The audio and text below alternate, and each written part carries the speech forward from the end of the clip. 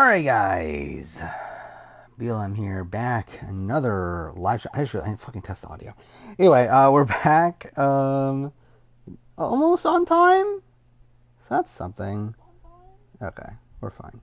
The internet's been okay since last stream. Obviously, last stream was a fucking disaster.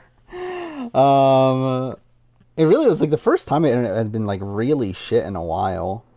But, yeah, things are fine now, seemingly.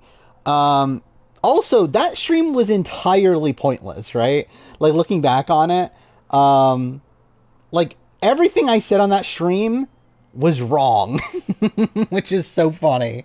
Um, I mean, it looked like we were so close to Suri being able to like get control back in the game, and it's like, no, she's going home.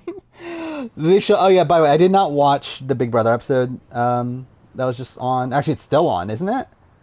Because it was delayed. So yeah, I didn't watch it. I'll watch it tomorrow. But yeah, Survivor UK happens again. That's why we're streaming on Sundays now because Survivor UK. Survivor UK was meh, to be honest. I really wish I liked it more. um. First episode of Survivor UK was wait. First episode of Survivor you only watched the first episode of Survivor UK, and boy, I have some thoughts. Yeah. But yeah, thank you for 17-month reset, biggest party. Yeah, like Survivor UK, it just feels like a modernized version of the old Survivor UK. Like it literally is. They're doing even the documentary style that was there in the old Survivor UK. It's very strange. I don't care about fucking BBAU cast review. I saw it. It's like, okay, a lot of attractive people, but it's like, I don't give a shit about any of these people. By the way, also, Survivor, not Survivor, BBAU starts, next week, right? So that's something. I'll watch it. I don't really care at all about it, but whatever. Um, yeah, I don't know what the fuck, like BB, or fuck me, that Survivor UK is doing with, like, it's spoiling things. Um, where, again, like, they just spoiled so much in, like, the first, like, 5 minutes. Like, even, like, the first episode, there was, like, no suspense. Because, like, we see Nathan voting Richard in the intro. And then episode two, like we see, well, I guess too far that didn't lead to the vote off, but like we saw like, what's his face, Pegleg voting for Rach, right, in episode one. It's like, yeah, I mean, like obviously we knew that the vote was gonna be messed up. By the way, also really funny. Like I actually genuinely like I thought the vote off for episode two was actually pretty good. I actually think like episode two is okay, but yeah, it's just a weird series. Like the tone is just all wrong. Um, like the fact that they're playing like pop music all the time. They had rock music playing in the what's it called? In the marooning. Fuck me, the marooning. Yeah, I didn't see like I know that they spoiled the final. I didn't see who the six were though. Um, and I didn't care enough to go back. Um, yeah, it's like just the overall, and also like the fucking host eating a banana in the marooning was fucking ridiculous. Yeah, I mean, again, it just feels like it's the old Survivor UK, just like a modernized version of it, but like still the same like overall like approach to the show. And I don't think it's gonna work. Again, we already saw ratings for the premiere were pretty bad for its time slot. Technically, it's like, yeah, it's like 2.66 million viewers, I think it was, which is like okay numbers if it was like BBUK. Like I believe it's higher, like way higher numbers of what BBUK is getting. But also BBUK is on a like a lesser network. While this is on BBC One, which is like the biggest network in UK, right? And for it to be giving this like prime time slot and only get 2.66 in comparison to, I believe, um, what was the other show? Some other show got like three. The thing it replaced essentially got like 3.5.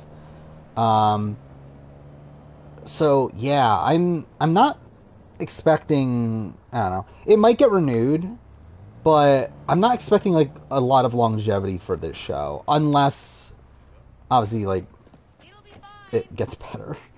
Like yeah, it can come back with season two, possibly do it. But even then, we saw like with NZ Thailand that didn't end up working there. So I don't know. Um, oh, I'd even look at Edgic for it, but I've been keeping my own power ranking.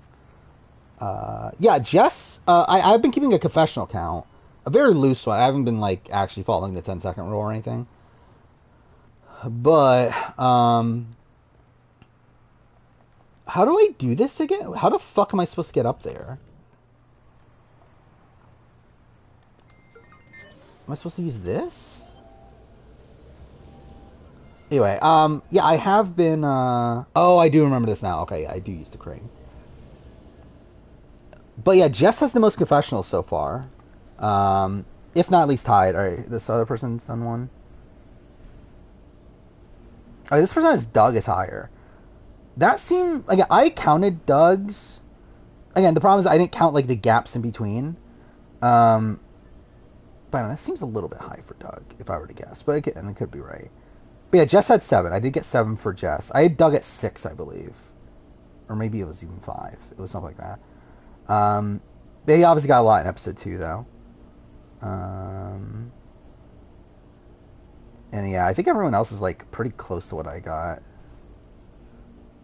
I want Flish to win so bad. I really don't care at this point. Jag's probably gonna win, which is disappointing at this point, but whatever. I don't think Felicia can win, unless she's at the end of Bowie Jane, which is probably not happening.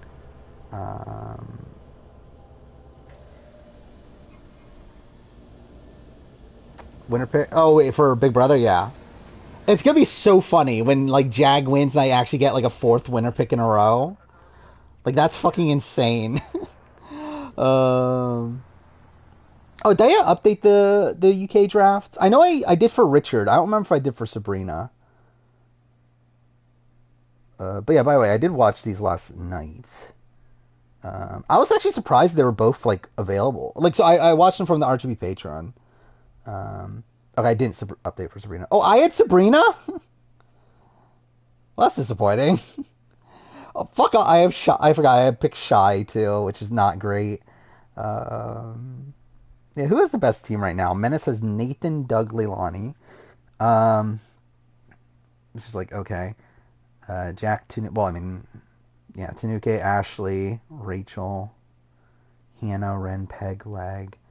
I'm surprised at how like decently Peg Leg is doing. To be fair, he's like technically in the minority on his tribe, but like I feel like edit wise, like they're definitely trying to make you like Peg Leg. Anyway, I have Shy and Christopher, which I think Christopher's a pretty good pick still. Rach and Lawrence for Lion Melon, which is probably bad. And your Vibers Matthew, Jess, and Lee. What a team. Yeah, Bowie's the real name is Miranda. Edgic Frontrunner. So for me, I think there's like 3 real contenders. I think it was what it came down to. Wait, actually, let's look it up. Where's my power ranking?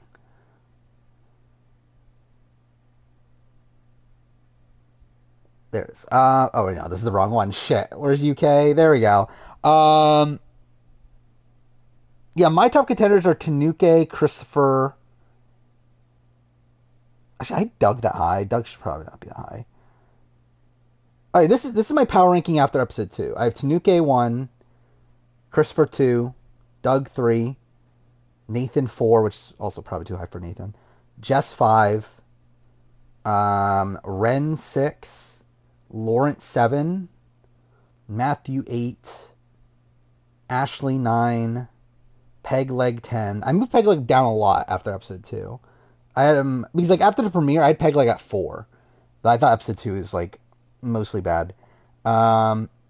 Lee 11, Rachel 12, Shy 13, Rach 14, Hannah 15, Leilani 16. But also, I think the thing to mention, my rankings here are not the same as my Survivor power rankings.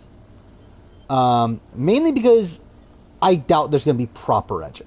Like, obviously, there is Edgic in the sense that, obviously, like, using the edit as logic. Like, using like using logic to wait. Oh my god, dude, I'm getting using logic to assess the edit. Um, but it's not going to be like Survivor US where we have all these like set rules and everything that are in place. Like this like 40 plus seasons worth of history on how the editors edit the show.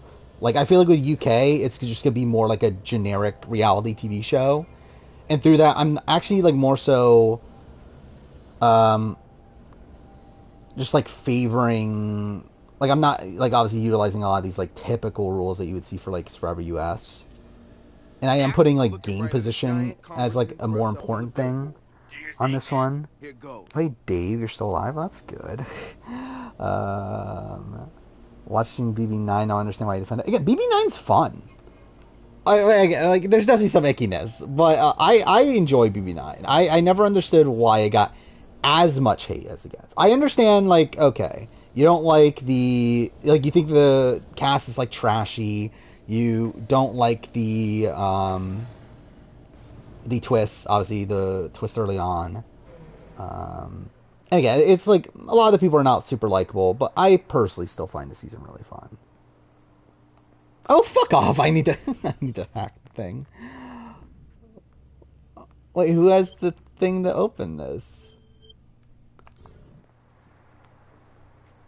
Um, is there another way in?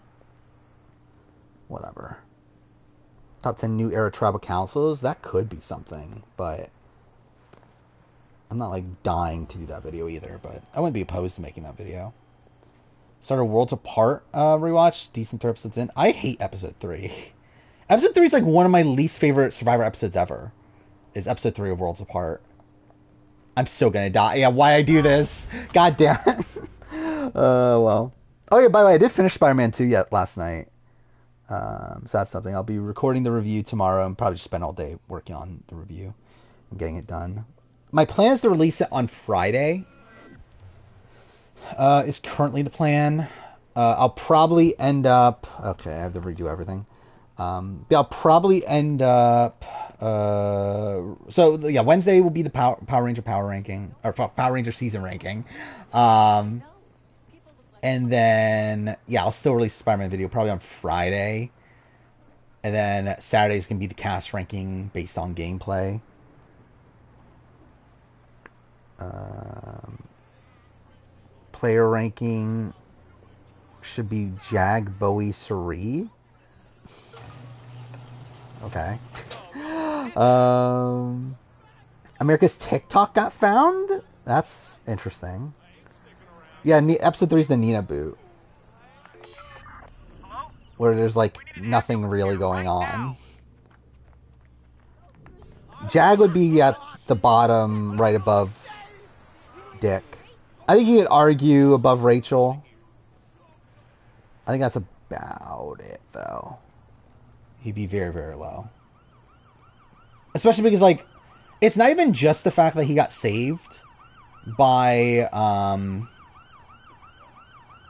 the Matt thing. It's also the fact that he got to play in HOH 2 times in a row in a situation where, like, he would have probably been booted.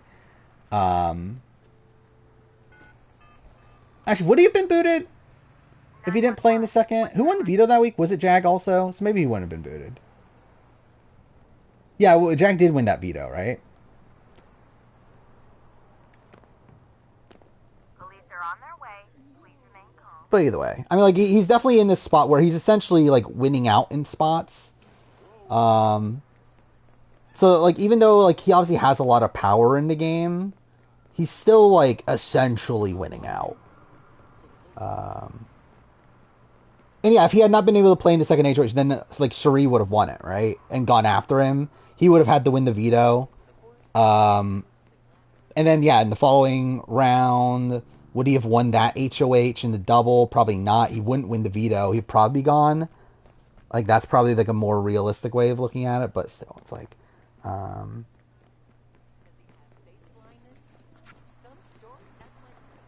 if I make a Google Forms test on a global survivor, would I do it? I mean, if it's not super long. Three was like pretty much second place in the Johnny Mac's dentist office competition. That's the one I'm talking about.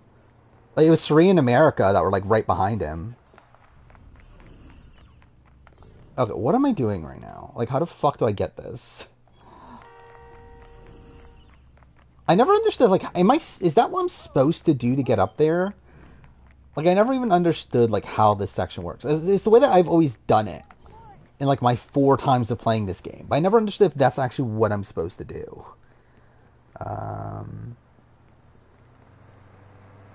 Wednesday's video is probably one you're not going to be super interested in, the Power Ranger season ranking. The BB4 player ranking is a week from Wednesday. And again, I'll have an extra video this week in the Spider-Man review. Saturday will be cast ranking based on gameplay. Next Wednesday will be the BB4 player ranking, and then it'll be the 25 review and 25 player ranking after that. Okay, I guess we're gonna have to do that again. I think I'm still Final Fantasy 16 over Spider-Man 2. I really enjoy Spider-Man 2. I think it's great. I think there's certainly an argument for it being my game of the year. I think it's probably the game I've had the most fun with this year. Where I just genuinely enjoy playing the game. I think narratively it's really great as well. I just feel like 16 like connected to me more narratively. Even though I still have like and I have issues with Spider-Man 2 as well. Like I do think certain parts of the game are a bit like rushed. And I think like it's like in a twist that I never saw coming. It's actually a game that I feel like should have been longer.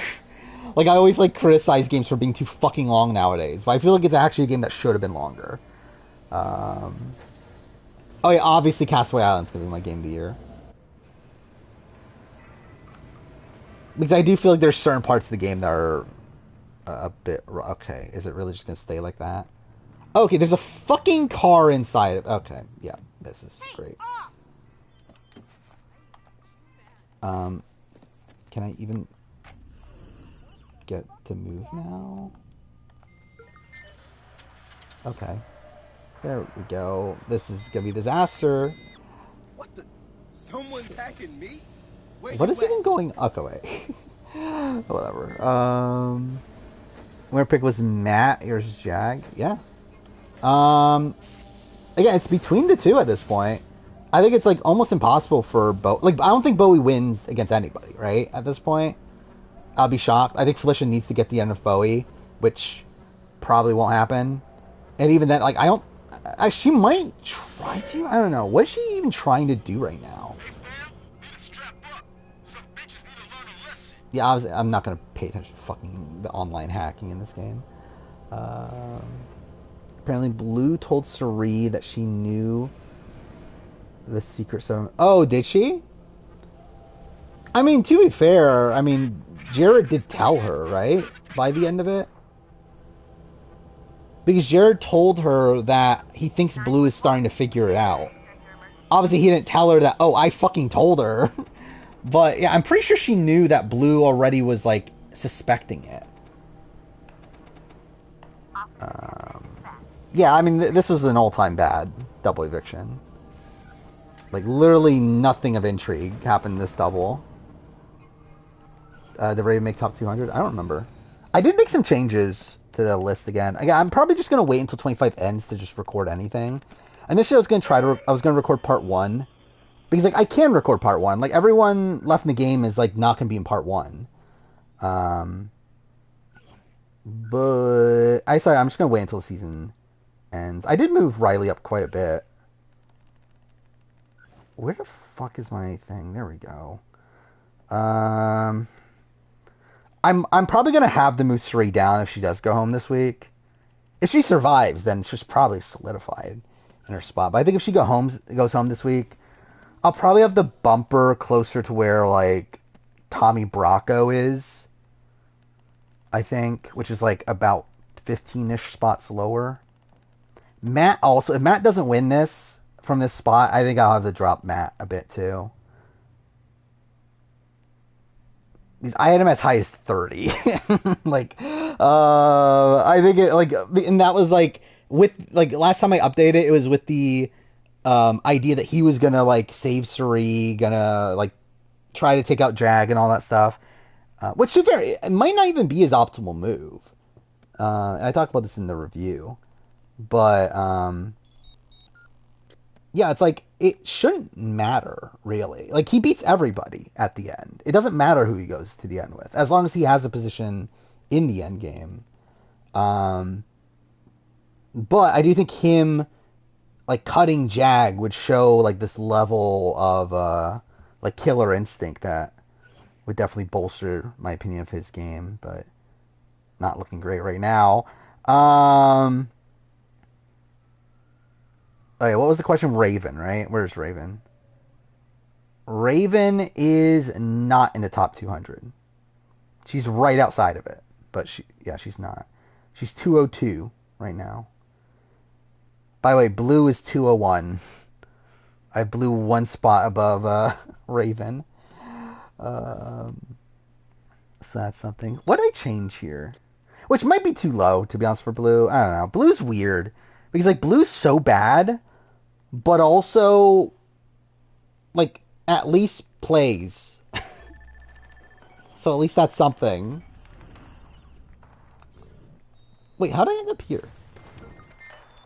Oh, did I fall off to begin with? Okay, well, fuck off. Fuck this game. By the way, I am planning on finishing this game tonight. We only have, like, 2 hours of actual gameplay left. But knowing how the Watch Dogs games have been going on stream, it's actually going to probably take me, like, 5 hours to do it.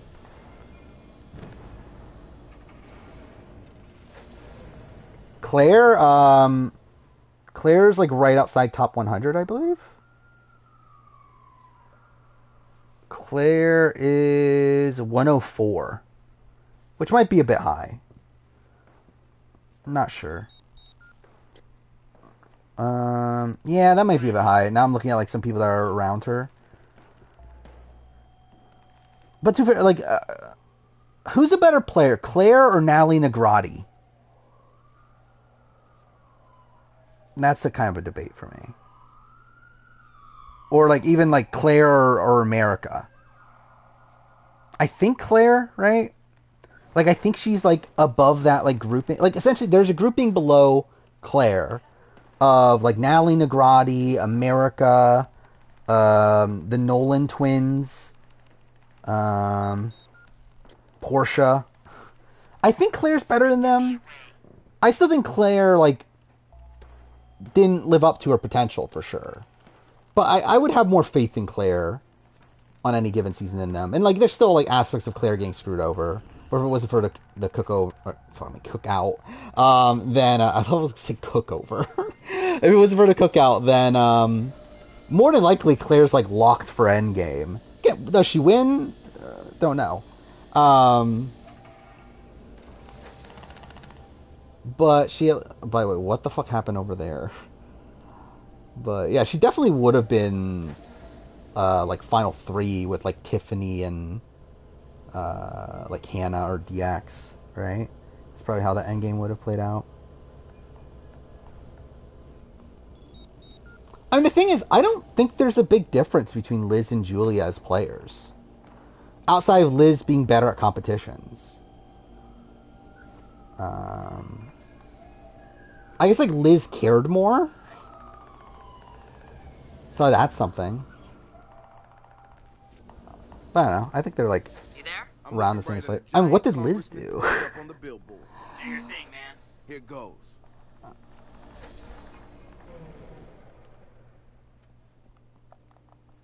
God damn it. I was hoping I could jump that. I don't feel like there's that big of a difference between the two to where I just had them back to back. Riley's letter's funny. It's cringy as fuck, but yeah, I haven't seen the scene on the show, but again, I did see the live feed clip, and it's funny.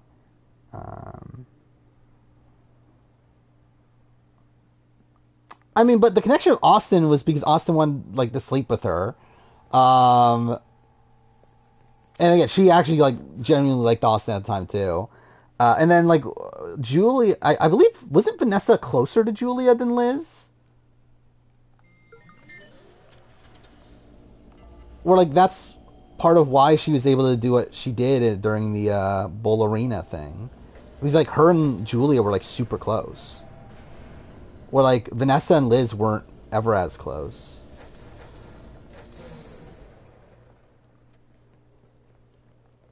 That letter influenced the game? I'm not sure.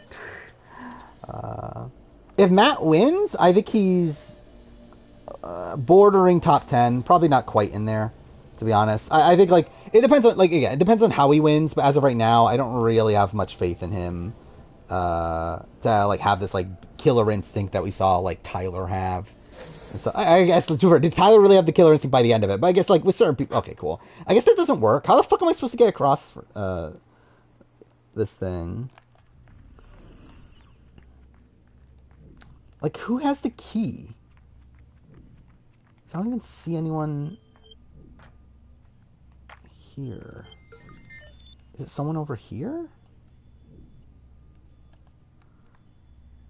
As the recruit version of Tyler? Pretty much. I would mostly agree with that. I think, like, I would say, like, recruit / like, not super fan version.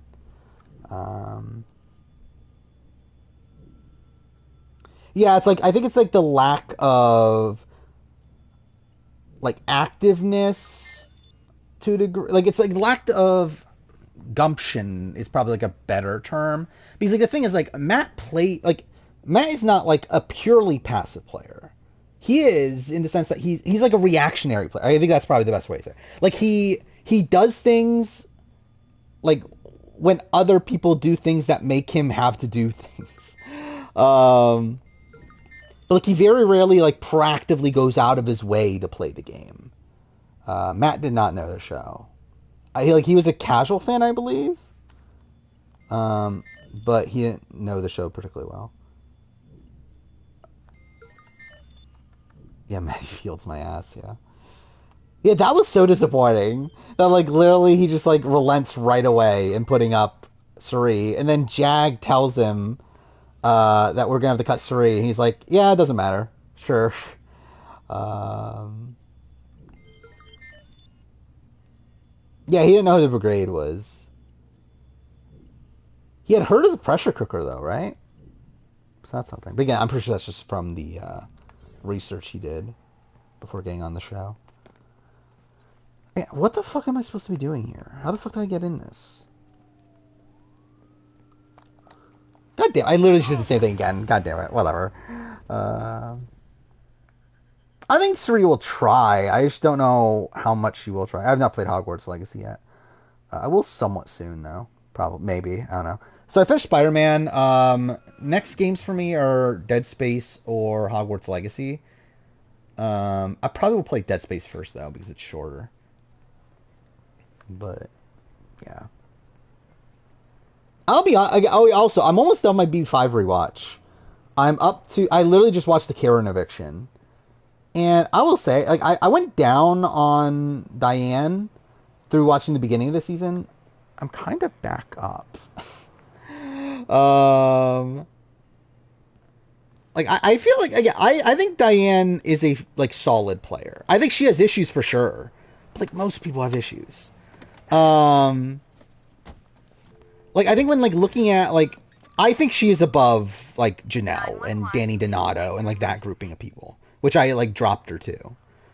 Like, I think she is in line with, like, someone like an Allison. Like, that's where I look at Diane. Like, she's, like, around the 40 spot. Like, she's right next to Allison right now. Diane does not suck at every aspect of the game. I think Diane's probably one of the best strategic thinkers on the season. And B4 player ranking is next week. What I'm going to be doing with player rankings for retrospectives is that they will be coming out on around the time of the finale of the new season. That is what I've decided on with the player rankings. So, like, it will come out the week of the BB25 finale. Same thing with the Pro player ranking. They'll come out literally the day of the finale of Survivor 45. Um, Drew, I'm a bit more conflicted on because I think there's things that are really good about Drew through the rewatch, but I also think there's like some things I'm a bit more like. I think strategically, I am like very wonky on Drew. I don't really get a lot of what he's doing on the season strategically.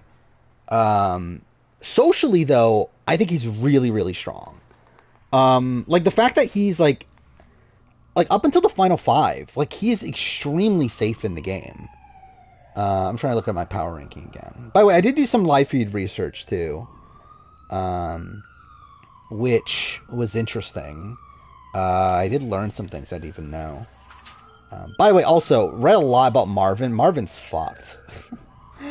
Like how, like again, Marvin's a funny character at points, but like Marvin is something.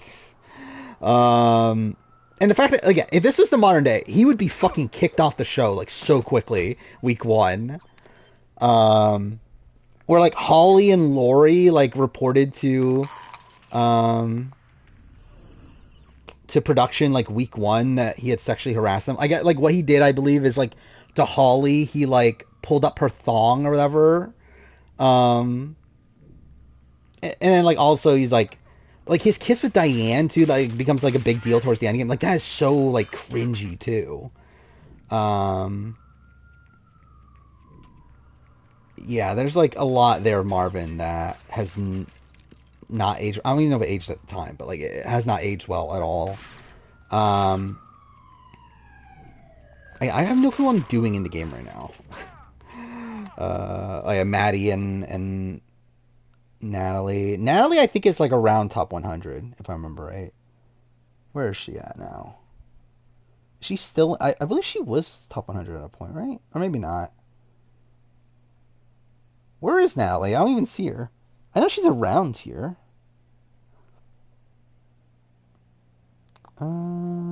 Is she higher than I thought she was? If she is, then she's too high. No, she can't be that high. Wait, where the fuck is she?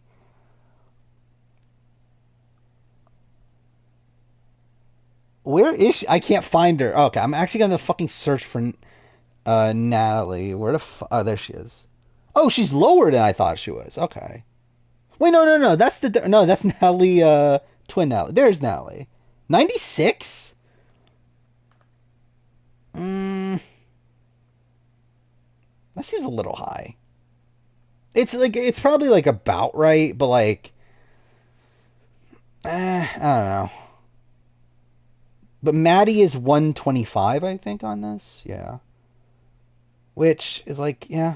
I mean, I could definitely see a. Well, he probably could be a bit lower, but that's probably about right, I think.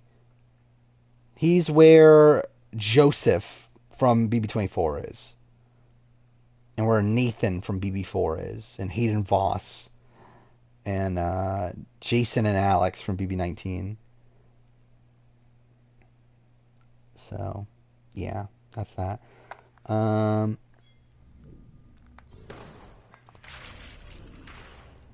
what am I doing in the game? We're finding stuff. So I looked up a lot of. So there's like archives of some live feed stuff online. There's also like some Reddit posts from people that were like feedsters at the time that I read. What else I read some. Oh, I read Marvin's exit interviews too. Like so Joker had some exit interviews from back in the day that I read, which were interesting. Particularly Marvin's. I have not made any progress this stream. But... Oh, I just realized. Can I use the drone? I'm a fucking idiot. I have a drone. I didn't even think about that until now. I don't believe Drew is like super problematic. I think he definitely said some like not great comments at point. I know he said like something that was homophobic that I jotted down at one point, like something against Will that I felt like was pretty homophobic. But I don't feel like he's definitely like not the most problematic on that cast. Hate Chelsea and Joshua as they sucked at the game. I mean, Yeah. I moved Chelsea. I had Chelsea like relatively high for a bit, and then I did drop her. Josh is still like kind high-ish. I think like 150 or so. I'll see you later, Dave. Um, Tons of school. Yeah, that's usually what happens. That's the least of Joshua's problems. Yeah. Um, she's very mommy. Chelsea is very mommy. Where is Chelsea nowadays? I feel like I haven't seen anything from Chelsea in forever. Where is she on this list? She is at 171. So she is alongside Kiara. She's alongside Jennifer Vasquez. She's alongside Alyssa Snyder. She's alongside Elena. She's right below the twins from BB5. So that's something. Yeah, I think I'll probably move Natalie down. I think Natalie's too high. Because I think the reason I have Natalie so high is because she was like a very like aggressive player, but she was also like a very sloppy player. And yeah, like win equity wasn't particularly high. Um, oh yeah, I didn't talk about Marvin's exit interviews. I think okay, cool. Okay, let's go back. Yeah, like gameplay wise, I thought it was pretty good for Diane. Where like I think one of the reasons I went down on Diane was because I felt like through watching the season I got the sense that Diane would not win if she got to the end. Um, but and like a lot of that came from the fact that like Marvin like was supposedly like bitter. Like I see like so essentially I hadn't gotten to that point in the season yet, but I saw like through my research on the feed stuff, like people were talking about how like Marvin was like bitter at Diane, which like he was angry at the time that he was like getting voted out. But you like look at his exit interview. His exit interview is saying Diane's the best player in the game and Diane should win. Um, so it's like I feel like for sure, like I think that's what elevated me a bit on Diane. Well, one of the things. I think also, like Diane was like very important, supposedly in getting Holly on the block during the Drew HOH, which I think is good for her. What else was there? There was another thing. Well, either way, the Twin Alliance and like her being in the middle of the house for a lot of the mid game. Like, I just I feel like I feel a lot better um, about Diane's game. I think there's definitely things to criticize for sure. Particularly her treatment of the twins. That was really dumb.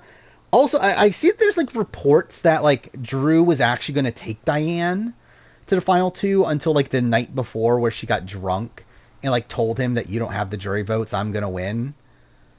Which I know that happened. I don't know if I believe that that's actually why Drew voted her out though. Like it's what Diane says in her exit press. And I believe also in All Stars she said that. But I don't believe it though. I feel like Drew is always like again. I don't know for sure yet, but my sense is that Drew is always going to take Cowboy by the end game. Um, yeah, I'm literally talking about my ranking of every Big Brother player. I am going to, like, it's literally happening. Survivor will be after Survivor 50. I've had this like long term plan for the channel for years now. Of this year is or this upcoming year technically 2024, ranking every Big Brother player. 2025 ranking every Australian Survivor player. 2026 ranking every Survivor player. And obviously this year was BB Can, which was part of the plan too. Like this has literally been a plan for like 2 years now. To interview Drew on stream. Oh, but I forgot about that, Drew. Yeah, what if I actually did ask Drew? Okay, so I like how do I do this? All right, I'm actually gonna look this up. Of like, how does the game actually want me to do this?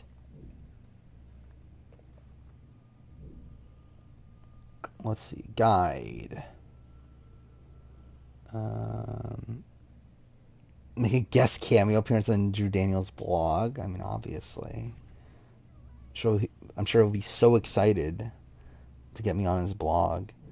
Um,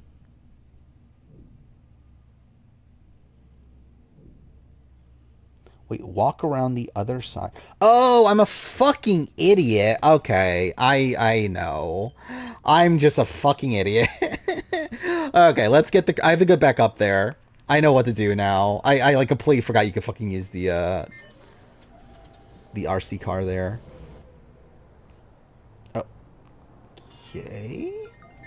I've read his Big Brother Thoughts at points. I haven't like. I'm not like a avid reader of his. But like we've talked about them on stream, right?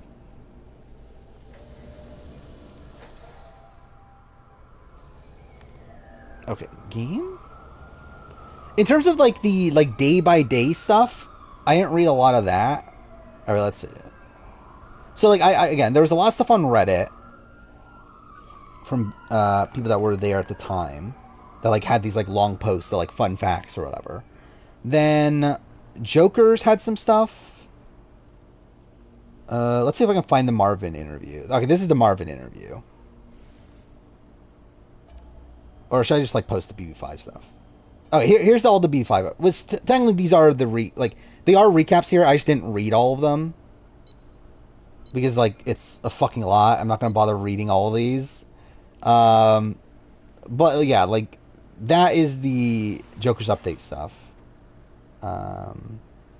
Joker's is weird. I mean, like Joker's is like kind of yeah. I mean, I wouldn't say racist, but it's definitely like it seems like the opposite of what BB Twitter is thinking is what's happening on Joker's. Again, Jag would be one of the worst winners of all time. I think for sure only above Dick, and then after I think you would debate Rachel, Jordan, and like some of the other winners like that, but he is very bad. Joker's flew a sex doll into the BB-18 house? Is that a thing? I have no memory of that.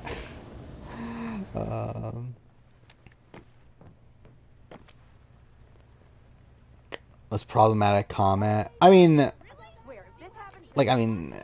Nally and Adria are Nally and Adria. By the way, their HOH is so much worse than I remember. Like, I knew it was bad, but like it is insane like how much of a power trip they go on during their HOH. Which is funny because like I actually went up on my opinion of them through the rewatch. Because like I thought like their game up to that point I thought was actually like okay. But then you get to their HOH, like the Adria's HOH week, and it's like, holy shit, this is terrible. Like this is like one of the worst HOHs of all time.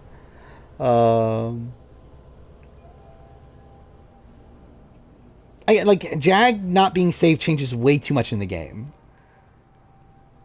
Like it changes like the game to a radical degree that it's like you might as well just pick anybody. You there? I'm looking right at a giant congressman thrust up on the billboard. Worse than Kyle Moore. HOH wise, I think.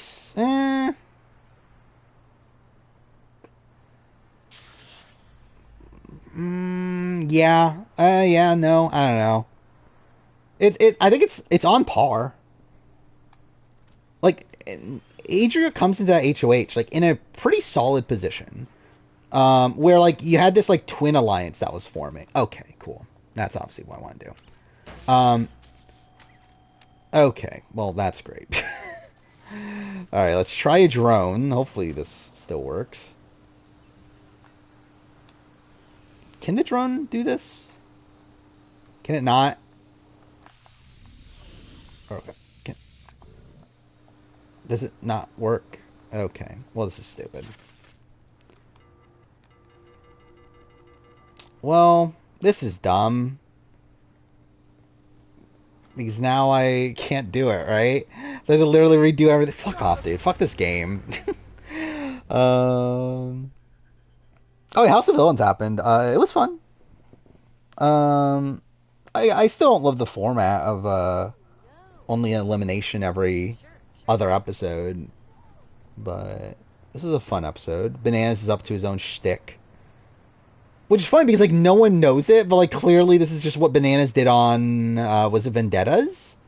It was one of those seasons, right? It's like one of the 30s seasons around the 30s where he planted fake notes or whatever that he wrote that his like sister wrote for him beforehand.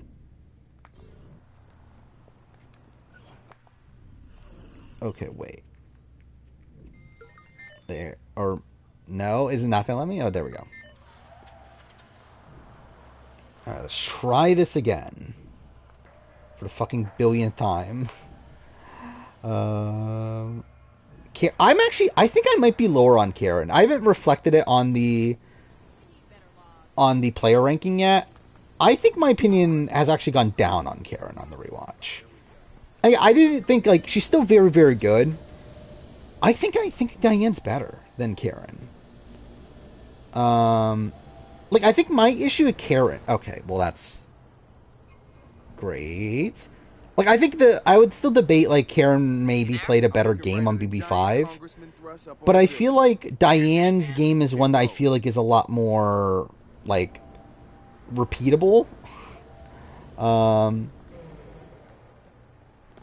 like the thing is, I don't think Karen can win a modern season of Big Brother. Like I think Karen's game is like pretty much guaranteed final two GOAT on modern Big Brother. Okay. There we go. Got it that time.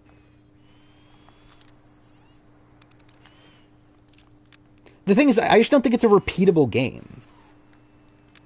And even then, like, does she win BB5 she gets the end? Probably. I think she is, like, very good at jury management. I think it's, like, the main thing to give to Karen. She's, like, very good socially. I think she knows how to, like, blend in with the house. She is, again, very good at jury management. Her other part, like, the other aspects of her game, I'm a bit, like, more questionable on. Like, strategically, I don't necessarily agree with her strategic, like, decisions she makes in the game.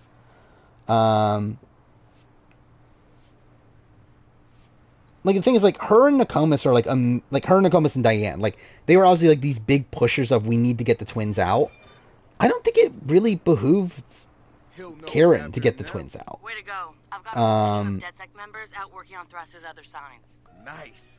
Like, I think the twins were, like, these really great shields for her that were, like, still, like, on her side. And to be fair, like, they were also jury votes for her. She got the end. The thing is, I don't know if they're jury votes for her over Cowboy. Maybe. But I think it's, like, a close thing at that point. This is a main mission. But I think that's the only part of the main, or like that's the only graffiti thing you have to do in the main mission. I don't remember what Karen is, like religion-wise. There were a lot of Christianities though. Behooved, yeah. Yeah, because like what Drew, Adria, Natalie, Cowboy, they were all like super, super religious.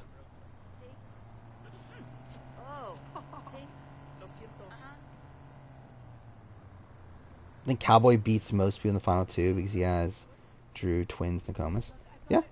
I mean, I think that's like a thing to definitely consider. I don't think he always has Nokomis. But I think against like Drew, against maybe Diane, I do think if it was Cowboy or Karen, I think Karen beats him. And I think Nokomis would vote for Karen in that instance. I think if it was like somehow it was Cowboy and Will, then I think Nokomis would vote for Will as well. But like against someone that wasn't like a super close ally to her, then yeah, she's voting for Cowboy.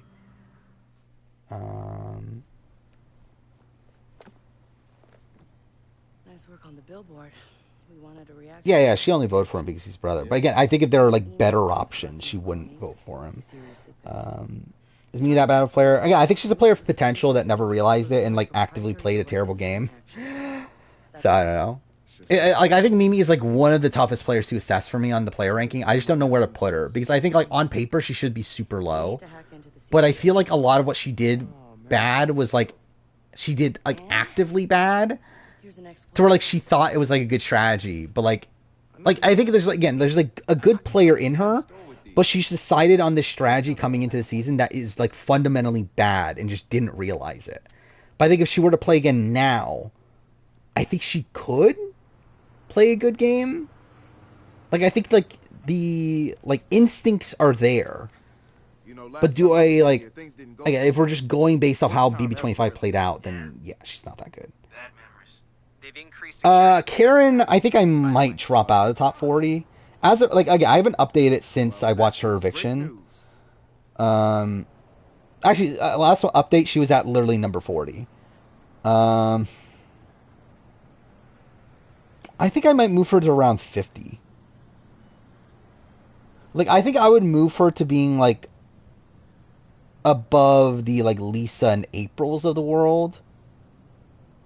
Actually, I don't know, though, because I do think her and Shelly Moore is, like, a good comparison for the most part. I think Shelly got more done than Karen. Did Karen... Okay, this is the thing. Did Karen do anything? Like, actually, like, in the game? Like, obviously, yeah, she does a lot of good social work. She did a lot of great, like, socially. But, like, did she actually, like, pull off, like, any moves? I guess you could argue like Scott and Jace, but even then it's like that was more of like an alliance thing than her as an individual. Because like I think the thing with me with Shelly is I feel like Shelly had a lot more influence in the game than Karen does, at least when I'm thinking of it right now. Or like I don't know what like Karen influenced. But again, she's a GOAT on that. Like, I think the thing with me with Karen, I think Karen's a GOAT on most seasons.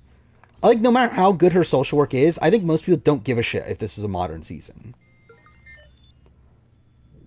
Like, I think if Karen's on BB25, she's essentially a slightly better Bowie Jane. Like, I just don't think people would respect her in a modern Big Brother season. Okay, I guess none of this really works. Like, I just think perception-wise, she does, like, a lot wrong from a modern Big Brother point of view.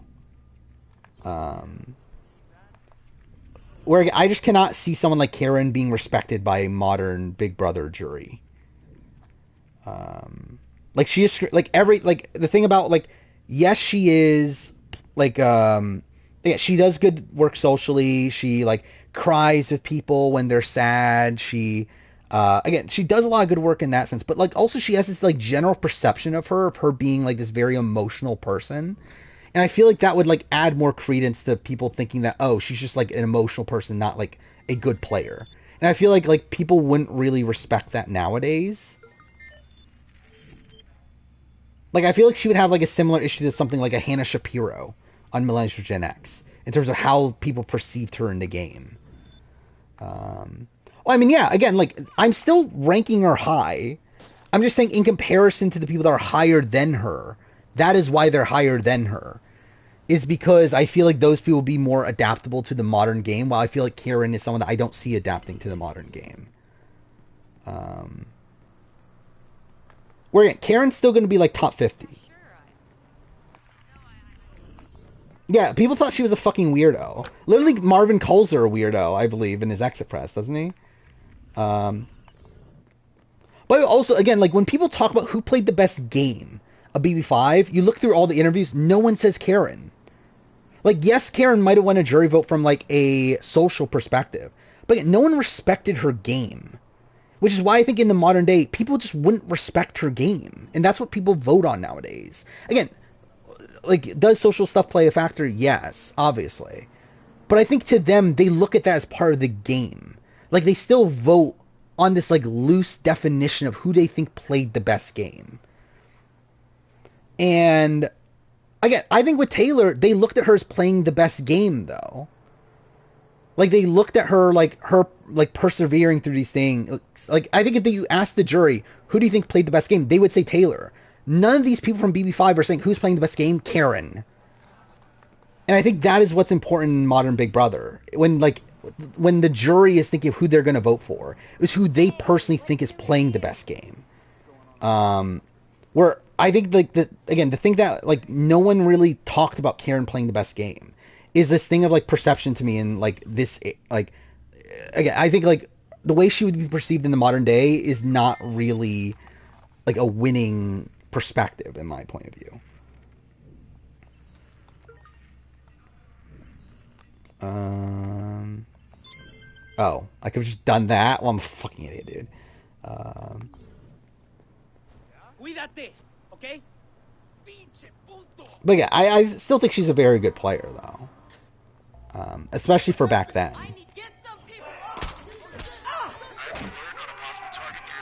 Like, I think she definitely like demonstrates a lot of like understanding of the game that was pretty rare for back then. Okay, I hit the wrong person. I meant to hit this person. But the thing is, though, Karen is still Karen, though. Like, I mean, yes, she plays for a different mindset, but can she even play a different way? Is my question. And I don't think she can. Like, I have no faith in Karen playing a game that would match with modern Big Brother. Like, my fundamental issue with Karen is I think a lot of still what she does is still baked around her personality. Like, she is still this person that's perceived as this, like, crazy person. Because she actually is. Like, she is that person. Like, she doesn't just become a different person who isn't constantly complaining about missing her husband and everything. Like, she is that person still. She's also has this, like, good sense of, like, being able to read people and being able to match what they want emotionally. But she is still that person. Yeah, she was married. That's it. Her, like, one of her big storylines of the season, how much she misses her husband. Because, like, that's all she would talk about, and everyone thought she was fucking crazy because she would constantly mention Larry every fucking 2 seconds. Like, there's literally an entire segment of everyone in the house mocking her for how much she's saying, oh, this is what Larry would do, or whatever. Okay, I'm about to die. It's just... Obviously, I just did this, like, really idiotically. Cool. Helen, I think, is, like, around 70 or so. Oh, no, she's 80. I forgot. Yeah, actually, yeah, she's 82 right now. I forgot she just got bumped out of part 1. You know, last time I was in here, things didn't go so well. Worst time ever, really. Yeah. Which, I don't know, is Turner too high? Turner's at 80. Security because of that. And, like, I don't want Turner at 80, but, like, I feel like structuring of the list wise, like, in terms of, like, clumping people together, he kind of fits there. But that does feel too high for Turner.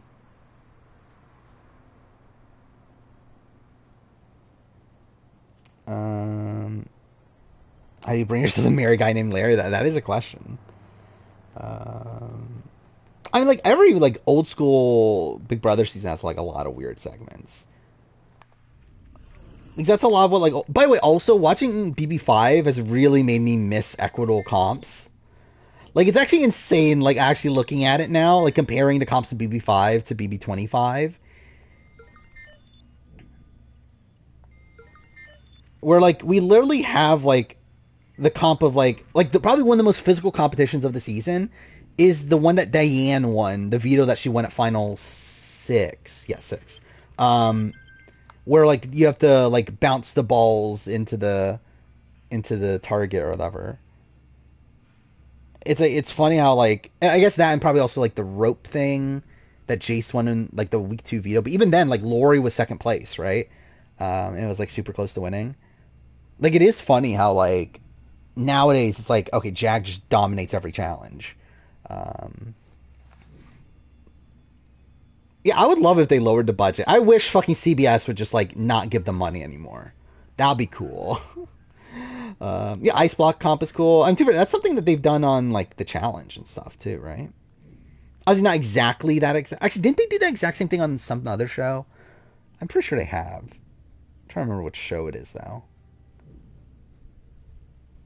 But yeah, there were, like, a lot more quiz comps in BB5. There's, like, a lot more, like... There's the, like, golfing challenge that Marvin won. There's a lot more, like, things that, like, pretty much anybody can win.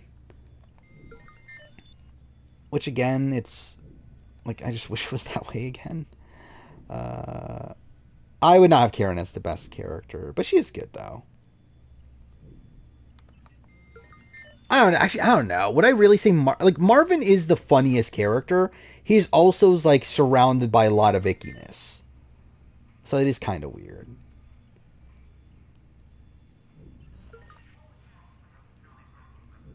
But it's also really funny. You look at like a lot of the press for, or like extra press and stuff for BB5. Almost no one had watched the show. It is funny how like that was the case with old school Big Brother. Is that like almost everyone was recruited. Like almost no one like knew what the fuck the show was before getting on. Like even Marvin, I assume Marvin was a big fan. Like considering he's like super involved in the community post show. Like he's still like even like BB25. He has like a like he is on his like local news talking about Big Brother. Um. So yeah, it's like Marvin is like a big fan still, and I just assumed that he was a fan then. It turns out he had never even heard of the show. So that is a bit weird. Yeah, shooting a shot with Halle Berry. Yeah, actually, I can see that. Yeah, he is kind of like the Clay Jordan. I can kind of see that.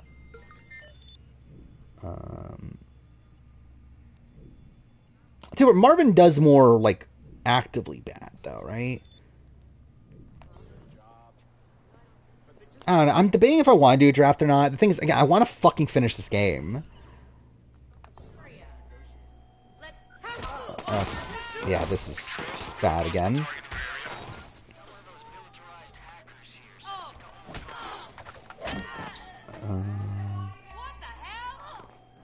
Yeah, who's number one in the play ranking? I mean, like, the play ranking of all time? It's Dan still. It's probably not going to change. It won't change from BB25, so yeah, it won't change. I don't think it'll be... I think it's tough to be worse than the original UK seasons, but I could definitely see a world where, like... I see a lot of Quebec parallels so far. In terms of, like, my opinions on, like, the quality of the season. So yeah, I think this could be, like, where Quebec is, which is also very low. I don't know, what am I even supposed to be doing? Okay, so I need to get here. And this is probably not going to work, because that's how this game is. Okay, cool. It's so stupid that, like, the animations take so fucking long, and, like, the first time you're shot, it just stops the animation. It is pretty ridiculous. Fucking. I should probably just use the fucking thing. Drone, whatever you call it. Or the RC car. Oh, whatever. Whatever, fine.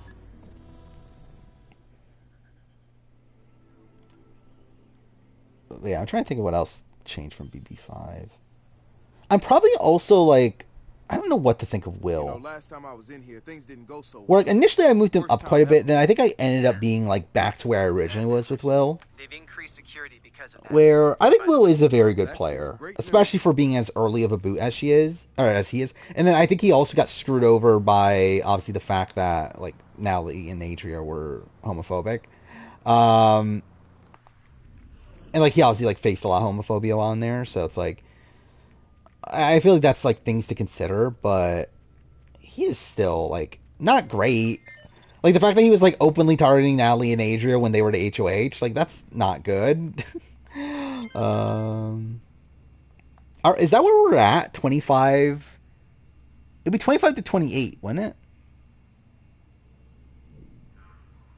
Forgot Mark was portrayed negatively at points. Yeah, at the merge in particular, right? With his like relationship with Sam. Okay, how should I do this then?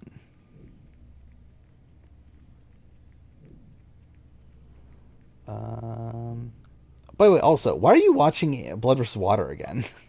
Like, why would anyone want to do that?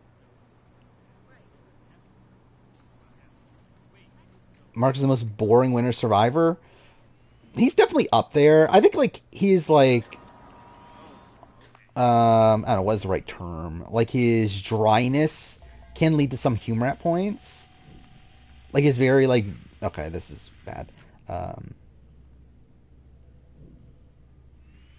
Like, I think, like, his very, like... Actually, I forgot what King Kong versus Godzilla. Okay. Yep, that didn't work. You haven't watched any AU season 1 to watch Sandra on AU? I mean, that seems rough.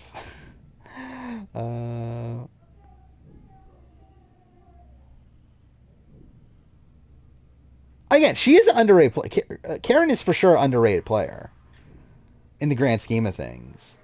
I just don't think she's like an elite player. But she is good. And again, I think for the time, again, she has a like understanding of the game that I think you very rarely see. Like if I'm thinking of like people that fundamentally okay, cool, get the game from like BB5 or before. Like I would say Karen and maybe June?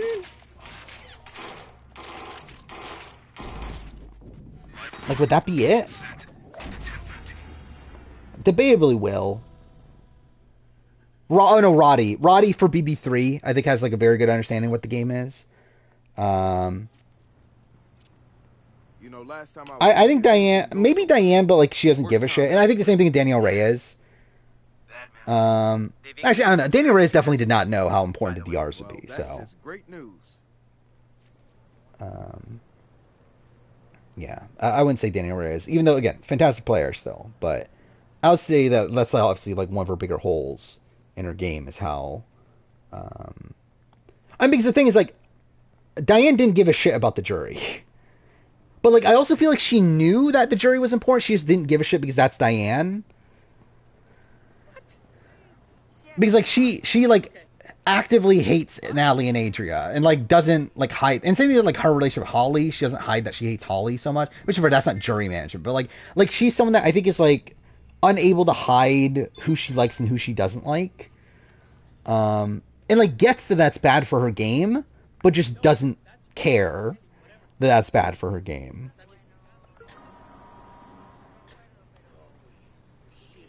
Changing Senators is good for first 2 episodes. I think the like merge on is fantastic. And yeah, the first 2 episodes is good. After that, it's a little bit rough. Okay, I actually got through it that time. Yeah, shits. God damn it.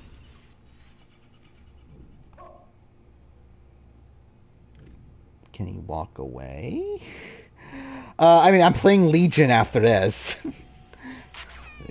Fuck off. Yeah, fuck this game. I just want this game to be fucking over with. Do I play Legion? I don't even give a shit about fucking playing Legion. But I kind of want to just for sake of having played all of them in a row. But after Legion, I'm going to play AC Mirage again, which should be pretty quick. I think it'll only take like a couple streams. Yeah, after Mirage, then I might play Spider-Man. I want to replay Spider-Man 2. I might do that then.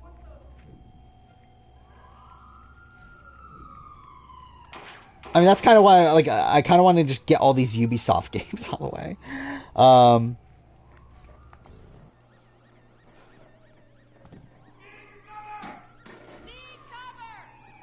But yeah, then oh, fuck off. Again, it's so stupid. So you can get like most of it done, and then all of a sudden just someone shoots you out of nowhere and fucking you have to redo the entire thing again.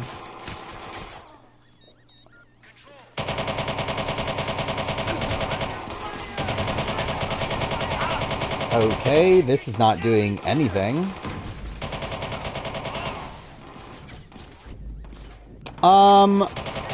I am higher on Nokomis.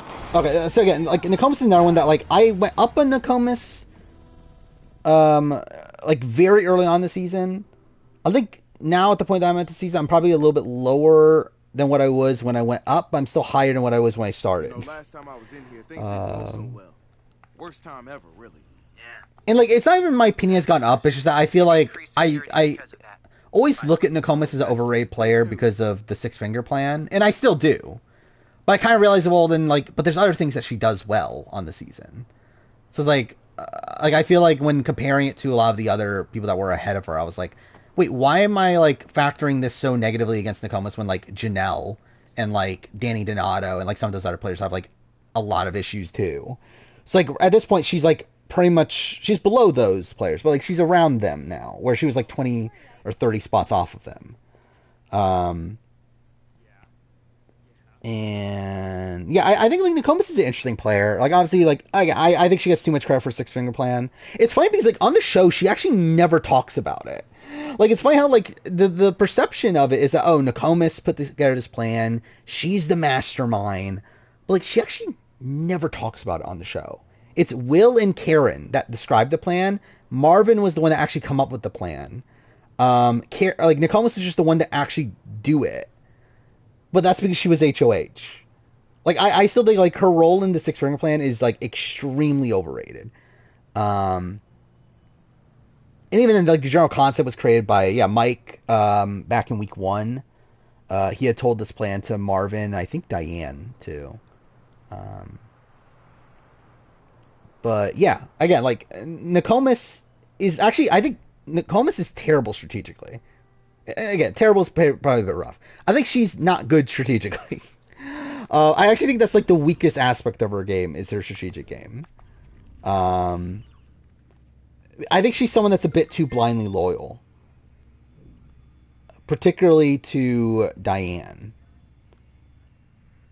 Where I think like she seemed to like not be super aware of what was going on in week 5. Like putting a lot of like just blind trust in Diane when like Karen obviously like knew that okay, Diane definitely flipped on us. And like also like I feel like Nokomis does a lot of like we're the good people, they're the bad people. Which like I feel like she like buys her own bullshit too much, which I don't personally like. Which again, that's not really that much of an assessment of the game. It's just like I just think personally, I don't love that tactic. Where I think that's a lot of what happened to the Natalie and Adria thing, was that they were able to get the entire house against Natalie and Adria, like really propping up that notion.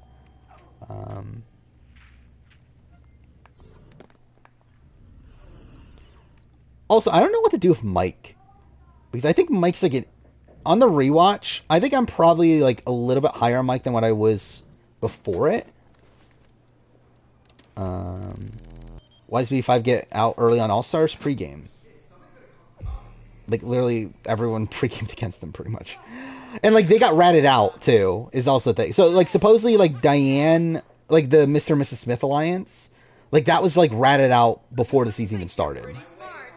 Where I guess like the story is that like Diane's ex-roommate like leaked a lot of her pregame information to where like pretty much like everyone knew what like the BB5 side of things were doing pregame. Like they knew that they were like targeting BB6, and like Janelle and Diane never got along. I believe like Janelle would like trash on Diane on the live feeds of BB6. It's like they were always coming after each other. I think Matt wins against Jag. The question is, will he get there at this point? Because it looks like Jag might be looking at other options. I think as of right now, I think he'll still take Matt. But he is now aware that Matt beats him at the end, which is interesting. Because I think that really like fundamentally changes their relationship. Because I think for like up to this point, it had been a lot of like Jag just assuming he would beat Matt. But I think now that he knows almost for sure that he would lose, I think it's obviously like turning some wheels in his head there.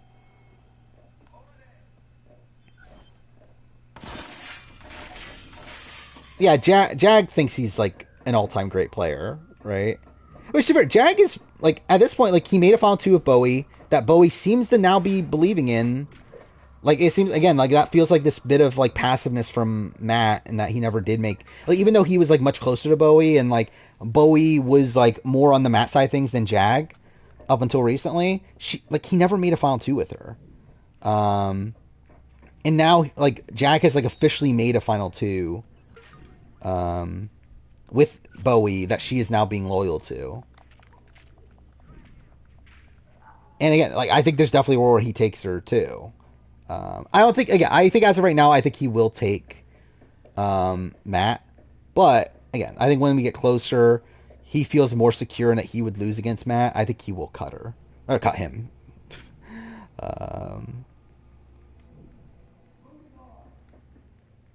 I don't think Matt necessarily thinks that Bowie would take him. I just think he doesn't care. Like, I think from Matt's perspective, again, the fact that most of the house knows that Matt is going to win if he gets to the end of this point. Because, like, now they know what Corey was saying on his way out, that Matt is the best player in the game. And the general assumption is that Matt is going to win if he gets to the end. And I think it's bad for Matt in, like, both ways, where, like, now Matt thinks that he's going to win against the end. So now he has less incentive to go against Jag, because he's like, well, I would beat Jag, so why am I going to betray Jag when I know I would beat him? But it's also, now on the other side of things, Jag is now aware that Matt would beat him, meaning that now Jag has more incentive to cut him. And I feel like for Matt, it's kind of working against him in, like, both ways, where, like, he's doing the wrong thing, and now Jag is, like, leaning towards the right thing. Okay, fuck off, game. Okay. I want to finish this section before we do draft. Okay, fuck off.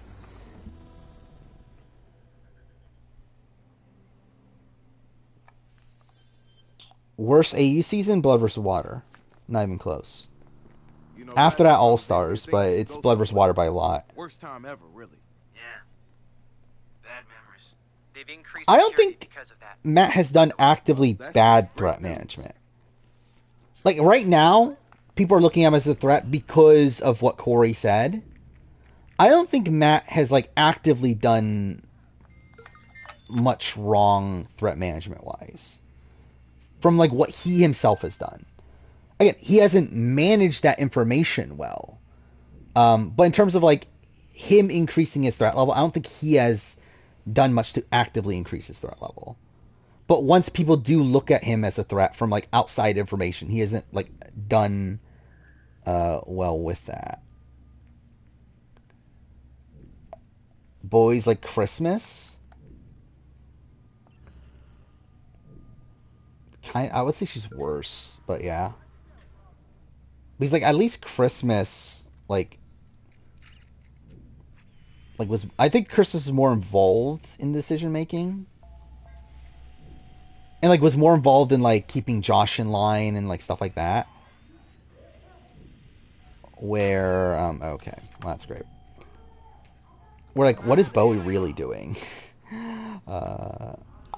A Bowie Felicia Final 2 would not save this season. To me, I think that's the worst outcome. Unless, I mean, I guess, like, Felicia winning from that would be, like, the worst outcome, I guess. I don't know. It's like, I don't even think that would be a satisfying outcome at this point. For me, I think the most satisfying outcome would be, like, Matt cutting Jag at the end.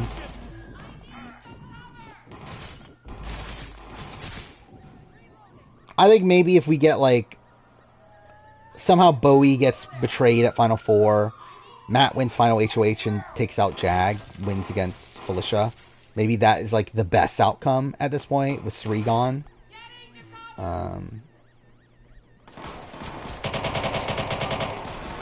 Okay, yeah, this is just going wrong. Cool. Jag has won the same type of combat every time. Yeah. A lot of them, at least. I was trying to think of this, like, what are the comps that he's won that aren't that? Because, like, he's won OTEV, he's won comics, he's won the, like, put the things in sequence. He's won the Johnny Mac comp. Those are all essentially the same comp. That's 4 of them. He did win the endurance one, which is different. He won the like super physical, yeah, Cockadoodle Zoom one, which like that's different, but I think that's also like even more physical. I don't know. Is he a top 10 BB competitor? Probably not. I don't know. I think you could argue it. I mean, like the thing is, like, I do think he's dominating right now in comps because like all of his big threats are gone. The people that would be able to stand up to him in like the type of comps that Jag is good at are gone. Like that would be like Cameron, Heisem, even Red beat him, right? So yeah, I think Jag is not even the best at like that specific type of comp that he's doing very well at right now. And even in like all outright physical comps, Matt is beating him in physical comps. It's just that there's not like as many like just purely physical comps. But again, like the 2 double eviction vetoes were purely physical comps, and Matt beat him in both of them. And yeah, quiz comps he hasn't done well at all. Like he hasn't won a single quiz comp. So I probably wouldn't have him top 10. I would consider a draft if I get through this section.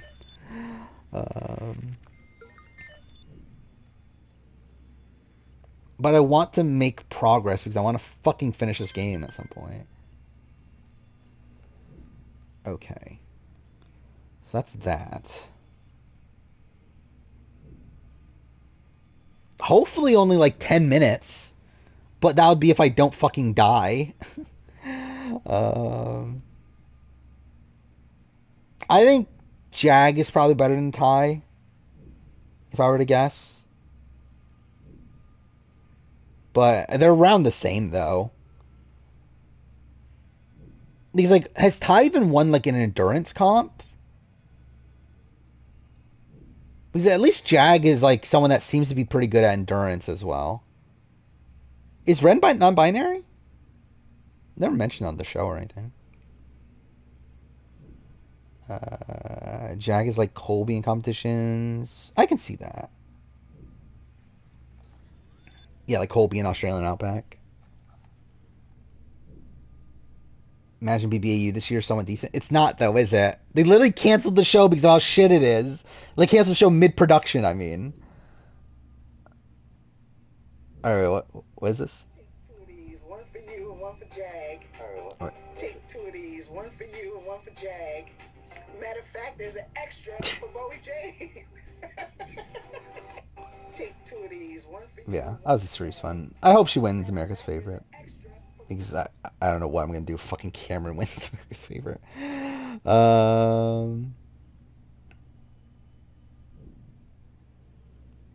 What is the scene? Okay. Wait, what is Felicia doing?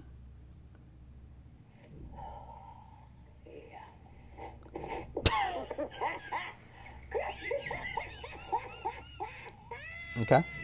Yep. That's something. I love Felicia. Again, even though, again, gameplay-wise, definitely getting frustrating. Or it definitely was. I mean, I guess like right now it's like whatever. But, she's still fun. Want Buzzkill? Yeah, I would love Buzzkill to be in BBU. I would just love to see Buzzkill more. Like, I'm so disappointed that we've only like properly seen it twice.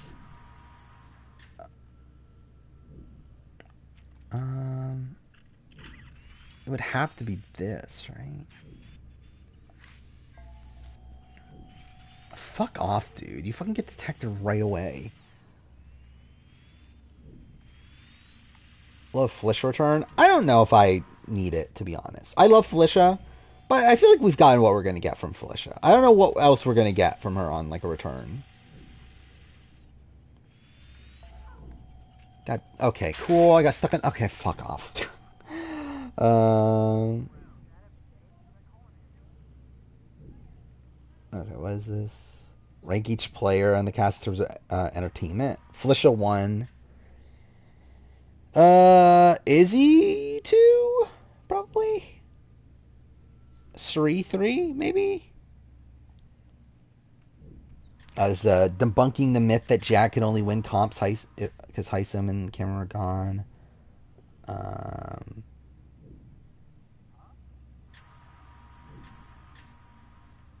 I mean, I think the thing is, though... Alright, Jag was up 7-3 on Cameron in 10 comps they went head-to-head in. Jag had a place higher than Cam and Goop Popcalypse. Jag reveals in DR. He threw... Yeah.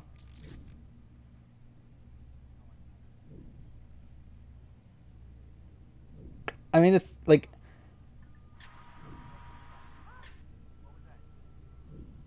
what was the way to phrase it? It's like... I think the thing is that, like, he just has no, like, competition at this point. And, like, the thing is, like, he's facing... Yeah, he's facing off again. It's not even, like, for me, it's not even necessarily that, like... Okay, maybe he wouldn't have beaten... or maybe he would have still beaten, like, Heisem and Cameron and stuff.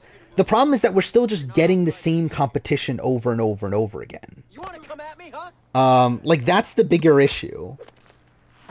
Like, it's not even just the notion that, oh, he wouldn't have beaten these previous people. The issue is that he is beating these people because it's the exact same shit over and over again. Because, like, just for some reason, they're just deciding to use the same comps over and over again.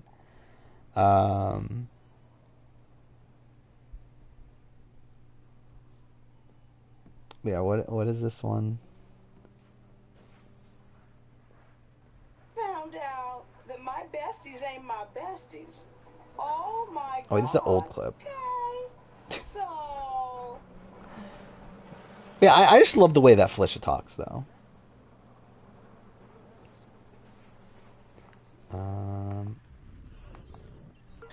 Yeah, Cameron did throw some comps, like, earlier on, too, right?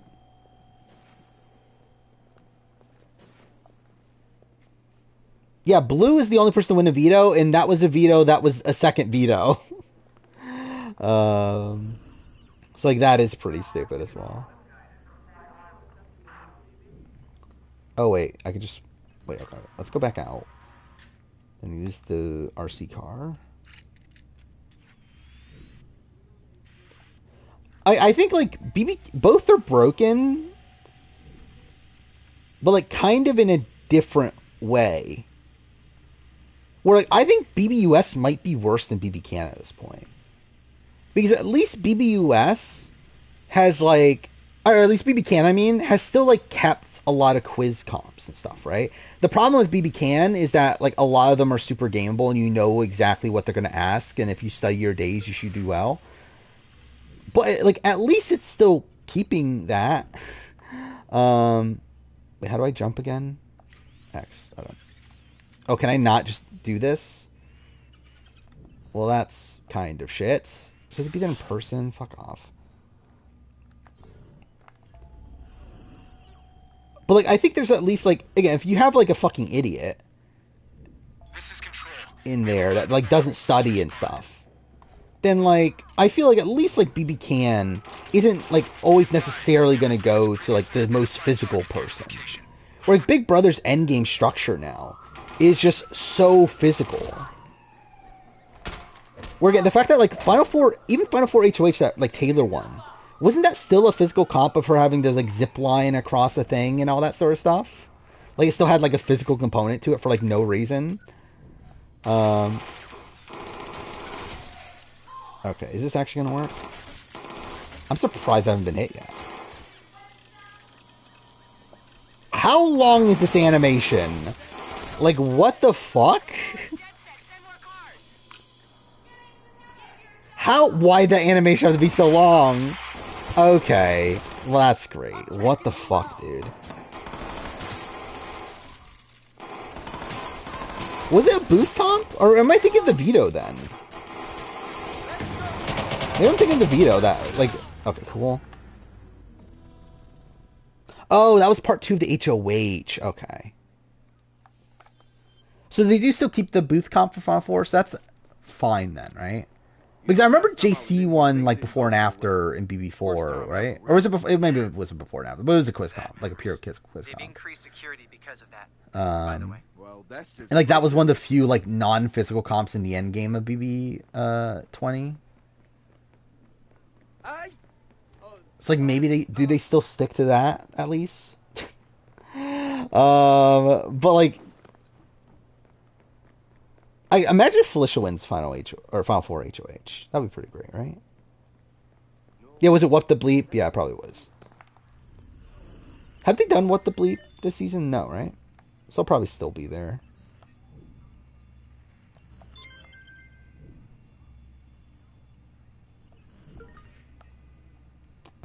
Number one so far is Australian Survivor. And it'll maybe stick there? I don't know. I think 45 definitely has a chance. What is this? Oh. Okay. Alright. Yep. That's a video.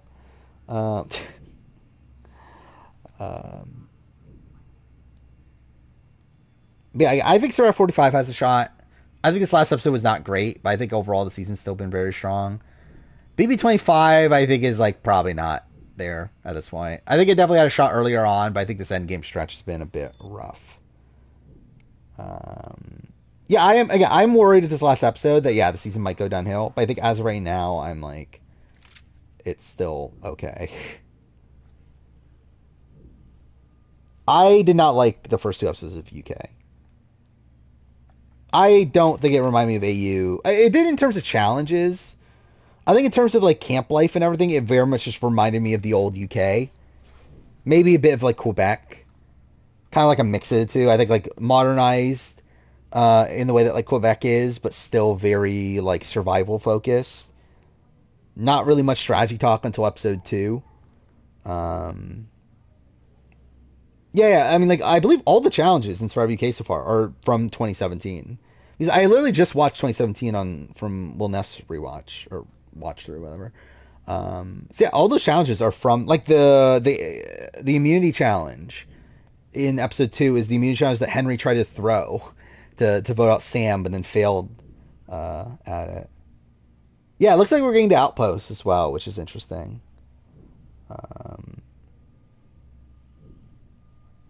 Intros are similar to AU, but like I don't believe they did those intros in 2016, right? I'm pretty sure that's a Champions vs Contenders thing. That's the first time they did those sort of intros.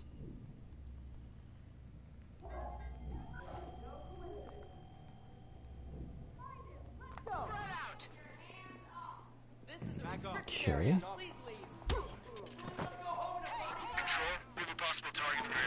Okay, this is stupid. I don't like the host personally. Like, I think like I think he gives me like Jonathan LaPaglia season 1 vibes, but also like even then a bit more cringy.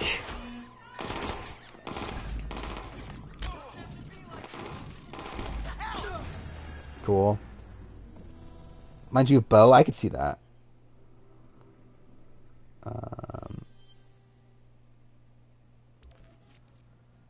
Wait, what? Vance Fire did a top 5 tribal council new era and never talked about an actual tribal part once. So it's just all about the vote off? Is that what you mean? Well, that's just great news. Like none of the like deliberation? Which yeah, if I were to do, I would include both. I think Mark's definitely better than Sam in 2017.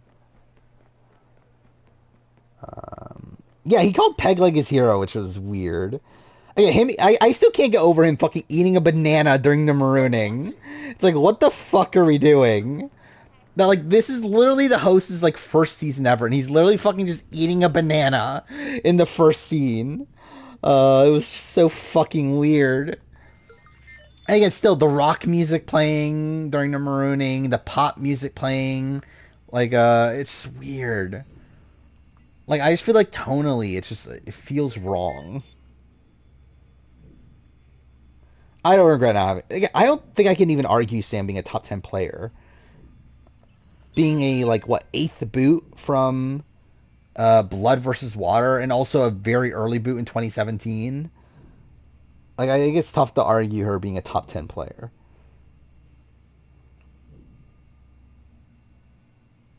Is what they do for Love Island. Yeah, but that doesn't mean that they should use it for Survivor. It's like what the Big Brother atmosphere is on Survivor, kind of. Never noticed the tree mail pun until today. I never thought of. Yeah, I probably never even really thought about it. I mean, like once it was said on the show, I was like, oh yeah, that makes sense. But I never like really cared to think about it. Also, like they're showing like all the tree mails though. Like this is so boring. Why are we seeing this? Like I don't care about the like seeing them react to all the tree mails. Like there's a reason why Survivor US cut that out. And like even EU doesn't show that.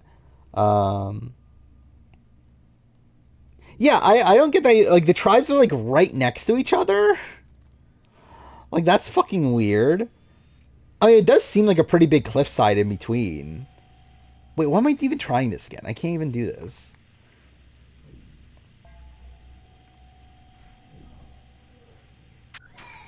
Cool. What the hell? An ambulance? Man, this section sucks.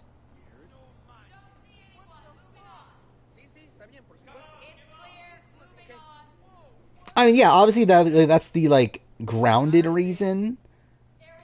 But I wouldn't be surprised if they thought it was like a pun at the time too. Because like, why put it in a tree? Like, why is it tree mail? Unless they were like trying to make a pun with tree mail and email. Because it didn't need to be in a tree. The like Suri is actually time for reality of the Big Brother, probably. Oh my god. I'm pretty sure email was a thing in 2000.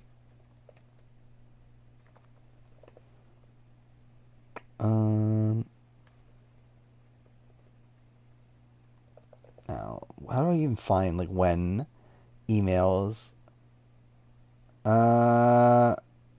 Electronic mail had been used since 1975.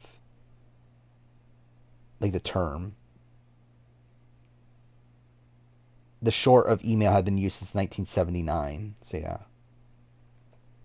It was a thing. I don't think anyone... Like, I don't think this show's gonna have a proper edit. Where again, like, this is from a... Like, I just don't think that there's no rules to follow with this series in terms of, like, how they're gonna edit the show.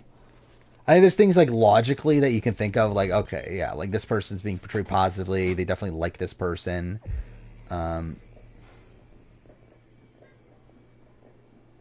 Fuck. Okay.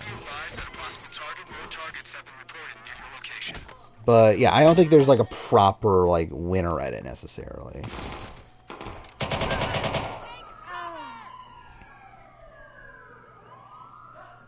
Yeah, I think Suri... I could definitely see a world where Suri goes back to the Survivor. But I doubt she's, like, dying for it after this.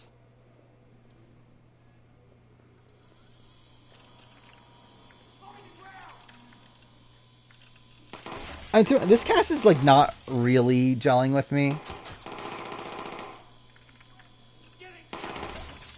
Yeah, like, I'm even, like, trying to think. Like, I don't even know who I even like from this season. Oh, fuck, dude, I was so close! I was literally... Oh, fuck off. That's so stupid. Okay, and this guy's not dying. Alright, he did die. I was, like, literally a second away from hitting it.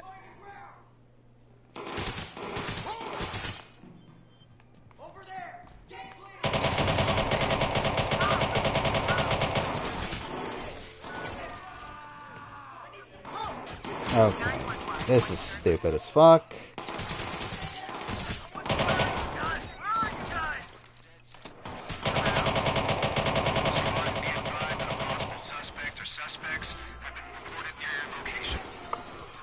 I do not feel good about Shy. I'll say, like, I thought his episode 2 was okay, but I doubt we're looking at him as a winner, though, based on his content. His episode 1 was obviously, like, really, really bad.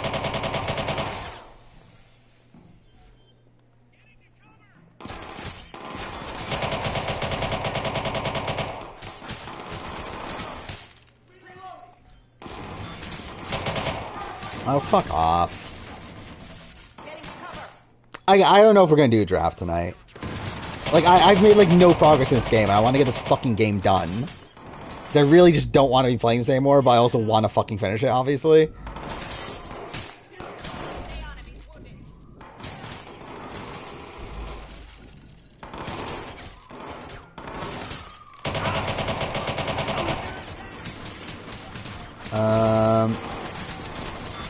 Okay, what the fuck?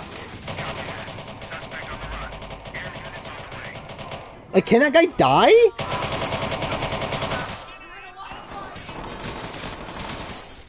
Yeah, Jess, I mean, it's not, like, I don't think the bio correlation's really anything.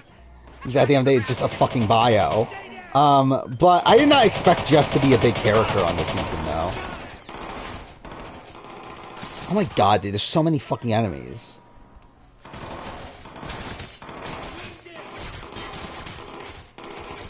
But yeah, like, I don't think there's anyone I even like that much on this cast.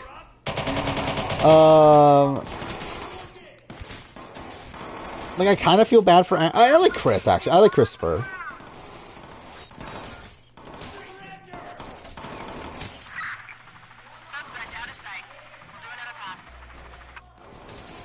Okay, what the fuck?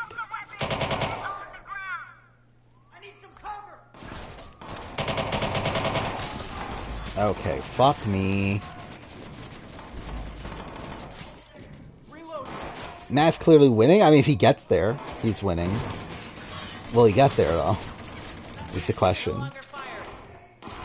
Well, I think this is the least secure he's been the entire season. Who is hitting me from here? What? Fuck off. Fuck this game.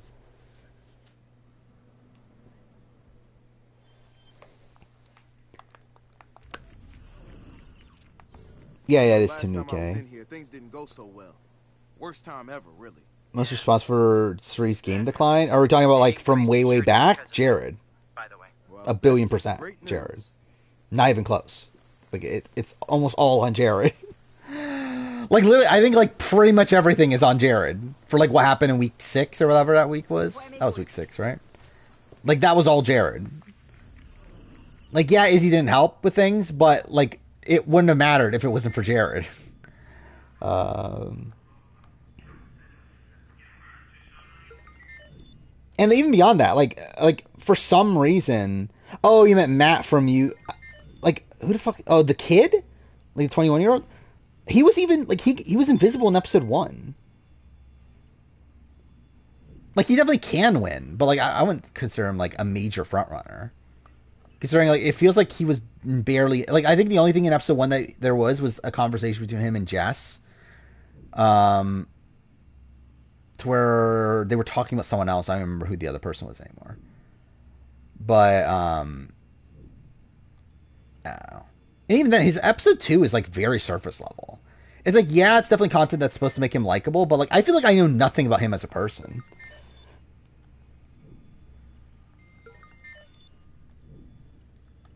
I'm an idiot. Did I do this? Well, I can't even get to the thing now. Okay, I definitely did, because I could definitely control these. Oh, I forgot that's the thing you could do.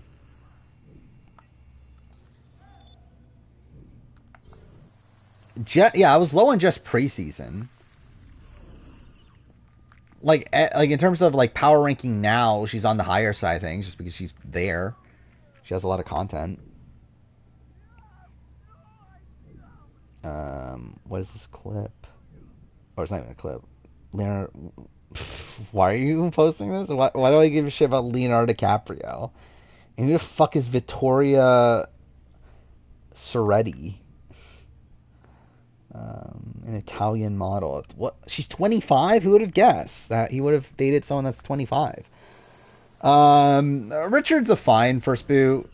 not good, not bad either. I mean, I don't feel like he does much wrong outside just like losing the challenge. Now I think it does seem clear that like Leilani probably has like a good, like, goodish social game to where like it seems like people like her at least, to where again the fact that he didn't vote out Leilani is pretty insane to me, because I would have voted for out fucking Leilani. Yeah, but like I don't care that about Leonardo DiCaprio and everything.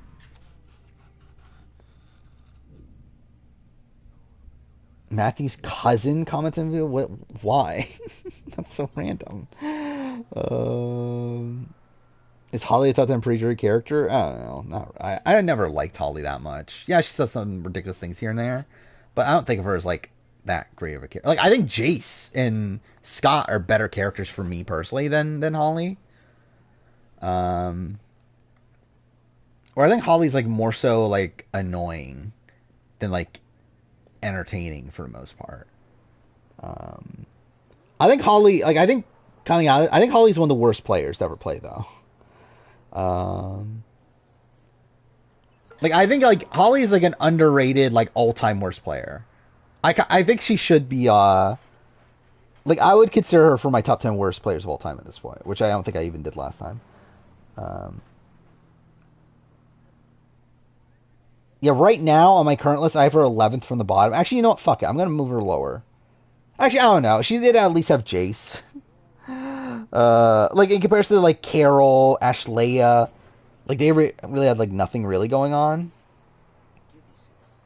Or, like, Holly Rise to week 3 at least had Jace. So it's like, I guess she would be higher than them, but, like, she's really bad, though. Yeah, she gets taken out by her own alliance. Like, her own alliance. Like, Drew takes her out because he thinks that she's causing division within his own alliance when, like, she's a number for their alliance. Was it Corey's fault giving the game to Matt and Jag? I mean, I think he does a lot wrong that allowed Matt and Jag to take power. Yeah, Tanuki and Richard did seem close. Also, Richard and Shy, right? Shy said that he wanted to work with Richard, but he couldn't because the rest of the tribe wanted to vote him out. So it does feel like Richard had like stuff going on game-wise. Yeah, how do you change weapons? This is what I want. I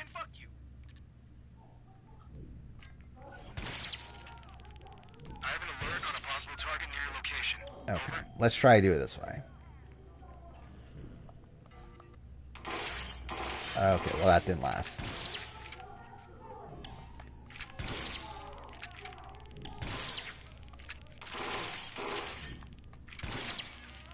Okay. People act like Amir Corey was safe with Sri and Izzy. I think Corey... Well, yeah, they weren't, obviously. I actually think in retrospect, though, Corey shouldn't have flipped on Izzy. And, like, a lot of that's based on, like, how he played it after the fact. Where I think at the time, that is the move to make. But that's with the assumption that you'll be able to maintain control. And, like, do the active work that is necessary to maintain that control. Oh, fuck off again! Fuck off, game.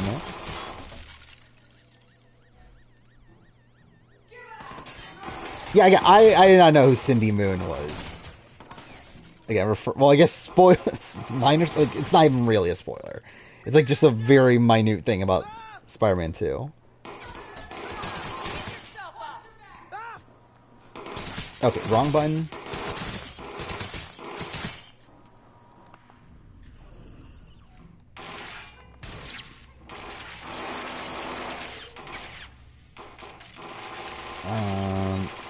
I don't even know what that button does. Fuck off.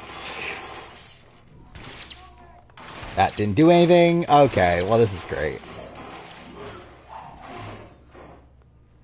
Yeah, oh yeah, 100% good for America. Like, undeniably good for America. Corey, I think, in retrospect, bad.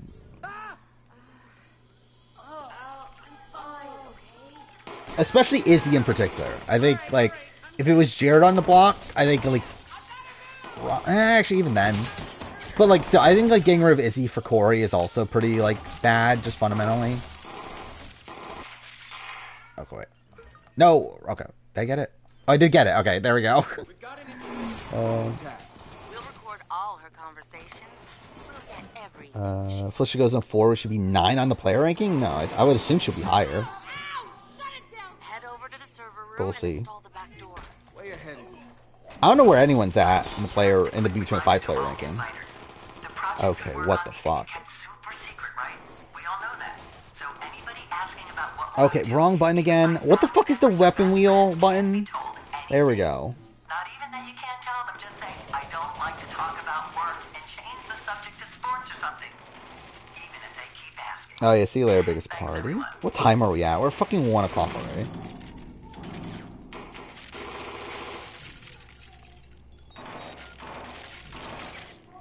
No, again, like, at the double, like, no. That was way too early. He had to get rid of Jared. Like, Jared was coming for him. More so than Matt and Jag. Matt and Jag were at least more, like, amendable. I mean, at that point, like, they just straight up weren't coming for him. But, like, even then, like, he has more of a working relationship with Matt and Jag. Like, there's no reason to get rid of Matt and Jag that early.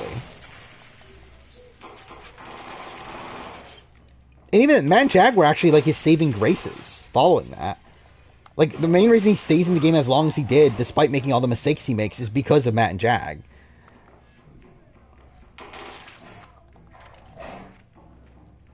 Obviously, the issue comes from the fact that he can't beat them in comps. And, like, by the time he goes out, like, should he make the move? Yeah. But I think, like, I think it was, like, a pretty recent thing at that point.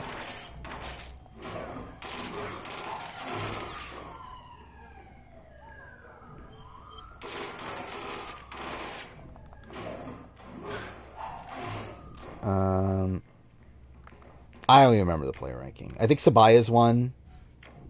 Then Sean. Then Brando, I think is what it is. Okay, this person's still glitched. Why are they glitched in there all the time? What? Where'd this person come from that's shooting at me? Okay, cool. This is great.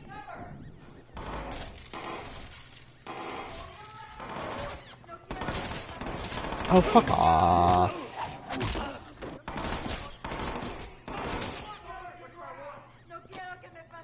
Yeah, fuck Boy Jane. Also, at this point, fuck Matt, too.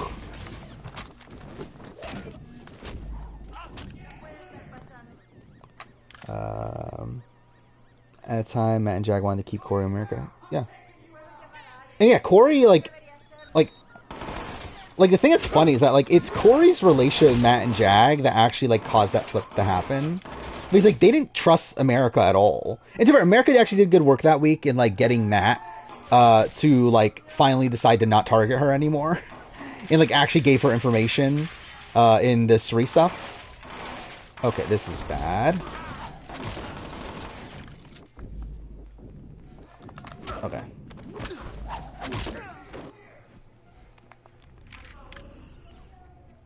Dude, why are there so many enemies? Like, I really wish fuck off. I really wish Watch Dogs would just fucking lay off of having, like, a billion fucking enemies in every fucking restricted area. Why is it Brando 1? Because I think Brando played terribly after the merge. Doesn't survive a single tribal. You know, last time things didn't go so well. Yeah, I think he goes out due to his own actions. Yeah, he was in a good position on his original tribe. But I think, like, essentially the swap was a position where he should have been able to, like, save himself from that. He actually came in with the advantage.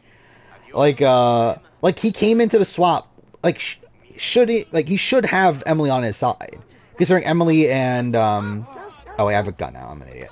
But considering, like, Emily and Kendra had a relationship from Lulu, like, he should have had that. And instead, he just lets it go. He decides to not do anything and just let Kendra do all the work for him.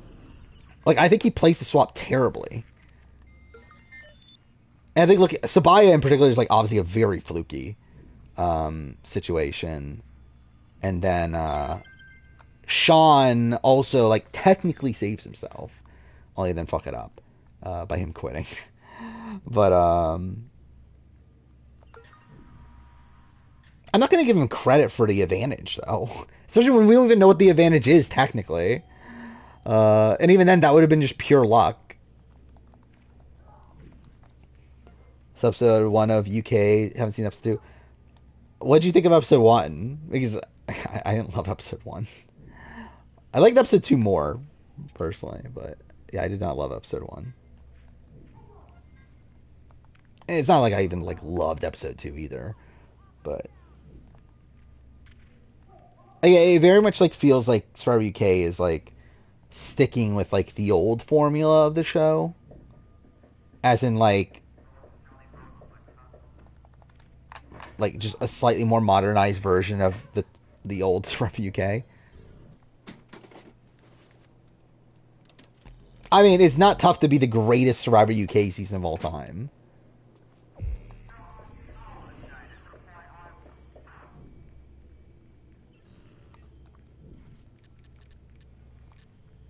Okay, so far this is going okay.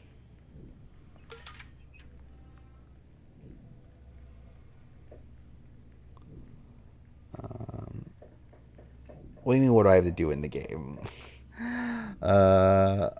Like, whatever the objectives are that are on the top. Can I even do this right now? I don't even think I can. I need to get the key, right? Or can I? Oh, never mind, I can. Okay. Okay, cool. A fucking puzzle. Wait, where's the start of this?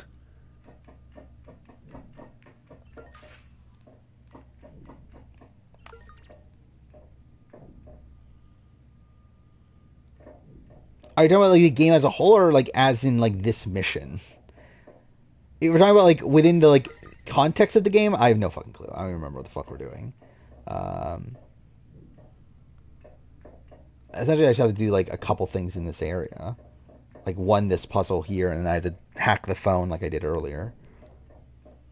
Promise that there's a fucking billion enemies, because that's fucking Watch Dogs for you.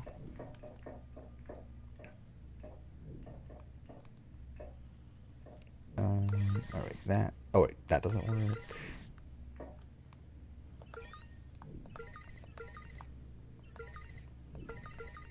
Brand Pro. Oh, no, that's still the old one. Alright, was rewatching Survivor Africa. Forgot how Lex foreshadowed his downfall in the first confessional. Yeah, like puking your guts out or whatever. Yeah. That's a fun little thing. It is funny that that's his first confessional, though. It's about how, I forgot, what was he actually talking about? But either way, it's like, yeah, he ends up saying, you end up, like, puking your guts out. I think Big Brother's a better game, but I think the problem with Big Brother right now is the fact the competitions are just too winnable for a certain group of people. Where again, what makes Big Brother so great is that the competitions change who's in power. Which through that means that like any person can come to power at any point if you have the right competitions. The problem is that the competitions that they currently have are ones that very much favor like specific people. And it's just those people winning the competition over and over and over again. Okay, that's that.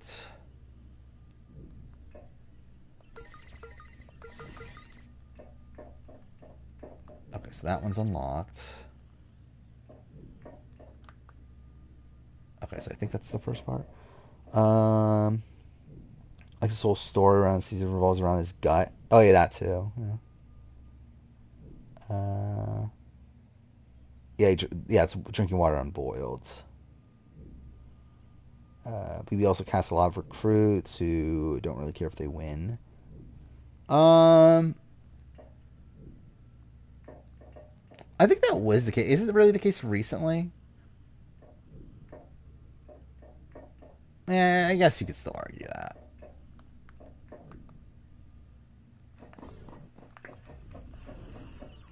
I think Big Brother has gotten better, though.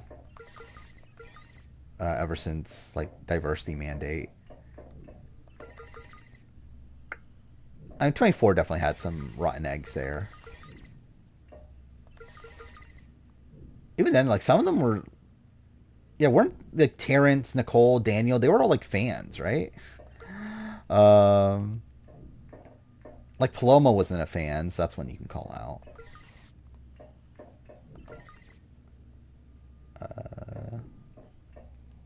I don't remember about Jasmine. You think if you cast recruits, you at least get ones with big personalities? Yeah. I think that's the type of recruit that I personally want on the show still. Or like the ones that are at least like these big personalities. Like if we can get like like a coach style character, obviously. Like I think like someone like Lawrence on Survivor UK. I think is like trying to be that, right? He's trying to be this like big character. And like I don't know how successful he fully is. Where he's fine, but he's not like he's not up there with obviously the like all-time great characters. But like, I feel like that's what they wanted from someone like Lawrence. Oh, that was it? Oh, that was easier than I thought it would be. Bowie Jane's definitely better than Indy. I like Bowie Jane. Like, I think my opinion of Bowie Jane has definitely gone down through this endgame. You the man. Okay, but I still think Bowie Jane's better than Indy. Like, to me, Indy is like an all-time bad preacher, or poacher, I mean. Behind all this. Oh man, they're manipulating people into voting. While You know what? Bowie Jane, again, like at least had some good. Like I can't think of a single good thing. Well, that's something you can do with channel points. I mean, the thing about Blue though, at least she tried to play the game. Red, I think, is just an all-out dud. Like I don't think Red brought anything. Blue at least tried. Oh yeah, was she bad? Yes, she was very bad. But at least she tried. Oh, I have to get up there, don't I? How the fuck do I turn off these?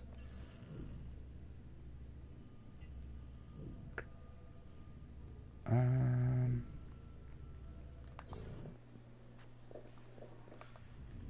I actually need to get up there at this point, right?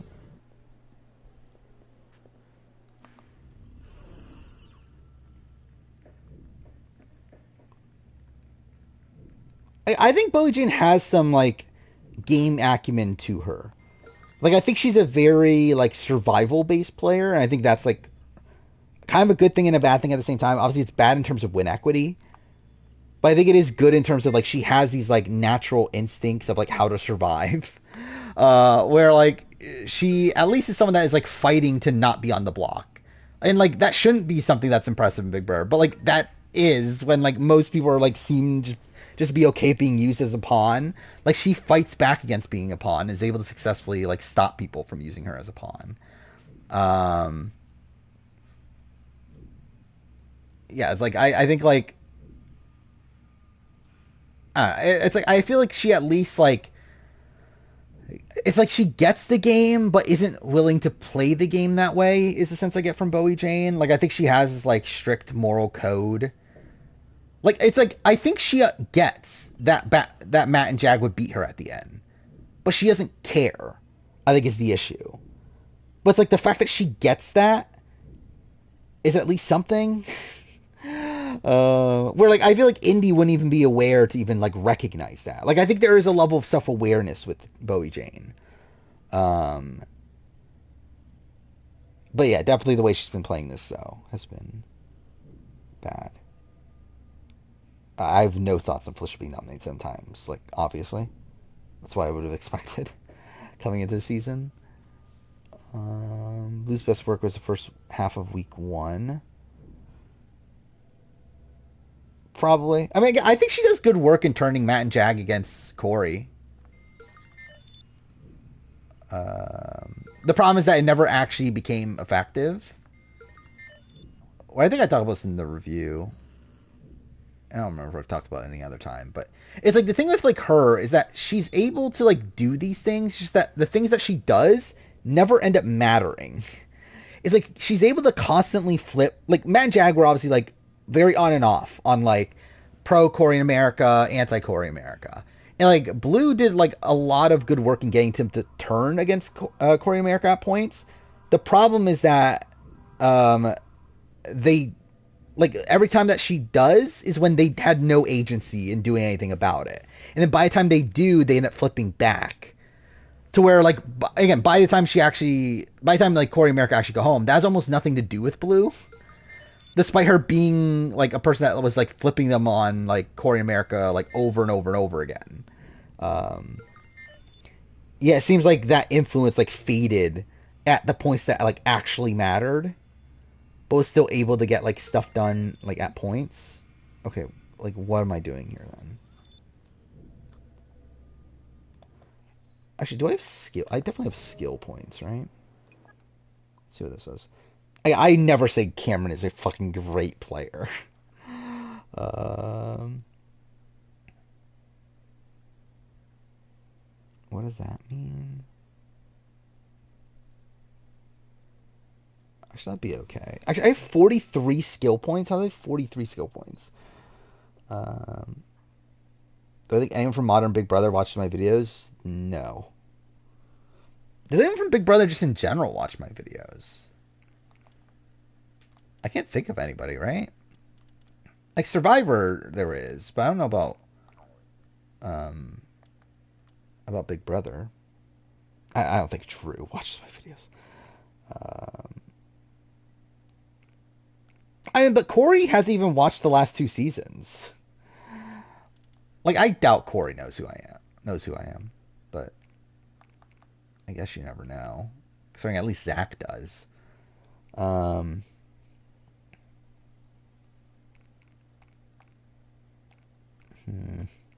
of these are that good.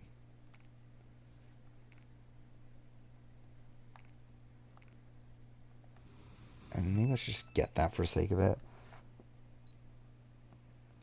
What is this video? Oh, let's start with the positives. Cam's a great player. Yeah. I mean, he's right up there with some of the great. I get like 100%. I talked about this before on stream. This is like completely out of context. I mean, like it's just worded terribly. They mean he's a good competitor. They didn't mean player, or like not in the way that most people mean player. Claire does not know who I am. I never covered Survivor Michigan. Also, she's not involved in anything Survivor Michigan nowadays.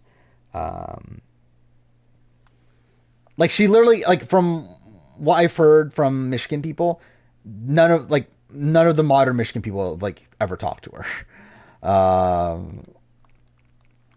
Okay, this is not doing anything. Okay, there's nothing good there. Imagine Shreem would not know who the fuck I am. Like who is the like Big Brother player that has the most like chance of knowing? I guess it would be like Corey, but yeah, I don't think Corey knows who I am. Yeah, I doubt anyone else this season. I guess there's a world where like Izzy. Actually, yeah, could America be like one of the people that like hates me on Twitter? That'd be funny. I would love that, by the way. I would love like one of my haters on Twitter like fucking gets on Big Brother. Like that'd be really funny.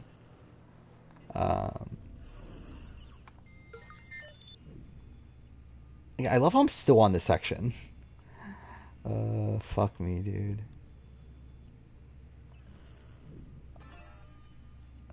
Okay, that did nothing.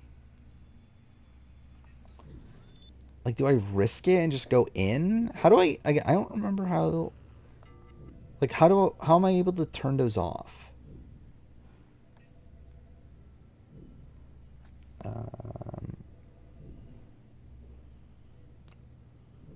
I feel like Taylor probably doesn't know. Cody and Derek McCus. Yeah, Derek and Cody do like a weekly podcast, right? America's the best case scenario for our archetype. I would agree. Well, I mean, I wouldn't say necessarily best case scenario. I would say like I wish she was a better player, but yeah, I mean, in most other aspects, yeah, I think she's best case scenario. I would not be shocked if like Jag, like post show, like actually I don't know. Jag does seem like a nice guy though, right? I feel like Jag could still be okay with RGB. I think he'll be definitely annoyed.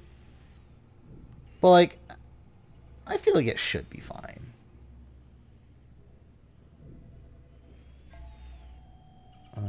Shit. I don't know what the best way to do this is. Yeah, like, I think Paris is probably, yeah, that's probably the best case scenario for someone like... I wish Paris got into, like, a bit more fights. But, yeah, pretty much. You know what, fuck it, let's just risk it. Okay. Sending location at 1033. Advise conditions. Control, be advised that a possible target or targets have been reported near your location. Fuck. Okay.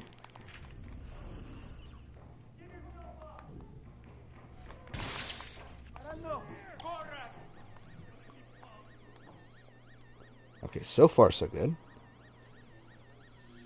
Or Aika, but I guess she's older.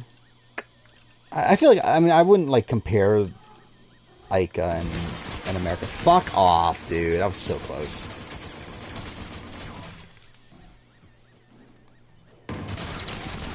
Okay, this is fucking stupid, dude. Fuck this game.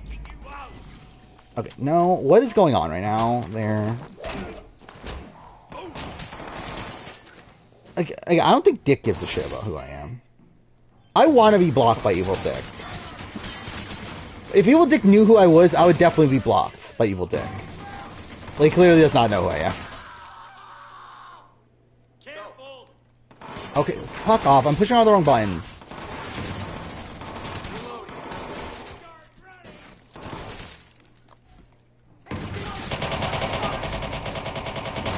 Fuck. Oh my god, dude. Fuck this game. Lisa, I wouldn't necessarily say... Like, I think for me, at least, like, a major aspect of America is... Oh, fuck! I did the entire thing again? Things didn't go so well. Worst time ever, really. Yeah. Fuck off, dude. They've increased security because... But I think, like, a major aspect of America's character for me is her being a super fan. Where, like, for me, it's like I would, or at least like a big fan of the show. Like, I would tie her in with like with Alyssa Lopez, with like Alyssa Snyder, who are like big fans of the show.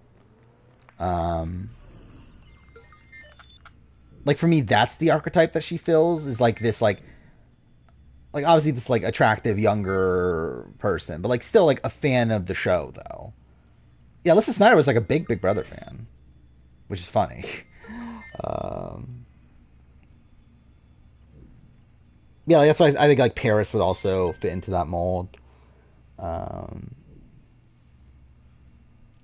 If America realized she compared to Ika, she'd freak out. Maybe does she know Can? I assume she must know Can, right? But I don't think I've ever heard her talk about BB Can.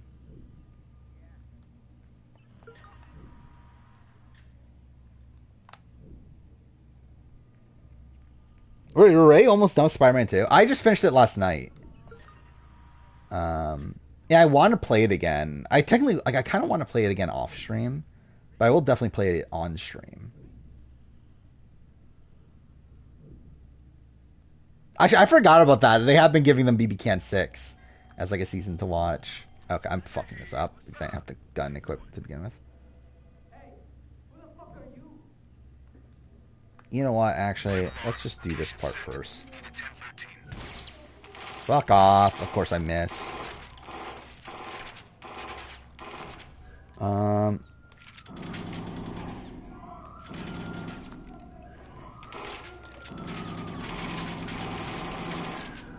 You know what, I think we're just gonna go full out gunfight at the beginning. Let's see if this works. I mean, I assume 6 because they want the, like, strong female alliance part of it. Or, like, strong female players, I guess, part of it. Is what I would guess.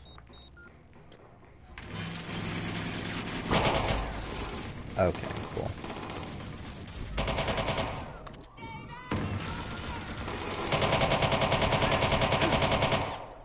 Okay, that guy's dead.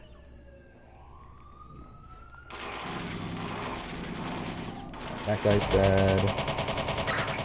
Okay. Oh, fuck. Missed the timing on that. Maybe they want another Ryan. Obviously, they definitely want another Ryan.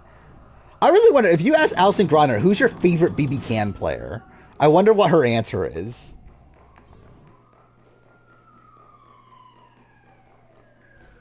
I mean, to be fair, I don't know if they've told men to watch BB Can 6.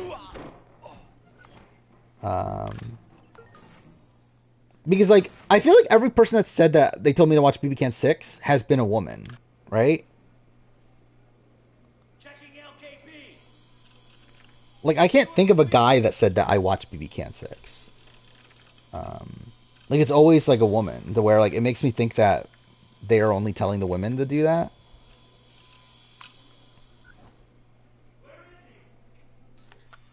Okay. That only took fucking forever. Phone tapped. Alright, so that part of it's done. We'll get everything she says.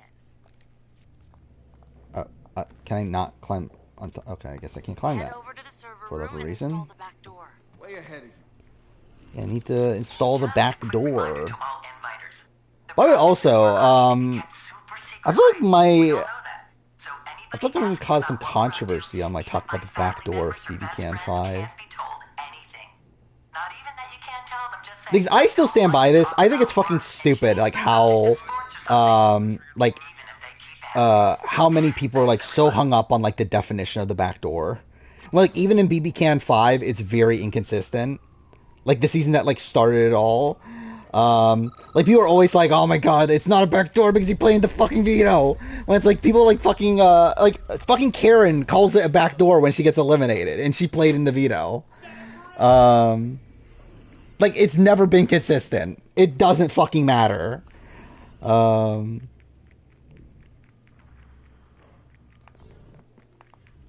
Wait, where is it? Oh, is it this? Oh, fuck. Okay. Where's this one? No, that's not it. Shit.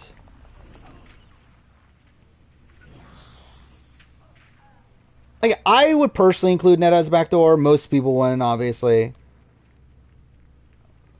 But again, I would. Like, for me personally, like, I look at anyone that got... Actually, I don't know. Netta is a bit of a wonky one. I think for me, like, anyone that was initially the target but gets put up after the nomination is 100% back. Or after the veto is 100% backdoor. Like, I don't care if they play in the veto or not. Like, especially in the modern day, it doesn't matter. It's arbitrary. It's a random pick. Who fucking cares? If we're talking about, like, the minutia of, like, okay, were they the target beforehand? Then I think that one has a bit more weight. Or again, was Netta the target before the veto? No. At least for Cindy, who is the HOH. So, like, that I think you can argue a bit more. But, wait, did I not? Wait. Didn't I do it?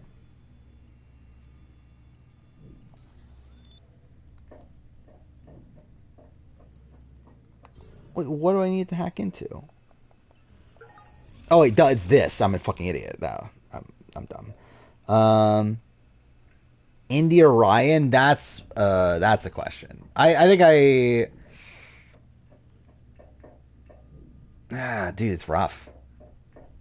I think I would assume Ryan could be a better player on a return, but I think I might go Indy for how the season played out. Because I think Ryan does a lot more, like, actively bad. But I think there's, like, probably more potential with Ryan. Thank God I would do this fucking puzzle again. That's obviously exactly what I wanted to do.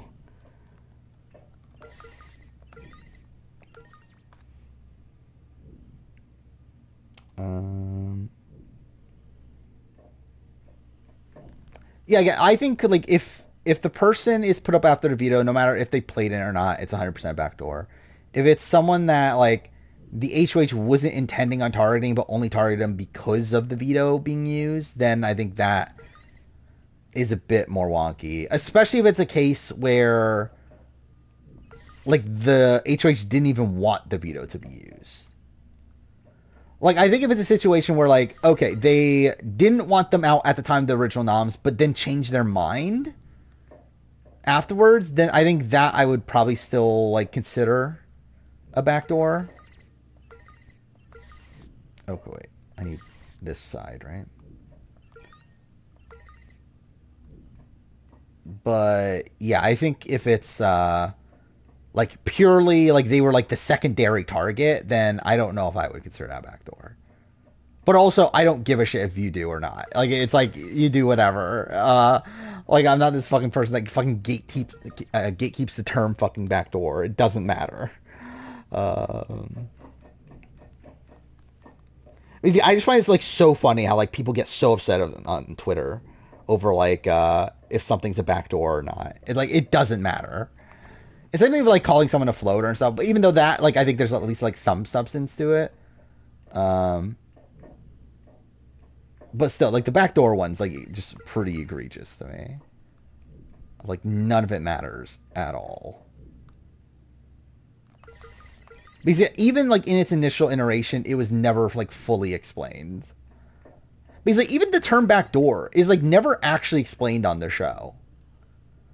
Like, it's called the Six Finger Plan, and then we hear Marvin talk about it as the backdoor, like, 2 weeks later on the show. Now, I believe from Marvin, again, created the plan that went through Chase. To which he called it the backdoor himself. But it was never a term, like, used by everyone to actually talk about the plan. Like, the specific thing of, like, don't put up the nominee, don't let them play, like, the exact thing that happened to Jace. Like, that was never fully a consensus thing of, like, okay, this is a backdoor.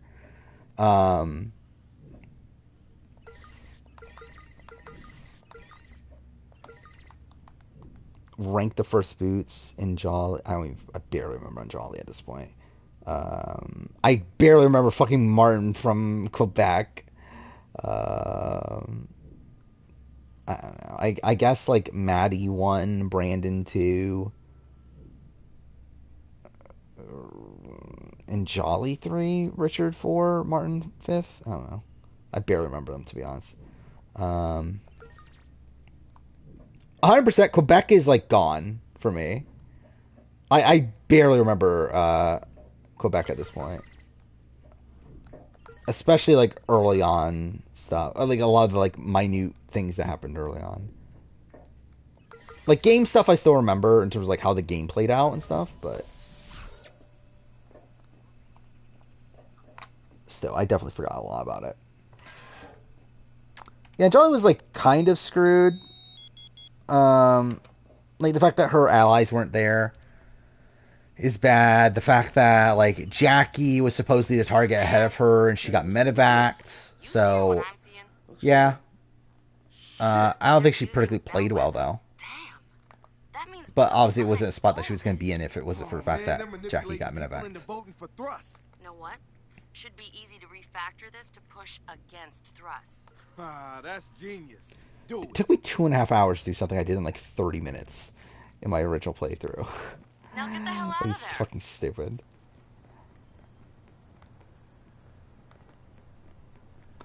I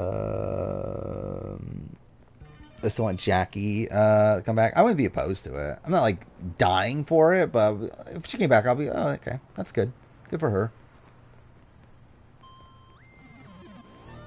Well, I still feel bad for her. Oh yeah, first run was very rough, and then she comes back just to get medevaced right away in the first challenge. Okay, I'm out. Josh is working on changing the image. Yeah, I really enjoyed episode 2 of UK. Hey, Oh, that was actually a fun vote off. it's having a campaign rally out in the city And they hall. actually focused on the strategy for first time in the show, so at least there's that.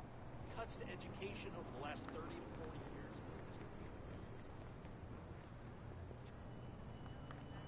years. The draft, yeah, it's between Matt or Jag. Actually, is Kegger out? Actually, I think Kegger's out now, right? Because Sree's going. Which I've been out for forever at this point.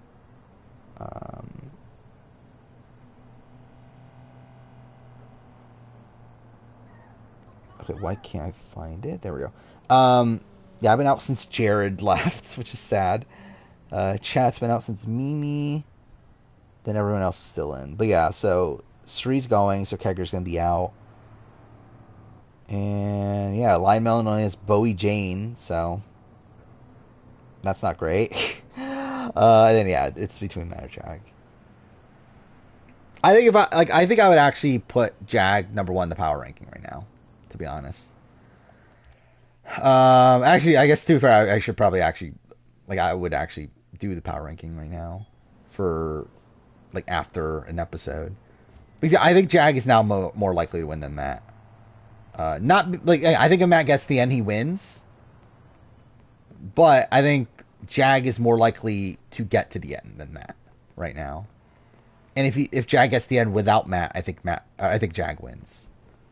I mean, that's the same thing with my winner pick too. It's yeah, it looked like we were out, but then somehow we're back in. Can I name 3 of the Expanse episode names? Fuck no. I don't think I even knew. They never even say them in the episode, right? I don't even think there's a title card for the episodes in the game. Yeah, I was shocked by BBUK. By the way, I've not watched BBUK, and I haven't even watched the Eviction episode. I'll probably get caught up tomorrow. I'll probably watch them all in 2 times speed or whatever. But yeah, I was surprised by the Eviction. I think it's a shame, but also I saw some people call for oh, it should be a vote to save instead of evict. I personally disagree.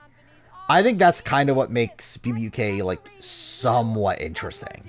Where I think if it's just a vote to save, then just the most popular person will just win from the very beginning. It'll just be fucking boring entirely. Where I think the fact that it switches is kind of this interesting aspect of it. Where the entire season is a vote to evict until the end, where it's essentially a vote to save, technically. I think is a more interesting format. Because there's a lot of people that are both the most liked, but then also one of the more hated people by obviously a very different audience. What is this? Bowie Jane. Should that be the prize for I didn't think about that. Actually, but how many emotes can we really have though? But should that be a prize? Is the winner of the draft gets to pick an emote? That could be something. But also I have no emote slots. Imagine having Josh from BBCan 10 on a draft and watch him. Yeah. I mean, he was my winner pick for that season, so close.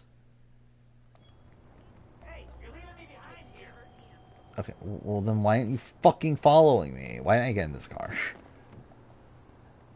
He had 1,000 subs on the YouTube channel? That's good. That's cool. Are you monetized yet? Monetization, they lowered the thing, right? To where you can do it with 500 subs now, right? Or is it 750 or something? It used to be 1,000 subscribers and 4,000 watch hours. Is that what it was? But I know they lowered the requirements. Which does make me think, maybe I should have just made a game. I think, my big thing of, why I never did just make the gaming stuff completely separate is I felt without monetization it would, decentivize me from even doing it to begin with. But now we're at the point where, I probably could have gotten a channel monetized from doing the video game stuff. Obviously, it wouldn't make much money, but at least it would, still add, that little incentive. But, oh well. Whoever wins AFP should get the emote? Why? I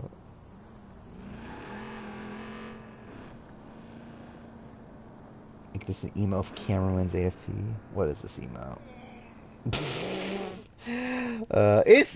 I can't believe that's fucking Cameron. It doesn't look like him at all. It's insane that that's what he used to look like. Or that is what he looks like without his hair and beard. I think I'm good without a Cameron emote though.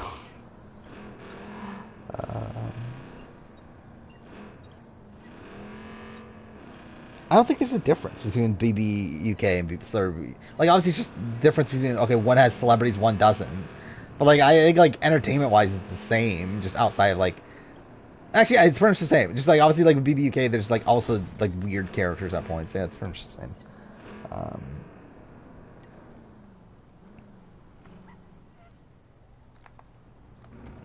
Wait, is this it? Yeah, obviously we need the Luke emote. Imagine someone actually gets an emote of Luke. Luke Valentine. That was his name, right? Security cam controls up on the top of that building. I'll go take a look. Okay, not what I meant to do. Want to see what goes down? Wait, what do I have to do?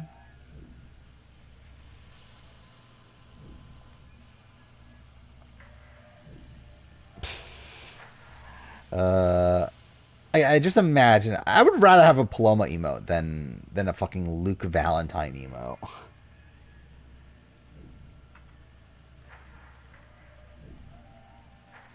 Okay, what is going on right now? Like, why can't I go down? No. Well, that's sad Marianne with glasses on. Yeah, how does that work? Like, I know that's a thing that, yeah, you can, like, change emotes, right? And, like, add stuff to it. But, like, what are the options? Because I can't do this? I have no memory of this mission.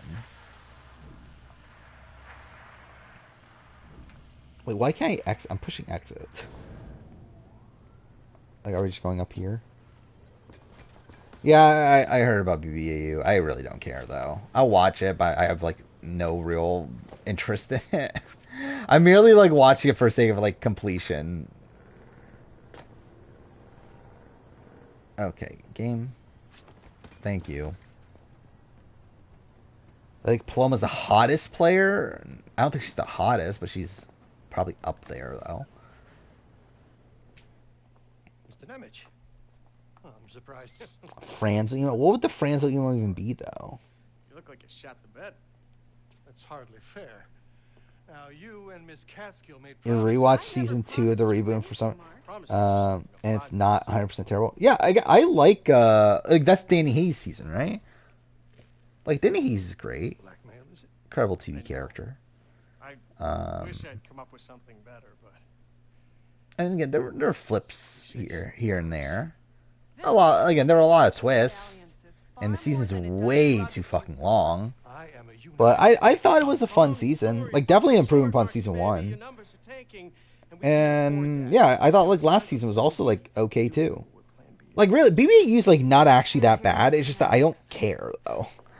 And, like, also, it's not that good, though, either, though, is the thing. Like, it's not actually, like, terrible. Early seasons 2 and 3 of the reboot. anything goes wrong, remember. But it's just, like, not something I'm, like, that invested in. Unlike you in those photos. You let Paloma run you over? Well, that's something. I'm so sorry about that. Too fair, I probably would, too. I'll try better next time. Still. I think if Danny Hayes is on the original form, he'll probably be, like, the first boot. A couple tries. Oh, this is the image you're talking about? Actually, you know what? Fuck it. Let's save this image. Use it eventually. The building just went off the grid. We can't get in or see inside. I gotta get over there. There's gotta be some evidence of what's going on. I'm on top of the next building. You can get to his penthouse from up here. Okay, this is like a small image though, but on my way. Whatever. I think I do have like other images already saved as like potential emotes for down the road, if I remember right.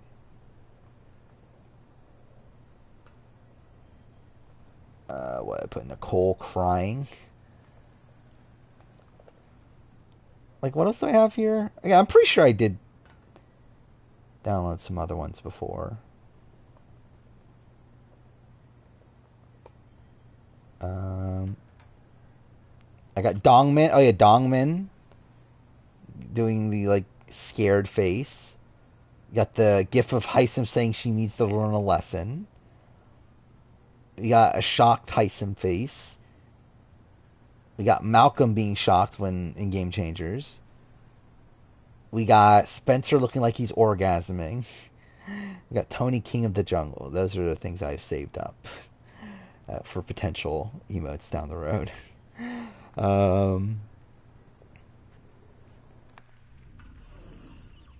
And to be fair, BBAU is a vote to save, isn't it? So that definitely would help him. Because I think if it's a vote to evict, he's fucked. Because he's like one of these players that is like very hit or miss. Like some people absolutely love him. Some like I think like half the people love him, half the people hate him. But I think like in a vote to save, that definitely benefits him. If it was a vote to evict, like that, like 50% of people that like hate him would cause him to be voted out really early. But the vote to save would be the opposite. I don't know if he would win though.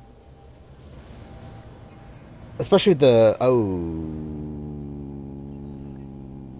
okay. Yep. That's great. Like what was any of that?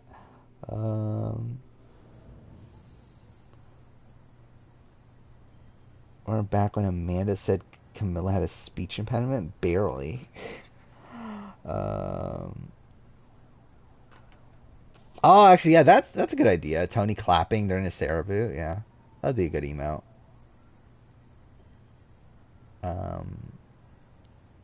What is this one? Oh, this is still the same. We're still talking about this clip.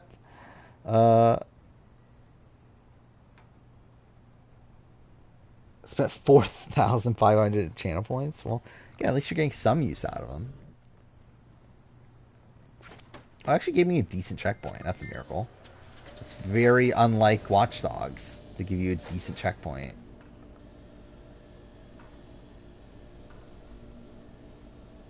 Yeah, it's a lot of work to do the brackets. It's like a fucking billion polls. And even then, like, engagement seems to, like, just go down over time, too. Yeah, I think it's a fun idea, though.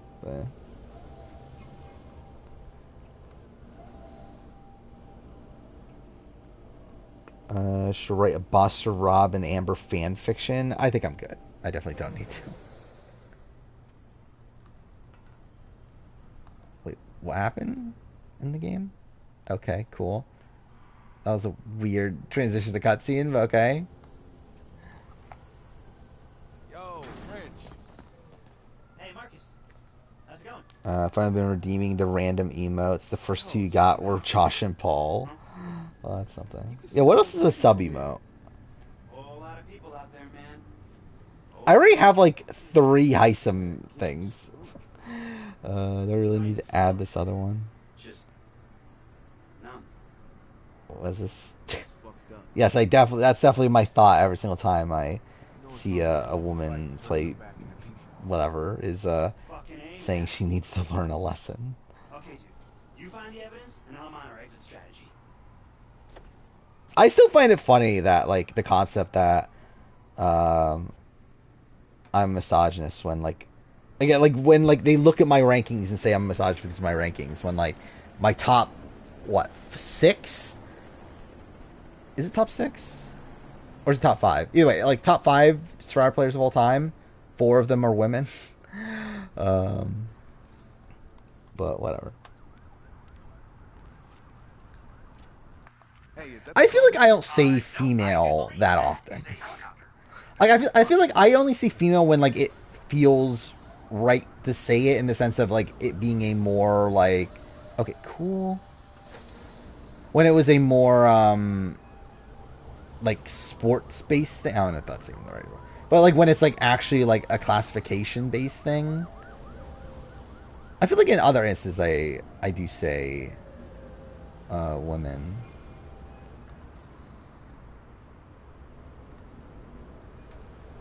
Like I feel like it would like challenge and stuff. Like I like the show The Challenge. Like when it's like a male-female winner. It's like, yeah, I'll say female when it comes to like that. Even the show like says female. And like I feel like when it comes to, and like I feel like I say male as much as I say female is also a thing. Like I feel like this is like I see like posts on like Twitter and stuff like, oh, why do you say female but not male? It's like I feel like I say them like not about me. I just feel like it just in general. Like I feel like I would say them equally.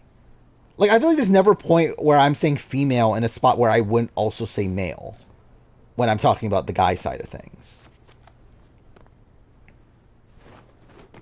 Cool. Obviously, doing a backflip there made a lot of sense. Jeff being... Oh, yeah, I did think about that. I actually had that... Yeah, I thought about that when I saw that. Putting Jeff being upset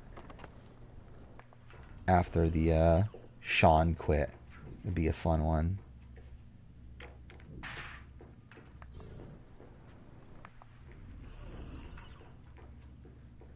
Yeah, we've talked about it before, right? That I ranted about who the fuck is John.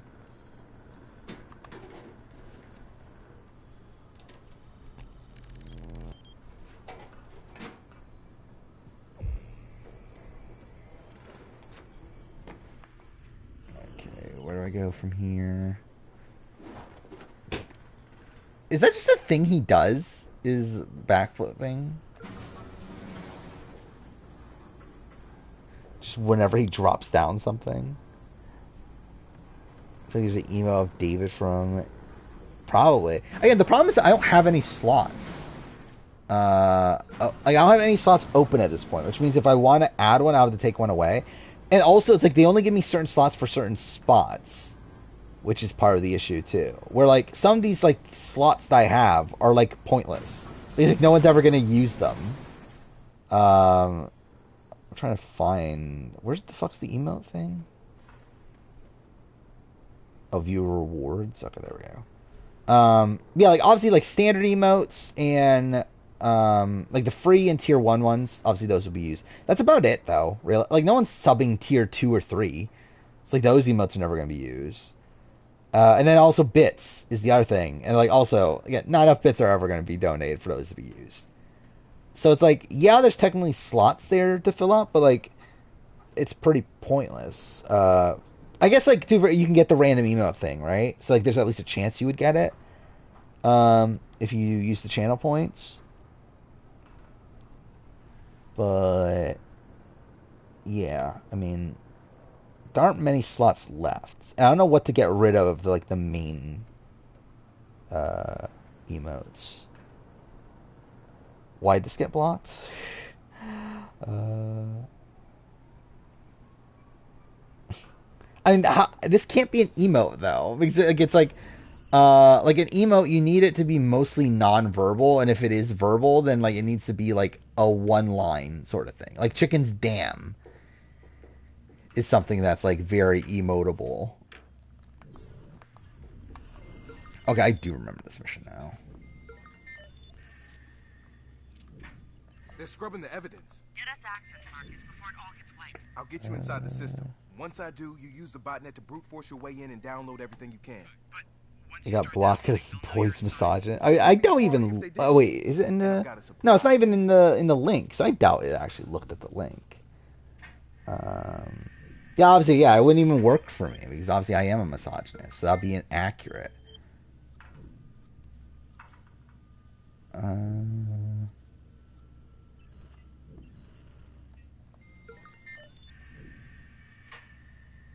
Okay, how the fuck do I get this guy to come over?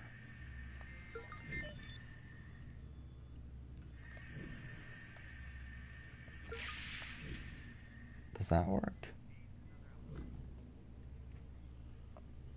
This is the Amazing Race one. What is that from? Who is that? Oh, that's Lyndon Lumumba? Is that who that is? That's like such a random emote, though. Oh, fuck. I was not even lucky. Did the person come through? Because that would be kind of annoying if they did and I just wasn't paying attention.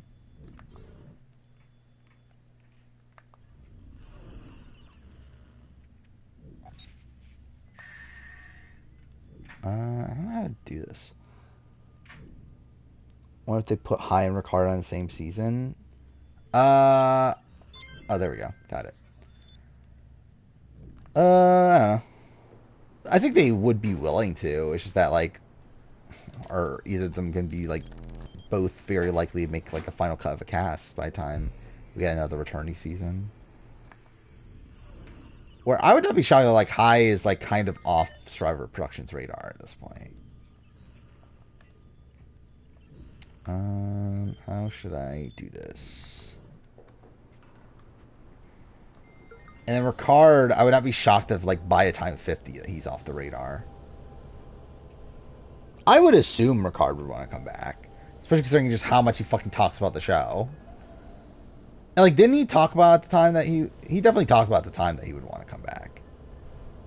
Yeah, it's obviously been, like, 2 years or whatever, so you never know if that's changed, but I would assume he would want to come back. I know he complained a lot, though, that he wanted to come back for a 39-day season. I know that was a thing.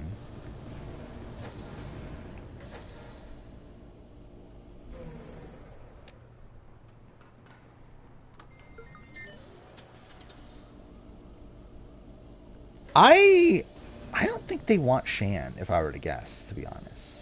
I think there's still a chance, for sure, but, like, if I were to guess, I think they're moving on from Shan.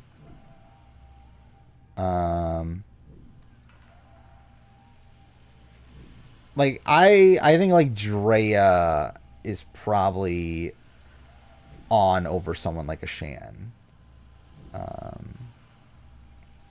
Where they have not talked about Shan at all since the season. Like, I think, like, 41 in general, I think is going to be pretty shafted when it comes to the next returning season. Yeah, I mean, that is the rumor that came from the person that spoiled 42, right? Is that Shan was terrible at Ponderosa. Okay,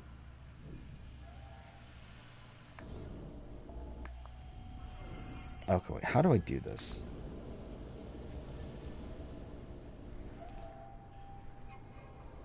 But again, production loves Drea, though. Okay, this is really dumb, the way I'm doing this. I'm ready to go in. Play me something fresh. Okay, well that started off great. Still can't get in. Start the upload.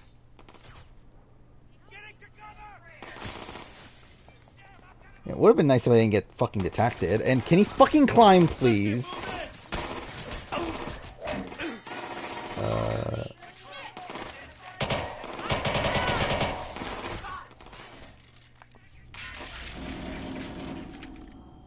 Spotlight the villain song. The sense I get, and I said this with the Challenge USA, the sense I get of Challenge USA is that a lot of the people that they let go on that are people that they're not really looking at for, like, returning seasons. For Survivor in particular. Like, it very much feels that way with the Survivor people, that these are kind of, like, B-tier Survivor players. Okay, well, that's great.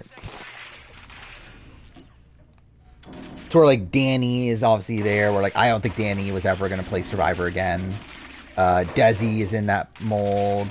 Chanel. Okay, cool. There we go. Okay, cool. Sebastian. Chris Underwood. Fuck.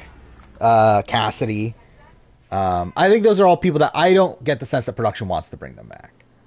And I think considering Shan is also in that group, it makes me also think that, like, the rumors are true. That, yeah, production is not super happy with Shan and wouldn't bring her back. Considering it's, like, literally everyone else is that way. Scrubbing the evidence. Of the, like, new people just for Challenge USA. Once I do, you use the botnet to brute force your way in and download. So, like, where it feels, like, weird, where, like, why would Shan be the outlier?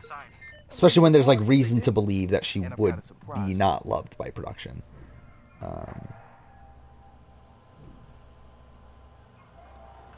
Omer, I think, is, like, not super, super likely, especially by the time of 50, but I wouldn't say it's impossible.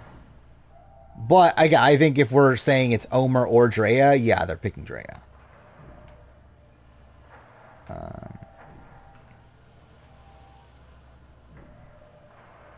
Okay, cool.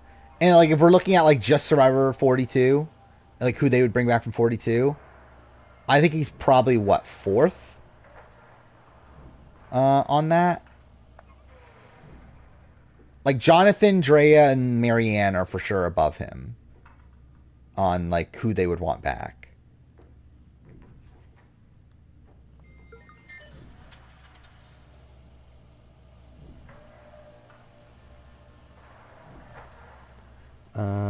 Oh, well, the final boss. Yeah, I think Jesse's a lock. Like, I would be very shocked if Jesse and Cody are not on the next Fraternity season, as of right now. Obviously, again, it's until 50, but still. Jesse and Cody, by the way. Cody is also a lock.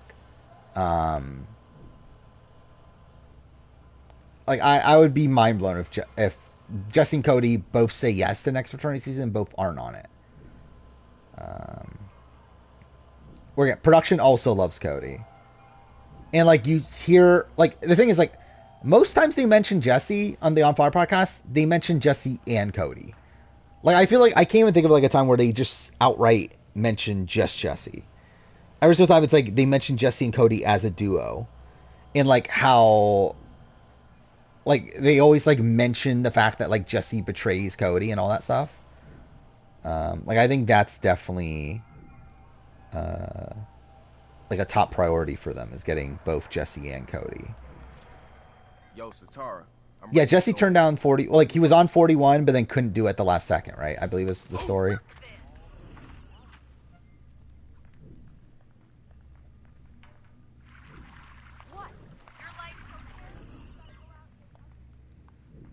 Okay, wait, what? How's that guy detecting me?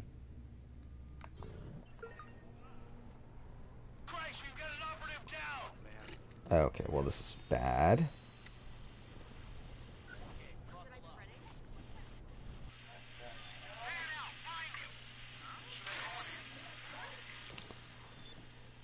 I think he... what was the talk about fire making? Yeah, he did actually talk about Jesse with the fire making stuff. I don't remember what his story was with that. I remember it was a thing that was stupid. Like, I remember like it was like a point that was like really dumb. But he did make like some sort of point with Jesse in the fire making. No, okay, this is not gonna work. Yeah, damn it. Oh, okay. I was being detected anyway. Still can't get in. Start the upload.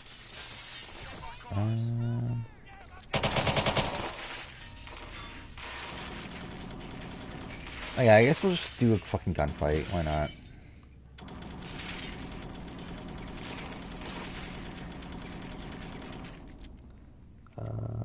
They hear production cut Daniel Reyes from Traders USA. Yeah. I saw she posted on Twitter, right? I'm pretty sure I've seen that.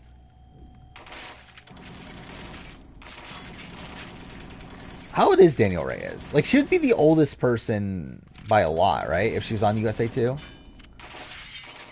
He's what? It's like probably like Tiffany and Bananas are probably like the two oldest people, right?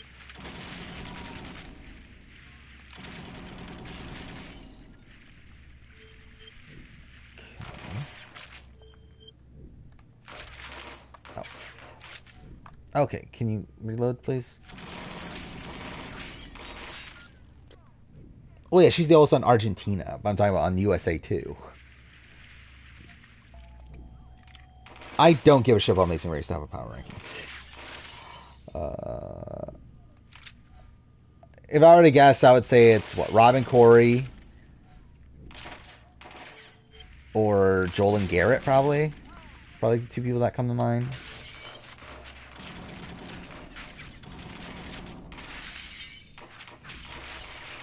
Is there anyone else?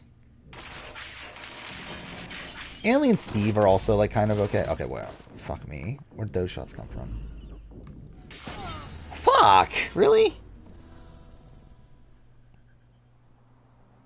I could not tell you the fucking number because I'm pretty sure it's a lot, right? Globally.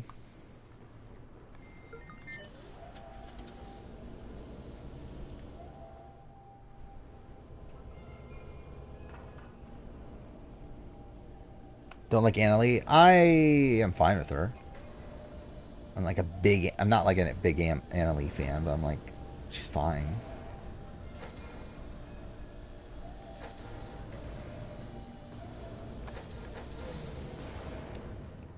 Is Erica doing bad in trades make her less likely to return? I don't think it matters. Again, she was never returning to fucking Survivor anyway, was she? Unless it's a Winners at War 2. Like, there's no fucking way they're casting Erica on a returning season. Like, they didn't like her, like, on the season she won, let alone enough to fucking bring her back. Okay, I did not mean to let go of that.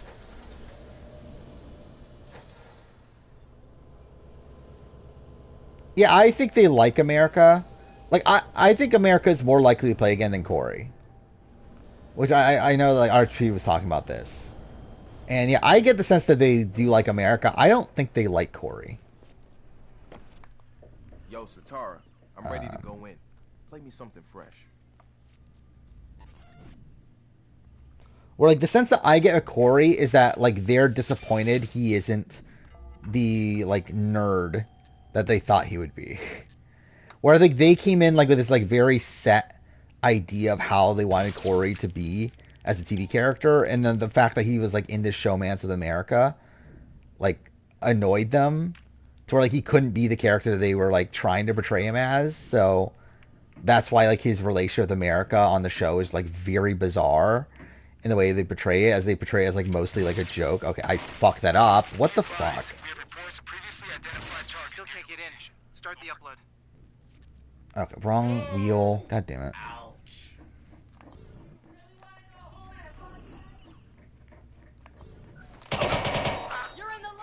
That was funny.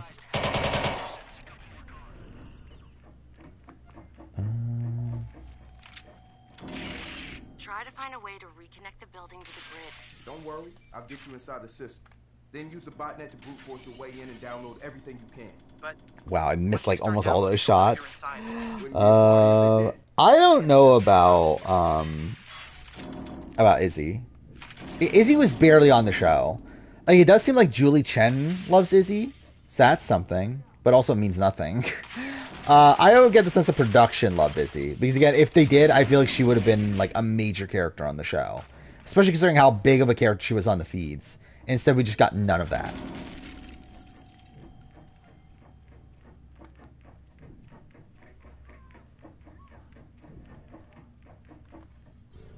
Alright, let's see if this works. You're in. Do your thing. Oh, I have to wait, don't I? Fuck, I forgot about this. I also have to fight them off while I'm here.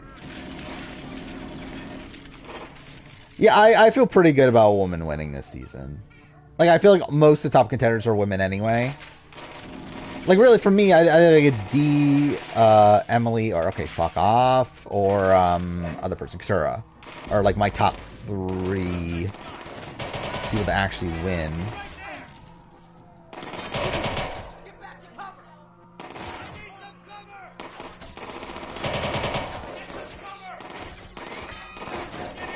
This fight sucks.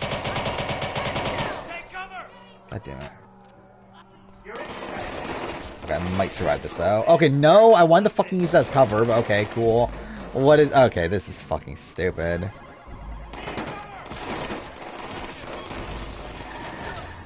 Fuck, really? I almost got out of there. I had Jake at 3, but also I regret having Jake at 3. Fuck, I did the entire thing again. Fuck off. Yeah, I talked about this even on last stream, that, like, I regret having Jake at 3.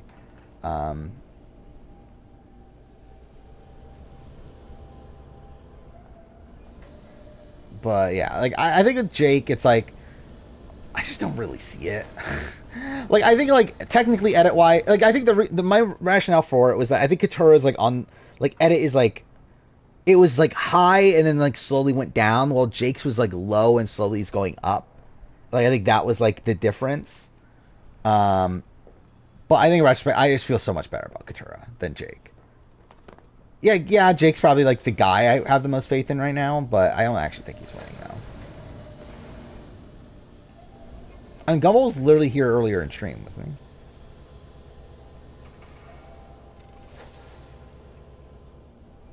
I don't get how people are writing off Katura. Because, like, you look on, like, the Edgic Reddit, and, like, Katura's, like, super low, and I don't get it, personally. Like, it feels like people haven't learned their lessons from recent Yo, seasons. Satara, I'm ready to go in. Play me something fresh. Like, if you think Couture has no shot, I don't think you're, like, paying attention to recent trends. Like, I can understand worry, because, again, I, like, don't think it's, like, I think there's definitely, like, things to be worried about, especially in terms of, like, how focused her edit is on Bruce. But to think that she has, like, no shot, I think is just dumb. Like, I think it's, like, purely you not, like, picking up on how, like, 43 and, like, seasons like that were edited. We still can't get in. Start the upload. Gabler was called an idiot. Like, Kelly calling her messy is, like, not really anything. Don't worry, I'll get you inside the system. Then use the botnet to brute force your way in and download everything you can. But once you start... Or actually, it was Sammy that called Gabler an idiot, right? Not Ellie. Either way. Someone called him an idiot in the pre-merge.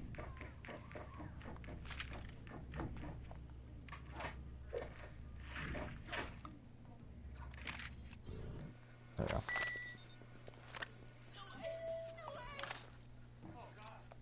You're in. I think that is the worry, right? Is that it is almost all Bruce since the premiere. But I think her premiere was, like, really strong, though.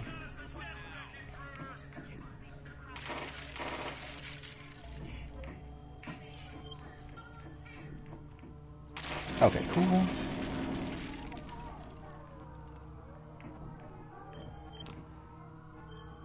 I mean, Dee's sob story is, like, partially out of nowhere. It does relate back to her, like, her motivation for never wanting to quit. Which, again, I think you can rationalize that as, like, oh, they put it in here because it was a fuck you to Sean. But, yeah, it definitely is a more random than a Jake one. But a Jake one felt actually relevant to what was currently happening.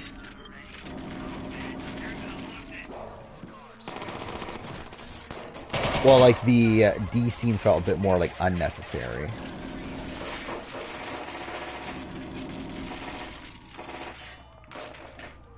This is bad.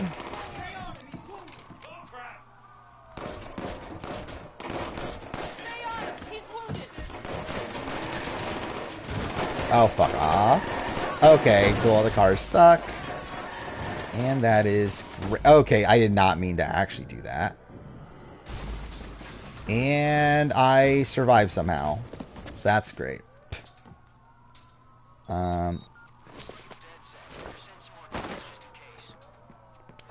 That's idiotic. That actually worked. That's so stupid, but whatever. I've not seen the Earned Emerge leaks. Oh, okay, cool. I've really not been paying attention to much of, like, social media or whatever in the last, like, day or two. I have not, like, I don't even know, like, what's been going on in Big Brother since the veto. Like, for all I know, fucking Suri saved herself. I assume not, considering I feel like someone would have mentioned it by now, obviously.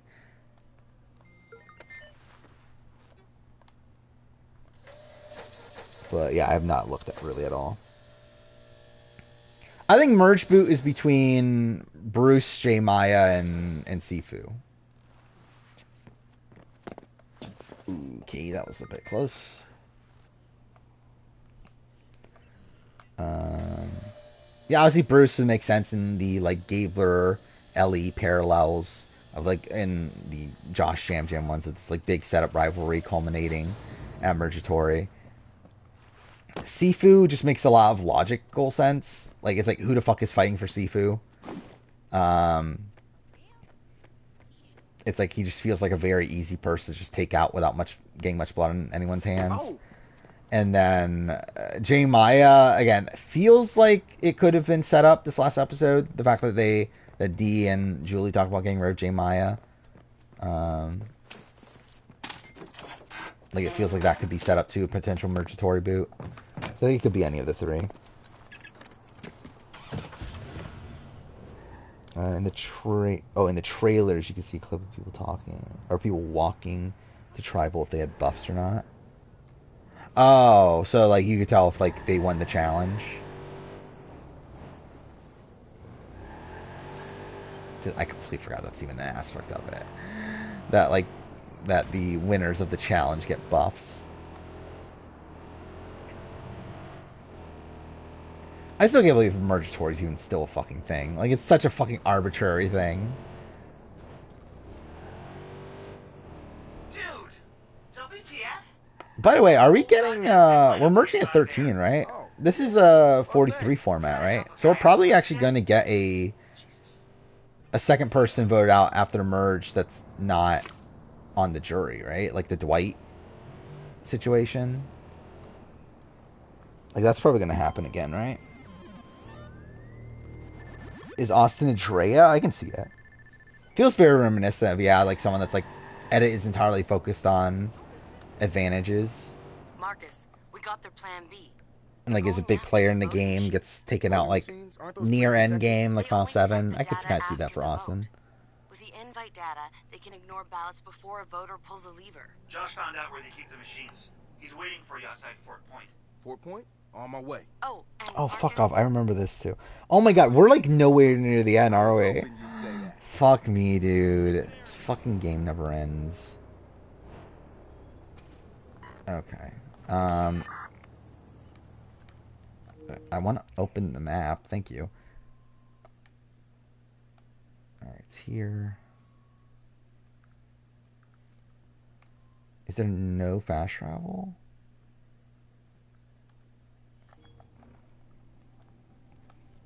I think Rio 4 will be the final 5. I don't know. It feels tough to have like that big of an alliance get that far. Especially when they're like a mostly open alliance. I guess too for Taku, but also like Taku never like felt solidified. And too for I guess like maybe there's a way that they can not look solidified. But it feels a bit tough to get all of them there. And like I don't even know like edit wise with Austin making Final 5 really make that much sense. Like D and Julie I could definitely see. Drew maybe, but even then probably not, but maybe. Austin I just don't feel like makes much sense for him to get that far. Unless he like goes on like a comp run / advantage run of like using advantages, like somehow gets there.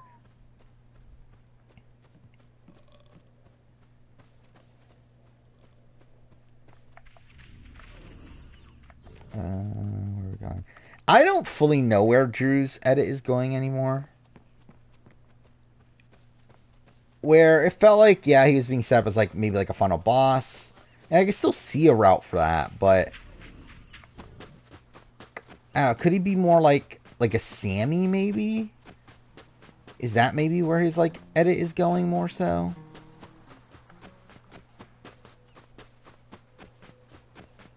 Yeah, I see that with Julie too. Either fire making loser or like losing finalists. Yeah, I did see this about Katura saying she can't wait to comment on this episode. It's like obviously we're probably not gonna see what she's meaning until exit press, but it'll be interesting to see what she says.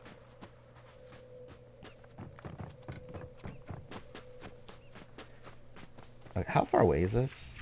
Like, why are we still so far away? Oh my god, I'm like nowhere close. What the fuck? 500 away? Okay, that's dumb.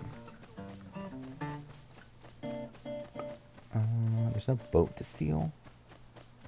I do remember this mission though. I remember it's like one of the few missions I did in my original playthrough just purely from the drone. It was a fucking pain to do it too.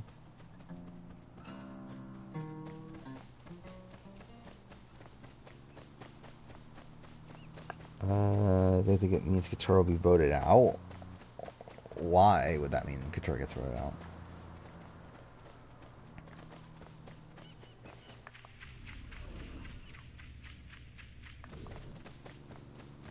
You think D, Jake, Julie is final 3?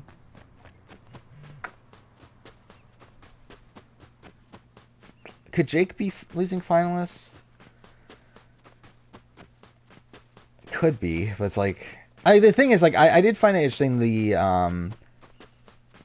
that his line was subtitle. What was the line again? That I'm either going to be voted out or medevaced. Where it's like I feel like that could mean that he's neither. The fact that they focused on that line.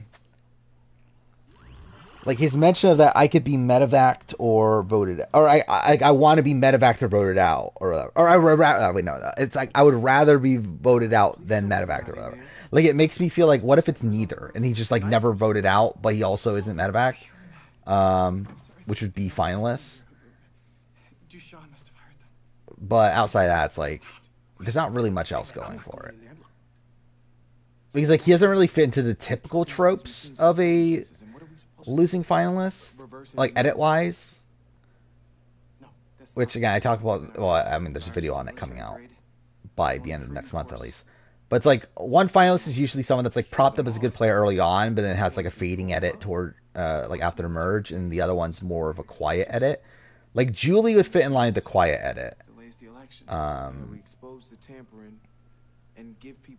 The other one would probably be more like someone like a Kelly I could see in that world. Yeah, like unless we're calling this like a good edit for Jake. But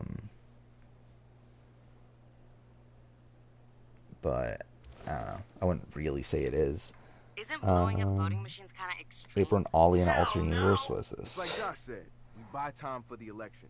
It's a civic service, essentially. I think Katura, Emily, and Dia potential to win, all potential for losing finalists. I would say D less so. I could see Katura and Emily being losing finalists. I don't know if I see D being losing finalists. What is this?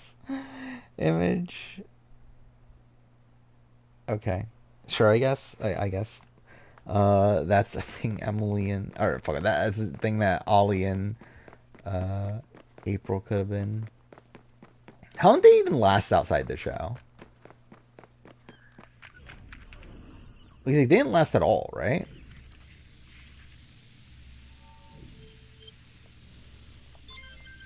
Okay. So let's see.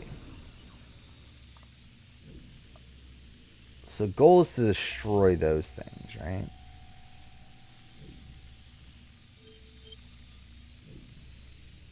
Or no, that's only one of the things you're destroying.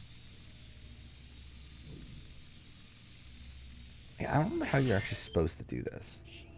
Mind your business. I've got special orders.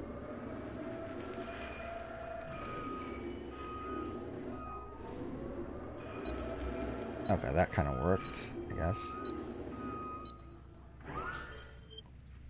Okay. Watch Caleb be like the Xander. I don't think Caleb gets that far. I think there's a very... I think Caleb and Xander's like portrayal is different. Because like with Xander, no one ever talks about Xander being a good player. Well, like with Caleb, it's like everyone's talking about how good of a player Caleb is. Like with Xander, it was like people asserting that he was a good player. Oh wait, they shut off everything? Oh, I'm an idiot. Oh yeah, or maybe not. Maybe it works now for whatever reason. Oh, that's not what I meant to do at all. Okay. I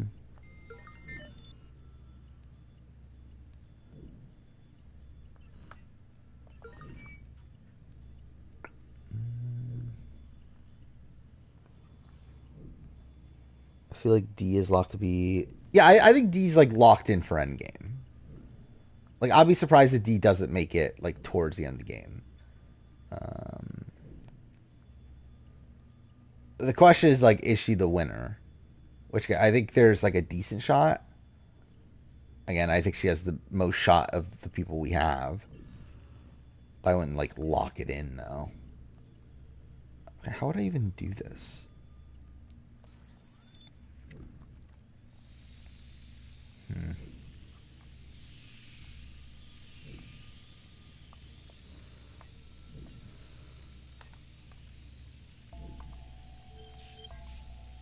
Okay, cool.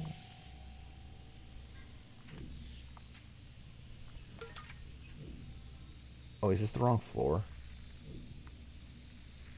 shit, it is, isn't it?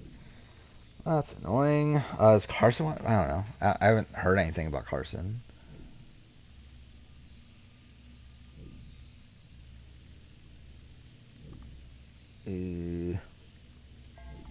Shit.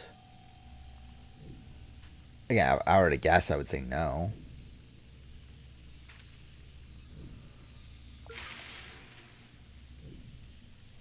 Okay. So that's 2 of them.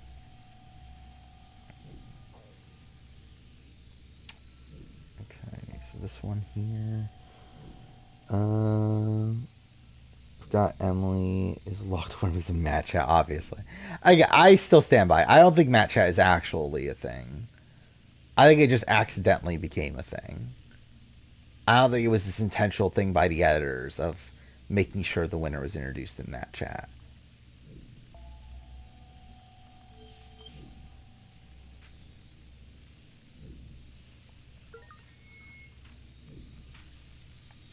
Okay. Alright, one more.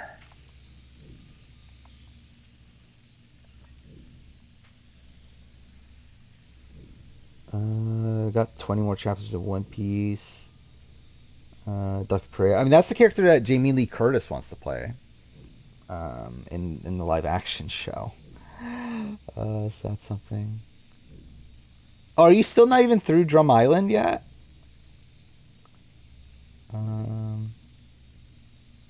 But yeah, you'll have to see. Yeah. Even if it was, I think like at the point where like everyone called it out for 44, there's no way they're gonna do it again. Especially when like the only people that got really the only person that got proper Matt Chat was Bruce. Other people left, and then like Emily, and is there someone else? Like got it by like being able to talk. I think was it Sifu was the other person. Oh, wait, how do I do this one? Do I actually have to?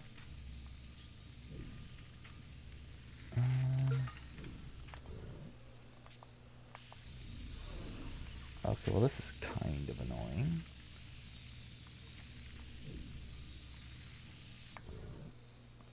There's no explosives by this one.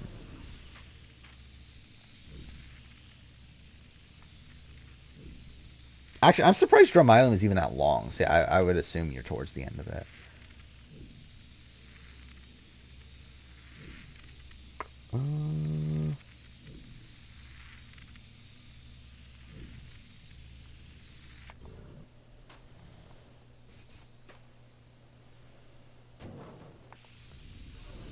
Yeah, how's the game want me to do this?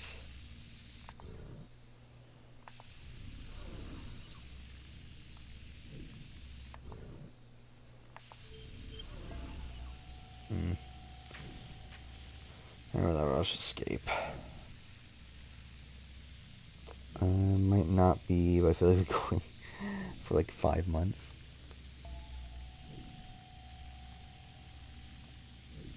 And that's the big thing about One Piece, that like it's just obviously such a big commitment. And even like the short chapters are still like pretty long. Like outside of like the transitionary chapters, it's like it feels like almost every fucking chapter in One Piece, especially like post East Blue, is really fucking long.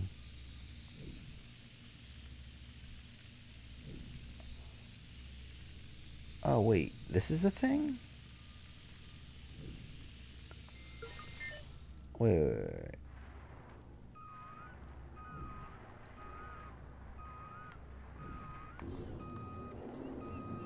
So I could just go on this and then raise it, right? Well, I guess as long as he doesn't detect me. Euron's fucking annoying. I like Euron.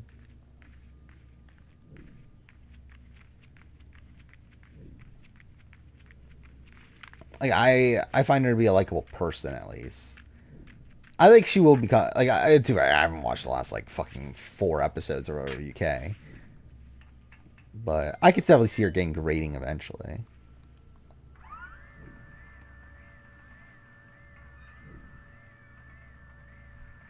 Okay.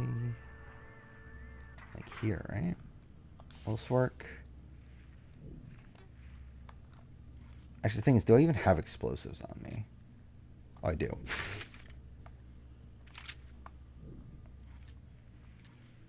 Okay, R1.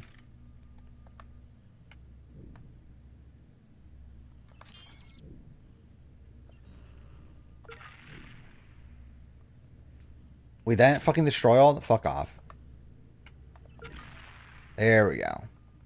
Alright, so that worked. That wasn't that bad. Got them all. Now you should probably get out of there. Yeah, if only I could take control of this thing. There we go. Starting to read it through your comments at work. I mean, you're probably like, when are you ever going to get caught up on it?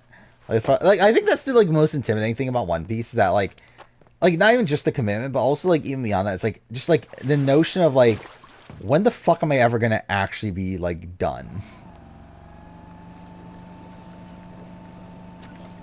There's just like so much shit to it, to where it's like even Drum Island. Like, where is Drum Island chapter-wise in comparison to entire series? Because like entire series, like right now we're at what? Chapter 1096, right? Like Drum Island is only like what, like 150 or so. Invite manipulated your emotions to give support to their pocket mock thrusts, but DedSec hacked into Invite and changed their algorithms. Polls reversed instantly. Yeah, it ends at 154. It looks like. So it's like, even at the end of Drum Island, you're still only, what, like an eighth of the way through the current series? That's not right. A seventh or so? Still. Do not allow yourselves to be manipulated. DedSec implores you to think before you... Sergeant BBUS a couple months back, just finished BB7. For best players until then? I mean, like Will, I guess. I still think Will's overrated in the grand scheme of things, but up to that point, I would say Will. Yeah, like June. Like Maggie plays a very like dominant game, but I wouldn't say she's like the greatest player in the world. Like obviously up until that point, like still very good, but still flawed. And who else? Who do I even have in my top players? Like, I literally did a video on that, right? That came out, right? Top players before All-Stars. I don't even remember that list anymore.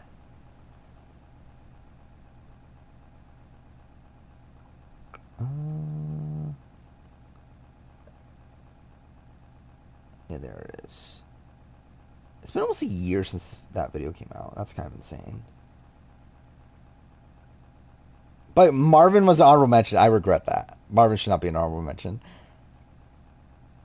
He was an honorable mention. Krista, Hardy, Roddy, Marcellus, G. Yeah, Marvin should not be an honorable mention. That's bad. Kieran Nokomis, James, April. Oh, Janelle, if at 10 was Allison, 9 was Diane. I stand by that. Actually, looking back, like I said, 8 being Lisa, I would probably Lisa lower. Nicole at 7, that's whatever. Will at 6, Maggie at 5, Danielle Reyes at 4, Jason Guy at 3, June at 2, Drew Daniel at 1. That was my ranking before All Stars. Yeah, I mean, I think I might even have June at 1 above Drew at this point.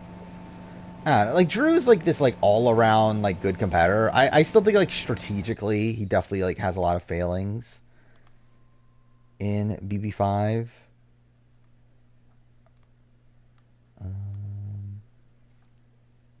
Oh my God, we're still doing Robot Wars? How is this not done yet?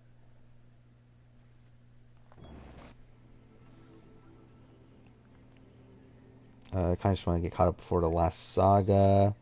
I think, yeah, 3 years, is that even too much? Like, it very much feels like we're, like, starting to reach the end game in One Piece right now. Like, the final saga is technically started, but not the final arc, obviously. But yeah, it feels like right now, like we're right now in the middle of like some pretty big reveals. Yep. One big What's funny is that now I'm thinking about it, like it's so weird how like One Piece just like expands its world. At because like at the point that you're at in Drum Island, like the stuff that's getting revealed right now in One Piece is stuff that wouldn't even be set up for another like 600 chapters or so, 700 chapters, which is like really insane when you think about it. Just like how much is added over time. Okay, what the fuck is this mission? Heidi, Carolyn, Jamie, final three? Probably Carolyn. Though I think it's between Carolyn and Heidi. The more of them we drag into the light, the more torches and pitchforks we're gonna see in response. You sure you want to compare your I would guess Carolyn now. No, man, but the Yeah, it might be people are close. angry, and they should be. They're taking back what's Hey, theirs. just make sure you're pointing them at the right monsters. Huh? What do you mean by pretty perfect for his position he came into the game? He came into the game in a masterful position. You get to go inside Like, Will is probably the person that pre-game, like, the best in Big Brother history. Like, he came into All-Stars, like, with an alliance with almost everybody. Technically, they cancel each other out. So Like, people claim that, like, Will had a massive target on his back in All-Stars. He didn't really. Like, he should have, for sure, but, like, he didn't, actually. Like, no one was going for Will because they all had pre-game alliances with him. Yo, let's do it. All right, yeah. But yeah, this All-Stars game is very good, though. Yeah, it's still very flawed. Like, obviously the final 4 rounds is complete asinine, but... and, like, obviously, like, it's not necessarily all entirely in the final 4 round, but just the entire, like, structuring of their alliance was bad, but still. It's, yeah, very impressive game, though. I think Lauren wins if she's in the end against Heidi and Jamie, and probably even with Carolyn there. I think Lauren wins.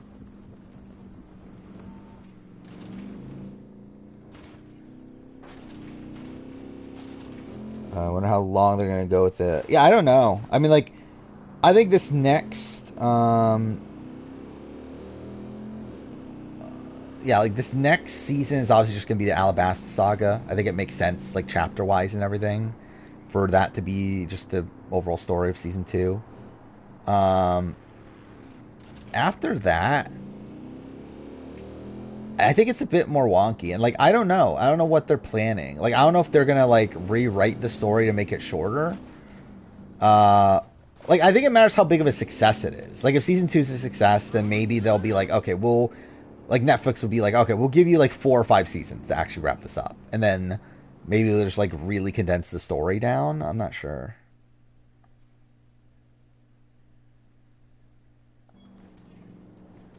I have no memory of this mission. Oh wait, I should tag it. Does Will beat Janelle and Boogie in Final 2? Yes. Beats both. Will beats pretty much anybody in Final 2. I guess you could like argue Danielle Reyes, but I think he beats everyone else easily. Then Boogie beats everybody but Will. Okay. That's something. Okay, I'm trying to... No, that's not what I meant to do at all. Okay, this is fucking stupid.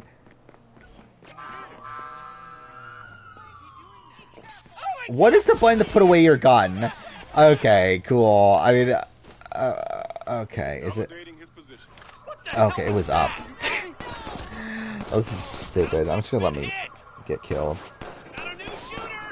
Or not. I guess they're just not hitting me for whatever reason. Carson is the best player in the new era again? You have every right to think that. I think my issue is that I don't think Carson can repeat his game.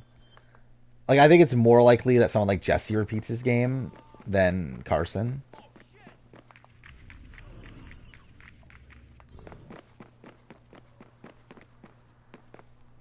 Like, I think Jesse's just someone that, like, I think in more groups, Jesse is someone that most people would, like, be able to bond with, while I feel like Carson takes, like, a very specific type of cast for him to do well in.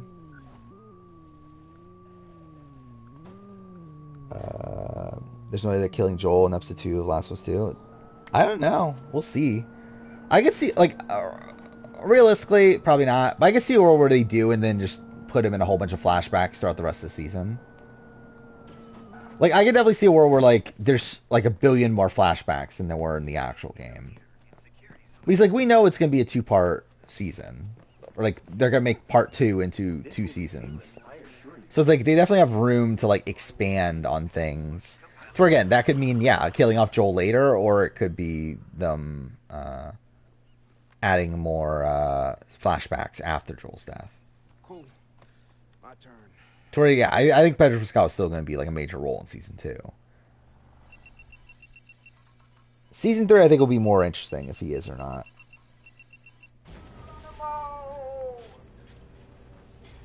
Oh, this mission. I do remember this mission. I need to figure out where I'm taking it. You're looking for the security hub nearby. Blueprints show it's EMP protected by a Faraday cage. So it's not going to work. Does Boogie do well without Will in the game? I mean, we'll never know. But obviously, like, it very much benefited him. But I think, like, Boogie played a pretty good game in his own right. Where, like, for me, my biggest issue with his BB7 game is the fact that he was so loyal to Will. But obviously, like, why wouldn't he be? Considering their relationship at that point. Look for a switch box. There's gotta be one somewhere. Like, yeah, he literally wouldn't even be there if it wasn't for Will. Like, literally, that is, like, the stipulation that Will said, is that if I'm only going to say yes to All-Stars if you allow Boogie to be there with me. Like, if it wasn't for that, then, like, Boogie's not even there to begin with. Where, like, even on the...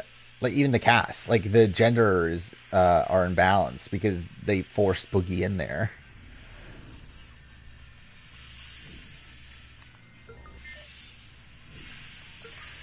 I have no clue what I'm actually doing right now.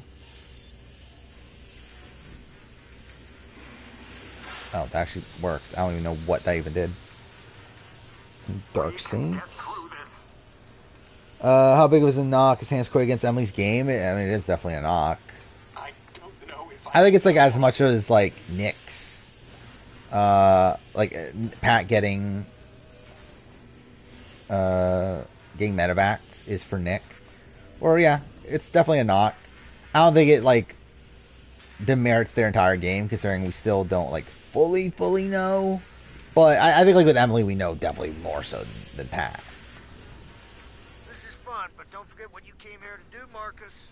So I think it is pretty bad. But I'm not willing to say, okay, it's like it means her entire game is entirely shit.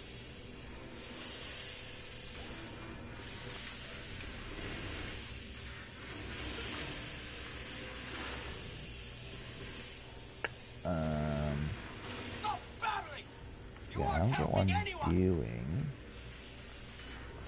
So that's still there. Just keep going. The Faraday cage is up ahead. Yeah, Jack's gonna win, which... Yeah. I mean, what is there to say about it at this point? Okay, so that didn't do anything. What is this tweet? Flavor Flav sings the national anthem. Well, thank God. I always want Flavor Flav to sing the national anthem.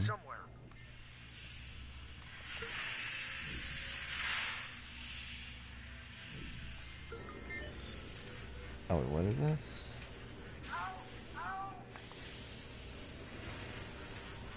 We've got a problem here, Captain.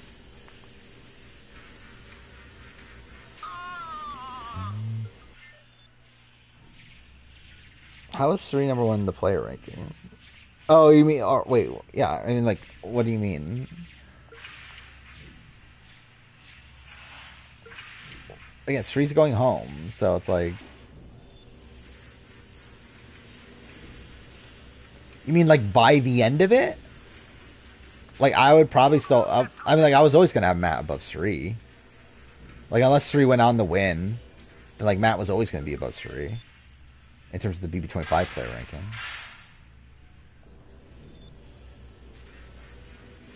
Okay, what am I doing right now? Like, what am I supposed to be finding?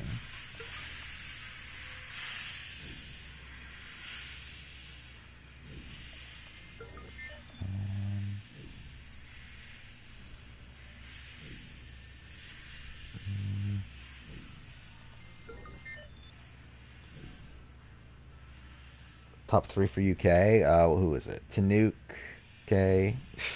I don't even fucking remember. Christopher and I think I Doug, but I regret having Doug at 3, but I don't remember who I would have actually had instead of him.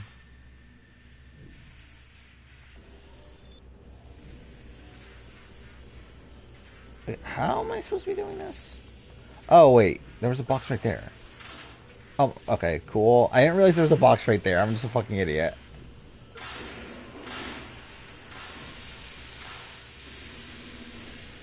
Jag will not be number 1, though.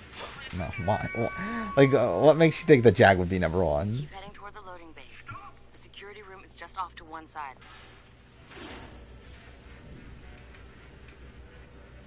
Like, Jag will probably be, I don't know, if I were to guess, like, probably, like, 4. Maybe 3. Maybe. I mean, if he wins, obviously. If he doesn't, then he's even fucking lower.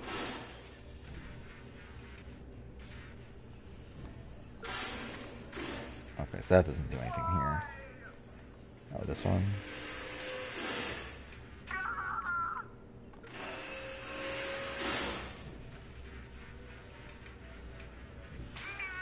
Okay. Everything spinning. I think if Jag doesn't win, I would say Corey's better than Jag. If Jag wins, I think, okay, maybe there's like an argument, for at least on the player ranking at least.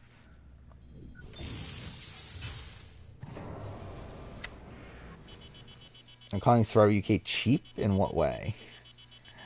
Like, as in, like, production is cheap? The EMP worked like a charm, Ray. Yep. Call me. Why won't this fucking You had doubts? I feel like Jag shouldn't have been playing well post-zombie. I disagree.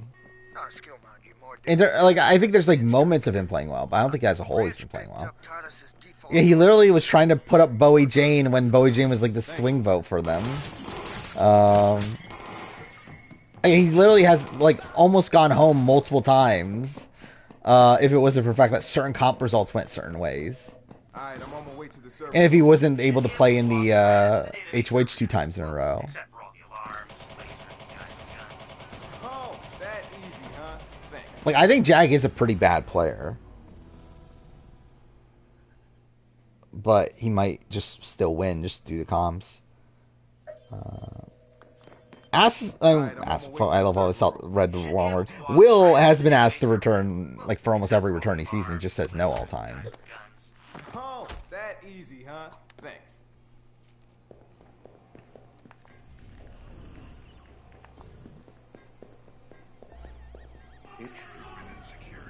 I can kind of see, actually, the Corey Kuzi comparison to a degree. I think Kuzi had a lot more... I think Kuzi's a better overall player than Corey, probably. Okay, I passed it.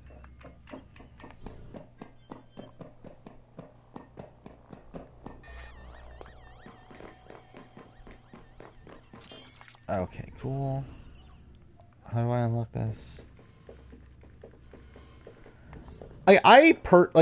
Watch Dogs 1 and 2, I think, are, like, not great, but not entirely bad games. Watch Dogs Legion is a pretty bad game, though.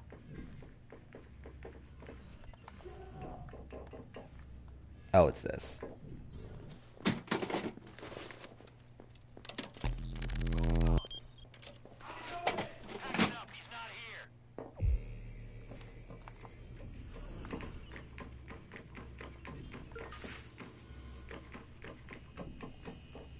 Okay, that was kind of smooth, I guess. Yeah, I like again. I don't think he's handled Bowie well until just recently, where he made a final two with her. But I think before that, he's handled her poorly. It just so happened to work for him because Bowie is Bowie.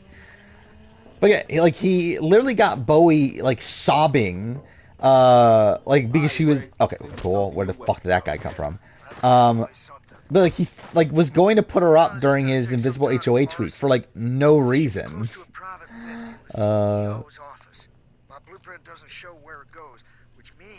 And I don't think it's a coincidence that after that is where she got super emotional and thinking that Jag and Matt were not playing her and everything.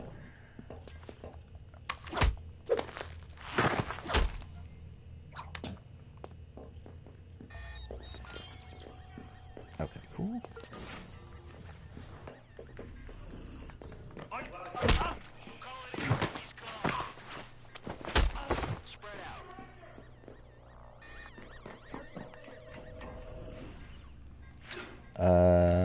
Have I done a recasting for All Stars? I don't even remember anymore. I probably haven't, have I? So, obviously, in general, just haven't done that many Big Brother ones.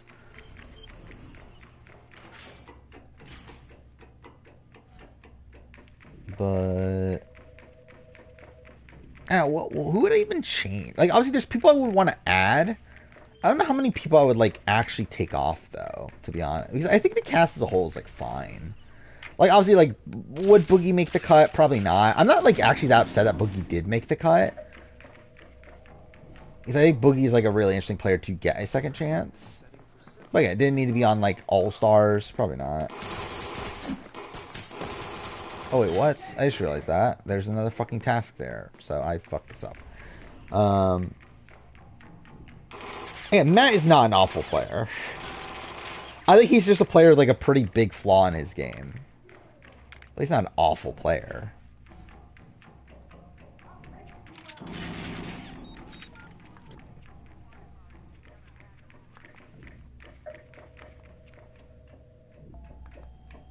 Like, I think Matt's a better player than anyone from BB24.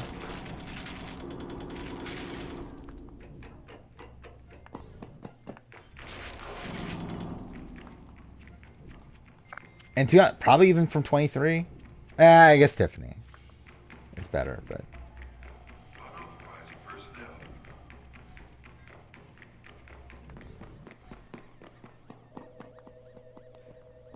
yeah, like that's why. Like I think like Matt has flaws, but I feel like many other players like have bigger flaws than Matt.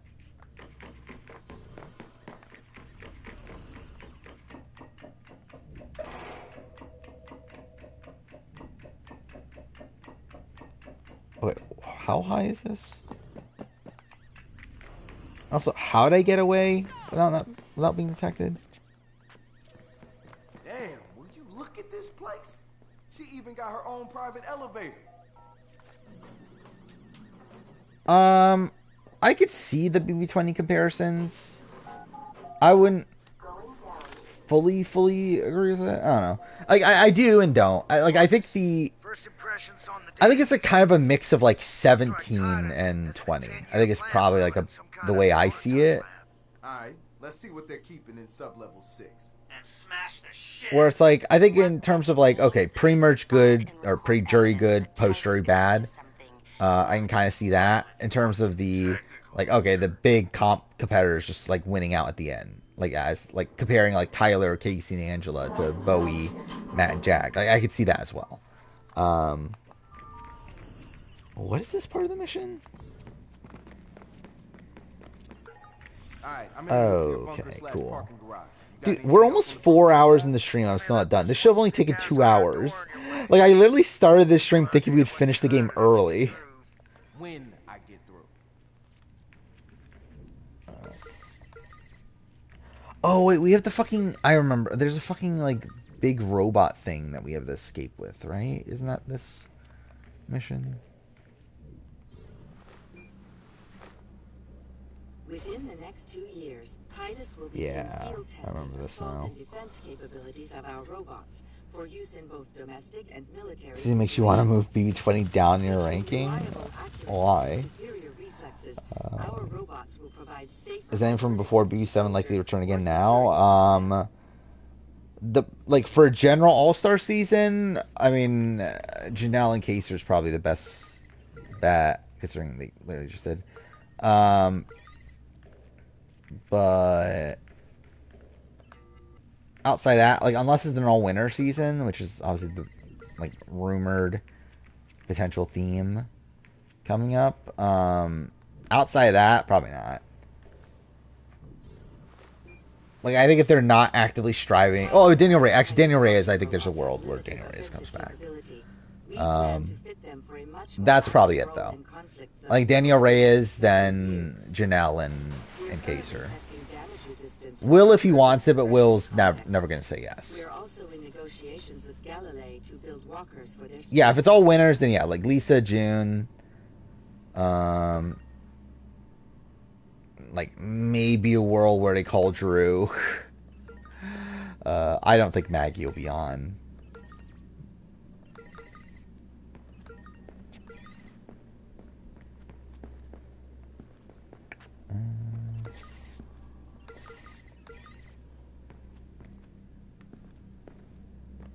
But yeah, like I can't imagine like a one-time player from that era coming back and playing now. I don't think that'll happen.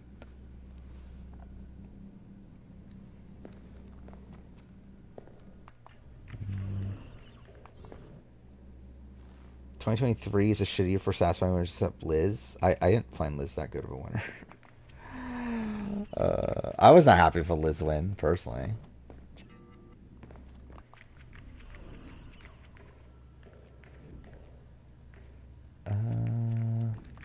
Oh, I do have to interact with this.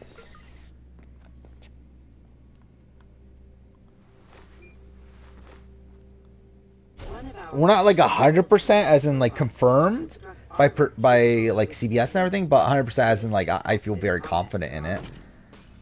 I think all the signs are there. These new models will easily be able to withstand small projectile attacks, Molotov cocktails, and other improvised riot weaponry. Can't make Jag sing what? People, I've recorded all kinds of ridiculous robotic shit down here. I think it's like with Jag is that like obviously I'm annoyed at how the game's playing out and how he's probably gonna win, but I have like nothing like truly against him as a person. Like I do think like obviously yeah, like some like things he said are not particularly great, but like something like super egregious. Like, he seems like a nice guy for the most part. I made sure it got the veto back then. Okay, wait, what? How do I do this? Yeah, I had my suspicions, and now we've got the proof to burn them. Head on out. Not done here yet. More to see. I'll be in touch. Okay, wait. So to do this, I need to unlock this stuff first, right? Then how do I do that?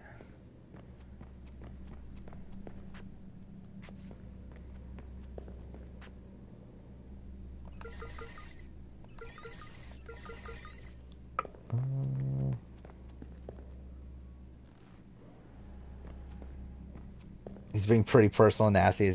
Yeah, he said some stuff. He's been saying some stuff recently that I've been like, okay, this is not great. Oh wait, wait, this one maybe? Is this one I'm needing?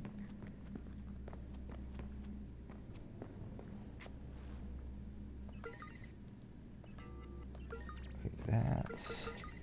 All right, there we go. I think now I got it.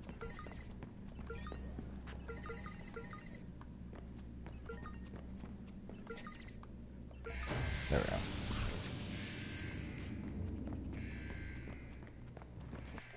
For challenge, yeah, probably like, yeah, D, Austin. The thing is, like, but, like, not really. Like, I mean, they would in terms of, like, challenge performance. Would they really in terms of, like, personality-wise? I don't think so.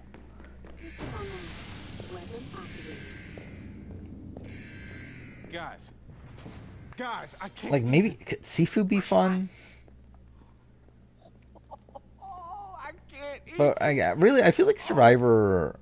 I don't know. Like, I don't feel like Survivor's, I guess, too far, we just got Cassie, and Cassie's definitely, like, a good challenge person.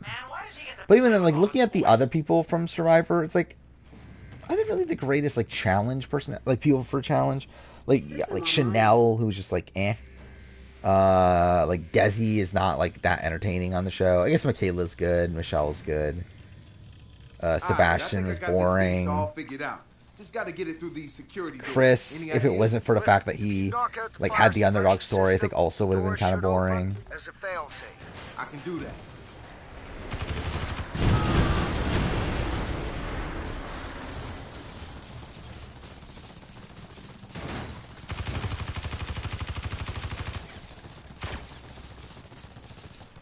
Prefer Survivor to Big Brother? I mean, I prefer the show Survivor to the show Big Brother. And to be fair, modern Big Brother is, I think, worse than modern Survivor. As in, like, I think the current state of the franchise is.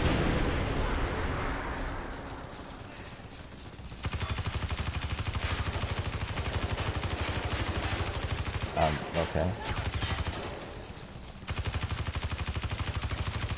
Wait, why can't I hit? Do I have to be, like, right above it?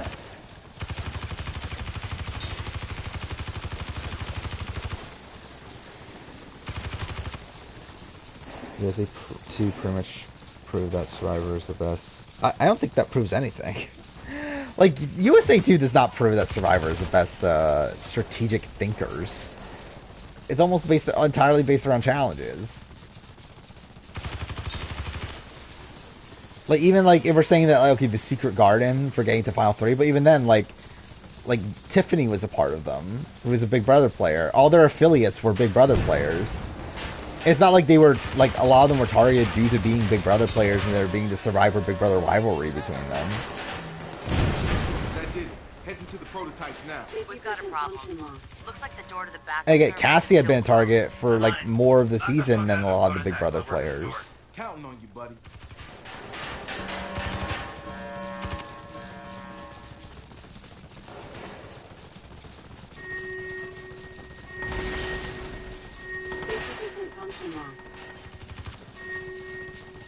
Nathan's chances almost zero, realistically. Like, I think edit-wise he's okay, but even then not great. I mean, he does get undermined. But yeah, he's not winning. There's no way a guy like fucking Nathan can win Survivor UK.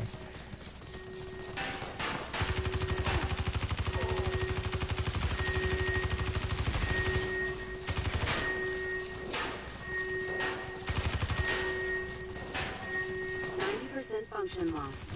Core systems Bowie wants to not let Felicia or Insuri sleep. What does that even mean?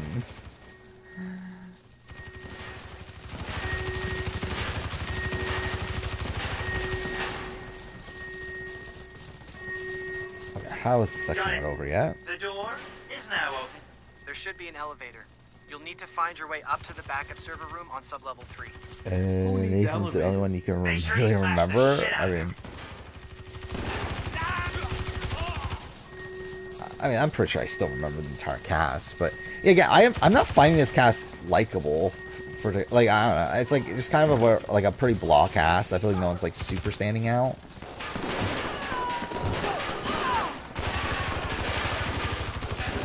Okay, this is stupid.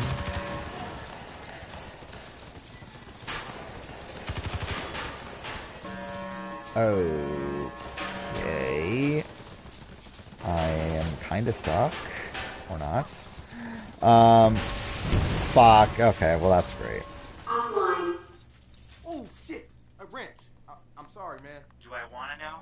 Nah, probably not. James Ryan's okay. He's not like a great player, but he's fine. Cool, I definitely need all this. It's just set up that I have to redo it. I definitely need that, like, wasted 15 to 20 seconds. Oh, fuck off! You just start from the very beginning? Fuck off, dude. Are you serious? Alright, I think I got this beast all figured out. Just gotta get it through this series really has a fucking issue with fucking checkpoints. Knock out the fire suppression system. Doors should open as a failsafe. I can do that. And I already guessed I'd say Peg Leg's pre-merge, but you don't know. By the way, also, this is going to be a relatively long pre-merge, right? I believe it's confirmed to be merging at 10. So it's like 8 people are not going to make the merge. And I believe it's a jury of 9. It's like half the cast isn't going to make the jury. I don't think Will returns for all winners. Unless they really give him a massive stipend, but I doubt he will. I think Dan's more likely than Will of like the big names. Especially now Dan's on the traders too. That did it. Heading to the prototypes now. We've got a problem. Looks like the door to the backup servers is still Would closed. you miss me not being able to finish this game quick enough? Isn't the UK logo just the SA logo? Also, like, just most of the music is also just SA music. And also some of it was Quebec too, which like bothered me when I heard it. It's like fucking traumatizing hearing the Quebec music again. Like the previously on music for Quebec is used in UK episode 2, I think. It was like, oh my god, this fucking like a terror. Oh my god, I'm so fucking tired. Straight, I am tired and I have a fucking headache. But I do want to fucking finish this game.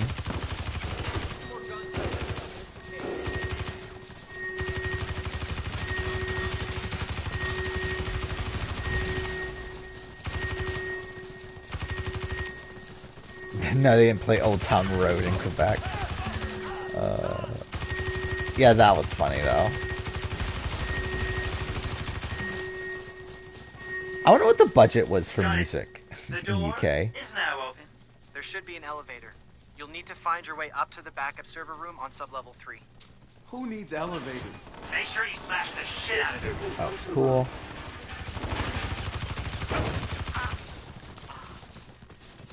They're definitely someone whose favorite season is Survivor Quebec. I mean, yeah, Dark Saints' favorite season is Survivor Quebec.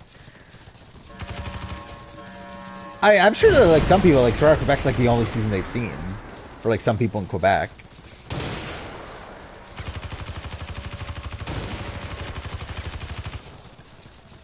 If only it was a better season. Wait. Oh, I didn't realize that was a thing. I could have just done that.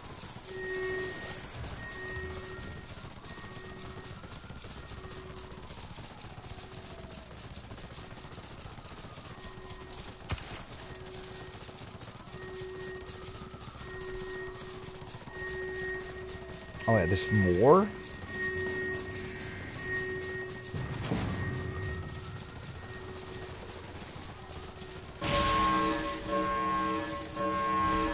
Imagine we got a stream. That'd be funny. I would love it if they use Extreme Ways. More things should use Extreme Ways. I forgot. What was I did watch something like, not recently, but like probably like a year or two ago. That like just randomly used Extreme Ways. I was like, what the fuck? Wait, what am I doing?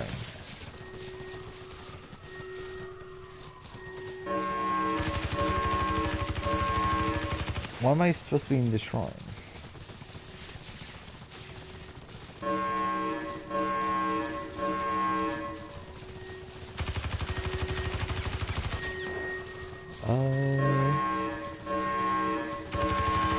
I don't even know what I'm supposed to be fucking getting here. Oh, it's just these in general? Okay, cool.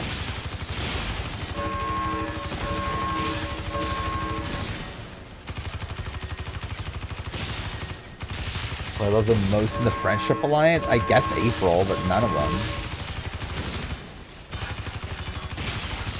Weapons temperature exceeding norms. I think Yvette is the best character. But it's also Yvette.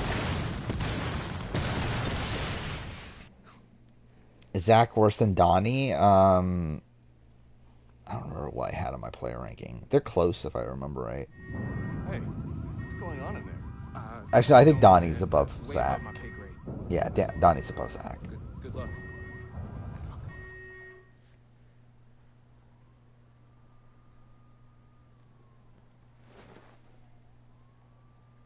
Wait, what's going on here?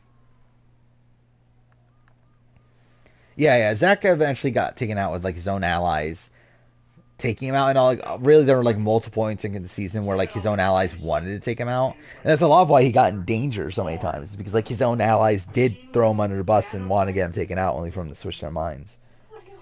Yeah, I thought y'all might like that. This was a gift. Yeah, I haven't looked at like how people are watching UK outside the RGP Patreon group, but yeah, I would very much recommend if you have $5 and are willing to spend that to watch Forever UK. RGP Patreon group has it like right away. Where literally I got home yesterday at what, like 10 o'clock. It was already there, both episodes 1 and 2, which I believe airing wise, that's like what, within 6 hours. Again, I don't know if it was. I assume it was posted earlier, obviously. Like within like 6 hours, both episodes were uploaded. Like the episode that aired on TV and also the episode that hadn't aired on TV yet. So I was like, that's pretty convenient. Watching on Daily Motion, yeah, I just hate Daily Motion. Exercise your right to protest now. They will build an army to keep you quiet and compliant. Titus is partnered with Blue to grant CTOS. Zach didn't age well. Blue has sold your private information. I mean, yeah, that was always like a part of his characters, like how he's like hamming it up for the show and everything. DedSec is giving you the truth. Do what you will. But I still think he's fun at points, at least. Get all the pages all stuck together. Hey, I'll catch up with you later. All right, later. Oh, is this the tweet about? And this is, how long have I had this open for? I see the tweet about Jag and Bowie discuss plans to stress out the mamas as much as possible. They want to make sure Felicia doesn't sleep. Thinks they're too comfortable. It's disgusting. Oh, that's something.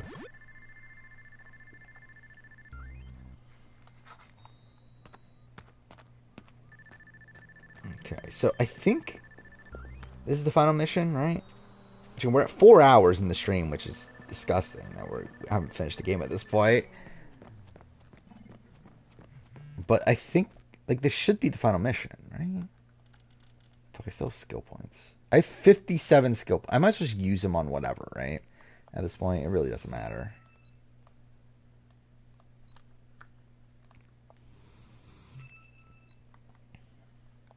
I mean, the draft was done, like, a while ago. I already decided against that, like, the 2 hour mark.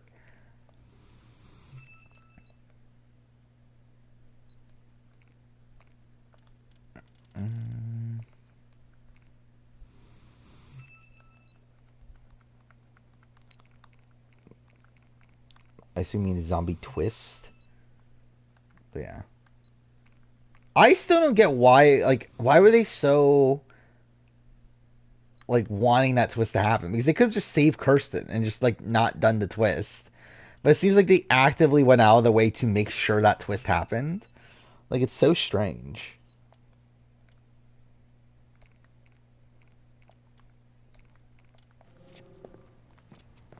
We've got some really bad news. Can you come in? What's going on? Okay, yep, here we go. Final mission, Motherload. So, we're almost done. Thank fucking God. This isn't even that long of a mission if I do it properly. It's probably like a 30-minute mission. Okay.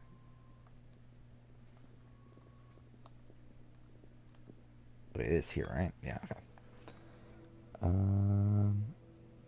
Cookie draft? What? How many cookies are there? I'm sure there's enough to do a draft of.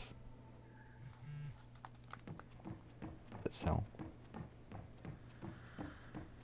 worst first juror, Dan or Cameron? Probably Cameron, right? Yeah, Cameron got booted even before being the first juror. I mean, to be fair, he probably survived more rounds than Dan. Dan was going to be like second boot if he didn't win a challenge there. Maybe Dan is worse, actually. Along with former Congressman Mark Thruss, attempted to illegally influence the congressional election. Evidence of their malfeasance was provided by the controversial hacker group DedSec. As a result of their evidence, the election itself has been delayed. I'm not even gonna bother looking for new guns. What's the worst cookie? I don't know. What would the option even be? It's like, I just wouldn't eat them. Like, I don't think I've tried enough cookies to even know what the worst cookie is. Oh, is this one of these dumb things where, like... Oh, wait, no, maybe it's here or not? Yeah, is it the dumb thing where, like, the mission technically activated while it was in here, so, like, I have to leave for it to actually activate? Yeah, I know about the Blood Dragon show. I don't really care, though. But yeah, I know they're making a show of it. Obviously based on Far Cry. What does that even mean? Bowie Jean acts like a molester?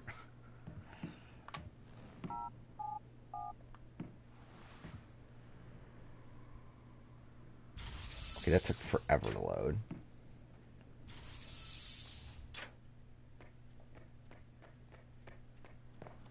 Oh yeah, okay. Fuck off. Like, I have to start the mission here. Yeah, let's do this. Get this fucking over with. Did that start? That Gen 5 or whatever, Gen V? I don't know. I don't know if I'll watch it soon. It's gone on for too long. Oh, I heard you. Yeah, like I've heard of it though. The first motherfucking dozen times. If you did, we wouldn't be here, am I right? Is the entire season out? Oh, I guess the finale's next week. Maybe I'll watch it eventually. Probably not now though. It has a 97 Rotten Tomatoes score. That's really good, obviously. Yeah, I'll probably watch it at some point. Oh, is he in? Why? Why is he in the show? Why have all fucking characters fucking put Marcus Holloway? Oh wait, they put a whole bunch of Ubisoft characters in. Fucking Sam Fisher's in there. Jade from Beyond Good and Evil. Pagan Min is. I guess Pagan Min makes more sense. Rayman.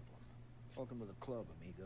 Yeah, it's what he wanted all along, right? Wait, what? Set us up as the boogeyman. Bullfrog, a frog hybrid and French assassin who is recruited. What the fuck are we doing? What does that even mean? Why'd they add an assassin that's a half frog? Like, what? Wait, I need to look up this character. What the fuck is this? I bet the NSA will be real interested in cozying up to them now. The NSA will encourage other corporations to keep spreading their legs for Bloom. This is so stupid. What is this? Like, what does the Assassin's Creed series turn into? What the fuck? We're fucking adding in an assassin's character. It's a fucking frog. Fuck off. Let's make this happen. Yeah, what a fucking weird show that's gonna be. Oh, wait, did it come out? I didn't realize it came out already. I thought it was coming out still. Yeah, I did hear it got good reviews. I get it. Okay? But we don't miss each other here. That's Primate. That's Silicon Valley. Actually, I didn't even look. Is it the same voice actor? Yeah, we're cool. No, we're good. Where do you need me? Let's see. It might not be. I'm not sure. Who plays Marcus? Actually, I've never thought about this once in my entire life. Who the fuck plays Marcus Holloway?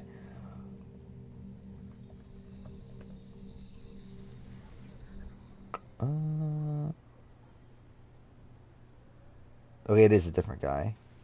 Yeah, it's a different Meet guy. Andrew Novak, Dushin's assistant. Look how low fucking quality He's those textures are. Proprietary data for his new one true love, Mary Catskills. 9-minute Amazing Race has been hard to watch. I'm gonna hack his Yeah. laptop, use his backdoor to get Yeah, like it's a season where like I think there's like good things here and there, but most of it's just the same boring Amazing Race, but even longer. I'm gonna need to stretch my legs first. Alright, here we go. Satara gameplay. Think fucking I get to play Satara. I don't know what I would have done if in fucking Watch Dogs I need to play Satara.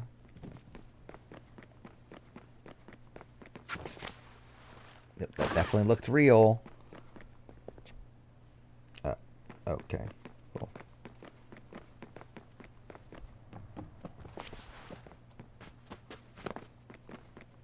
I think Matt and Jack will be fine postseason. I'm gonna need to find a way up if I'm gonna disrupt the local CTOS router.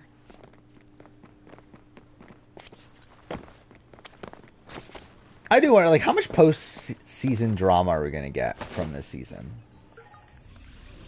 Like, who's the most likely to get into a feud postseason? Damn, Bloom really goes that extra mile to protect its own.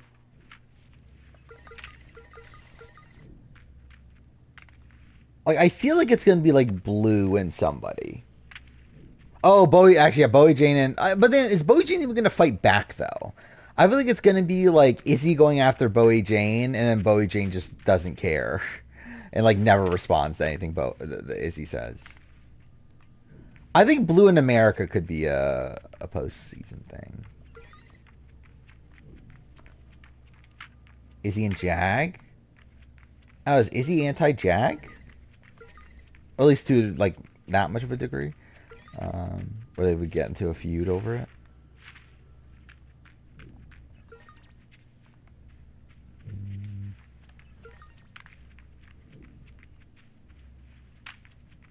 Okay, where the fuck is this going?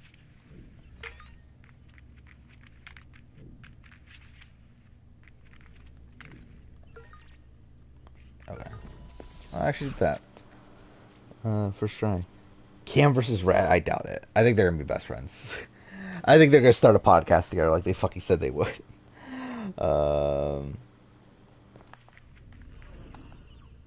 I personally, I think Jag will be fine post-show. And watch me be completely wrong. But I feel like Jag's gonna be a mostly affable guy post-show. I think Matt probably won't give a shit and just won't be anywhere. And I'm in. At least like social media wise, if I were to guess. I think Jag again. I think Jag will be fine. I expect Blue to be someone that can cause some drama. You're not helping. Yeah, Jag's not gonna be fucking canceled unless he does something like really, really bad in the next like week or so. But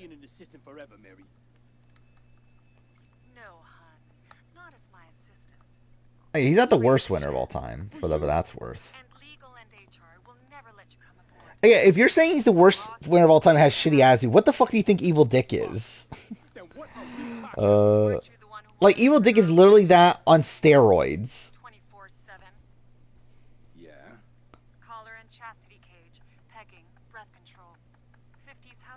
Yeah. Matt will become a far-right personality.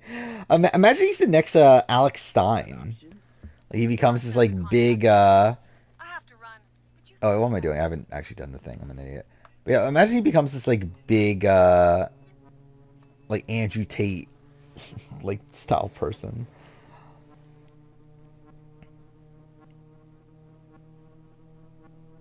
Riley marries Matt, takes. Sure, why not? Oh, Joe, actually, I could see that. Yeah, I could definitely see Matt taking the Joe Ingram route. That could be a thing. Like, just one day he starts posting, like, cult things on his Instagram.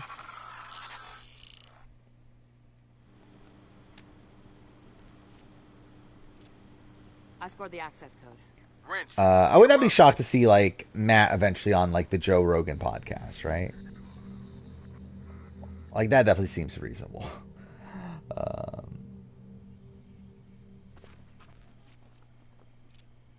How does locating Bloom's backup data farm and nuking it sound? You'll get to break all the shit you want. That site's pulling in way too much power, hombre. And it's on Bloom's doorstep. So go flex some muscles. Destroy the backup servers or they'll just default to a previous... Oh, I forgot it was a grenade launcher. So go flex some muscles. Destroy yes, thank you. Thank you for saying that exact same thing again. Version of the data we're about to wipe.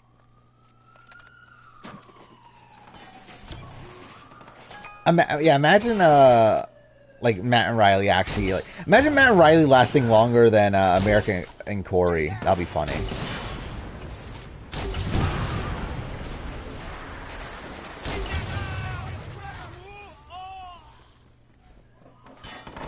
Imagine like Blue and Jared last longer than American Corey. That'll also be funny.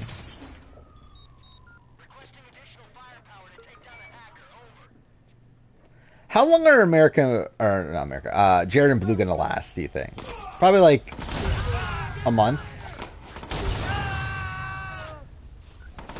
If that. Are Ty and Claudia still together?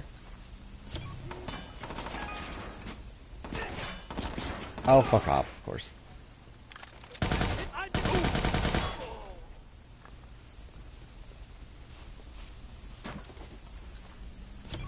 He's like, I feel like I haven't seen anyone talk about Ty and Claudia really ever. I'm pretty sure it was a thing post-show. At least they were dating for at least like a month or so. I remember seeing like updates that they were still dating after like a month or so after the show, so. But I haven't seen anything since then. Okay, well this is great.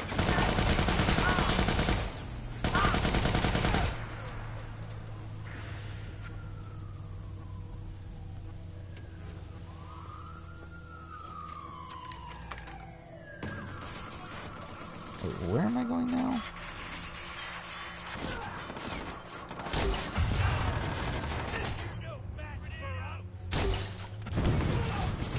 But I didn't kill anybody.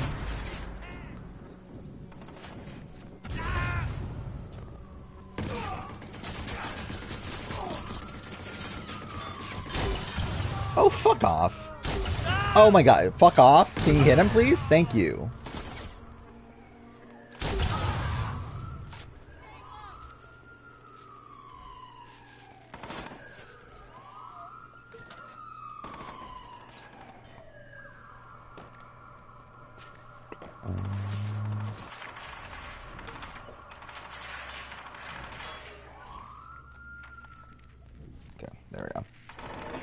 Or not? Or maybe so. Fuck me. Fuck this game. I want this to just be fucking over with already. Need a Janelle pose. What do you even mean by that?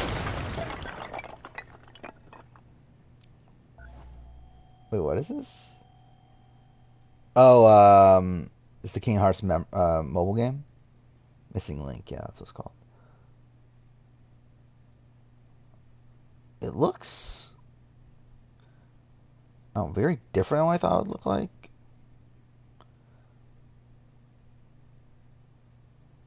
Yeah. I don't know. I probably won't play it, to be honest. But if Lasers ends up playing it, I'll probably end up watching him play it. Like I've watched him playing Ever Crisis. For what that's worth. Found the backup servers? Dude, I found Bloom's utility closet, the backup servers, and the campus generators. Good thing I brought extra goodies. Okay. What am I supposed to be doing right now? Oh, I need to destroy it.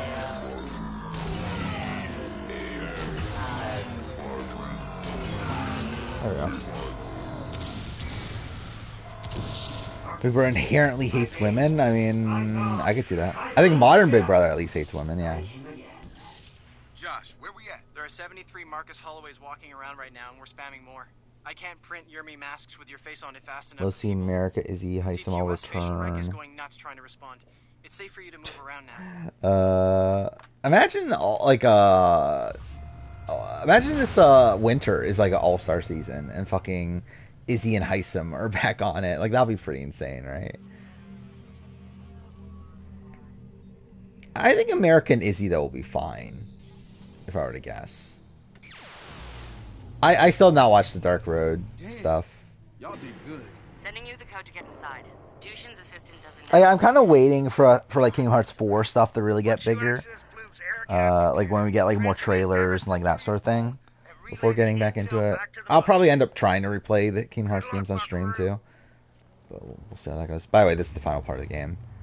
Let's get this fucking over with. Even though this is a pretty difficult section if I remember right. Rank the Big Brother versus the term dick size. So number one's June. You know, I mean, like, obviously, like how would I answer this? Probably Evil Dick would be number one, right?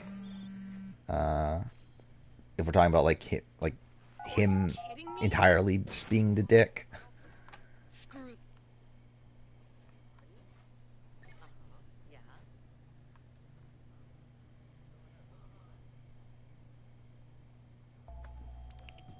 It's almost been 2 years since Dark. Has it been 2 years since Dark Road? Game on lock like we changed the key. What? Danny Brown. I really did not think it had been that long. I thought it'd been like less than a year, to be honest. Oh shit, Ray. You're gonna need to shut down their ability to warn the douche. You got ideas? Exploit the campus Okay, routers so- and change their password. That'll lock down their Wi-Fi to Wait, everyone wrong except one us. again. God damn it. I'm on Overwatch.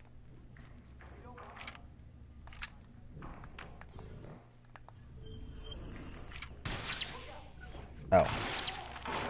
Well, that was great. I didn't realize he wouldn't die from... Okay, cool. Whatever. I guess we're getting to combat. And I used the wrong fucking menu again.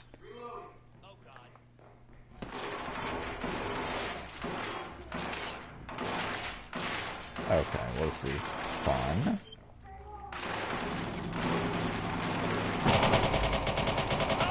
How is he not dead? He's getting like multiple headshots. Okay, cool. That's fucking stupid.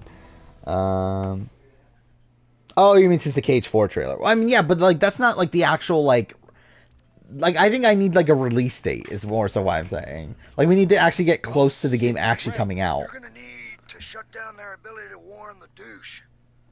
You got ideas? Exploit the campus Because like when that trailer came out, even I would say there's no fucking way this game's coming anytime soon. By the way, also it's really been 2 years since that trailer. That's pretty insane to me. Yeah, actually, wait, that's been 2 years? Oh, in April will be 2 years. That's still like a year, and like, yeah, it's still a while though. Like, if to me, it felt like still somewhat recent.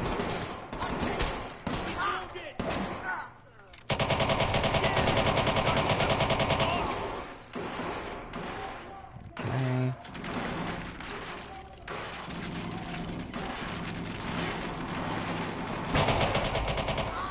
Ah, fuck.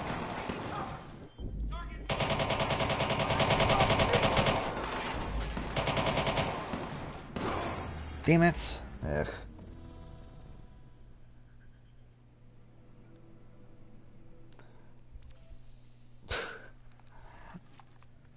And so you want like a terrible person to come into the house to show these other people that they're terrible people? You're gonna need to shut down their ability to warn the douche.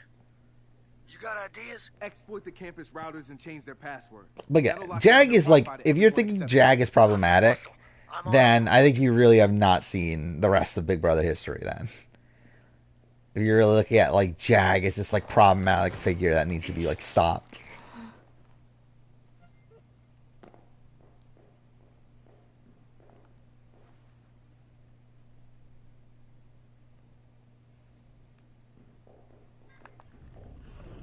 Okay, wait.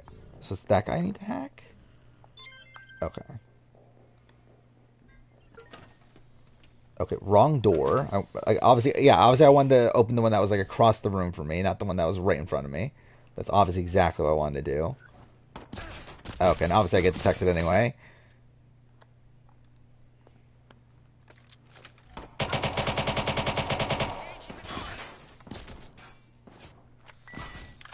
Okay.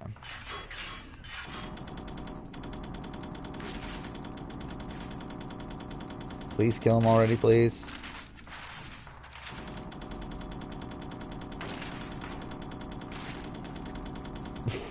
And combat looks so stupid at points in this. Like when you could like do combat entirely in this mode, it just looks really dumb.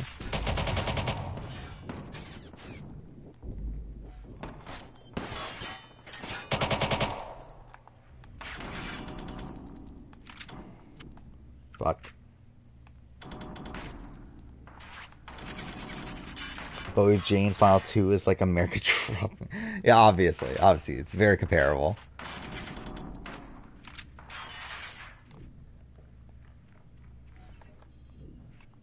Nah, there's no way. Yeah.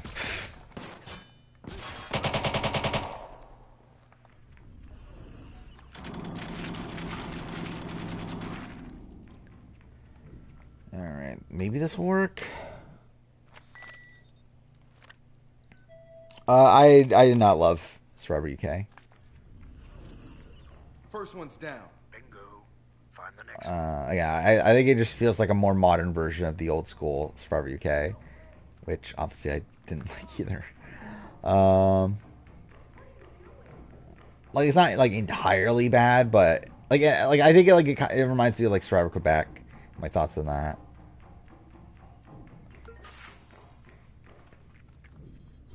Like this is actually going smoother than I thought it'd be. Yeah, episode 2 is better. Have you not watched episode 2 yet? Yeah, I think episode 2 is better for sure. Or like episode 1 was like so focused on the survival stuff and everything. I don't feel we really got much outside that. Episode 2 definitely like started to show some strategy and everything. It still is feeling like a bit slow paced, but yeah, at least it was better. Okay, wait. Who do I need to steal from?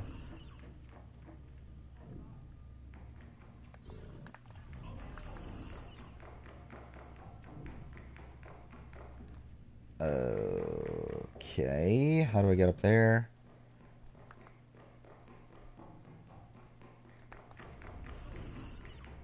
Wait, what? Wait, where's stairs up? How do I get upstairs? Oh,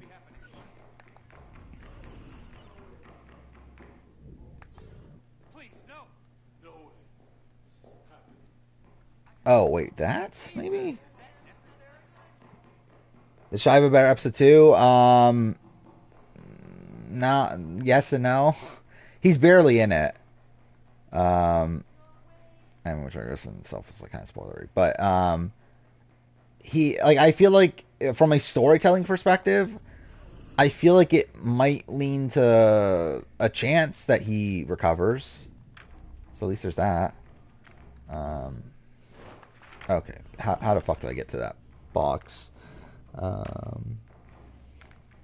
Oh yeah, like obviously like, Daniel Durston is way fucking worse than any of Matt, Bowie, or Jag.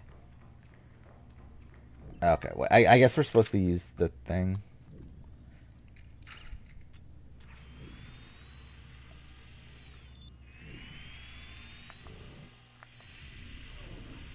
The plan is to start AU retrospectives.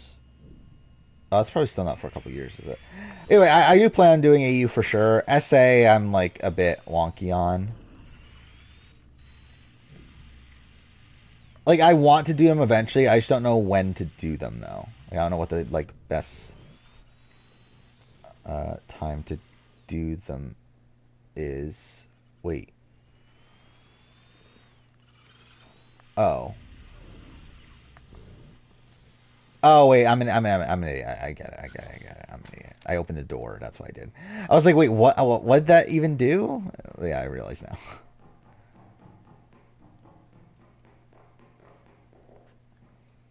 Here we go.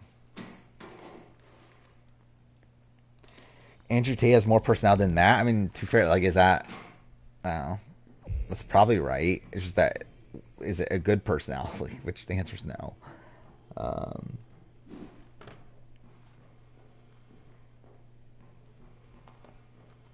Yeah, you got it done before Halloween. Halloween's what, on Tuesday, right? It's obviously actually this is the last stream of October, isn't it?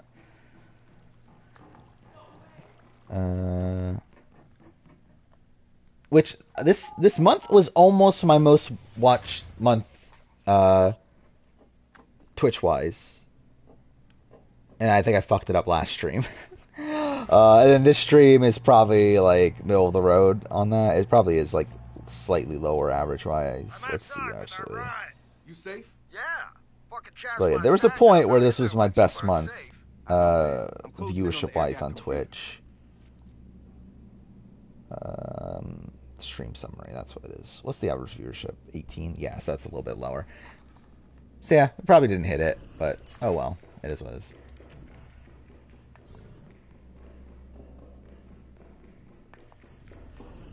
Oh, is there more? I thought that was it.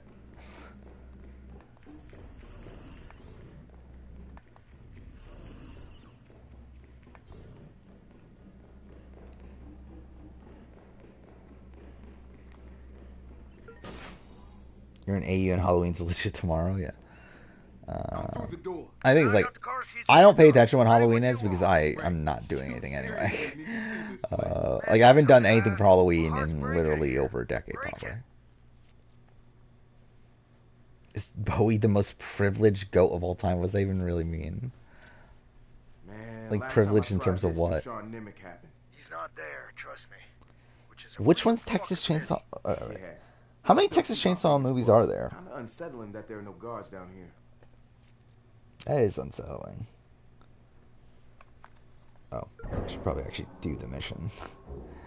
I'm using the admin cert that Josh scored to get into their guts. I've never even heard of some of these. Got access to the air gap computer. It's no longer off the grid. Downloading. I didn't even know they made a Texas Chainsaw 3. And then yeah, Return of Texas Chainsaw Massacre. I knew of the reboot. I knew of the beginning. And I knew of 3D. Then I forgot they actually rebooted it recently. But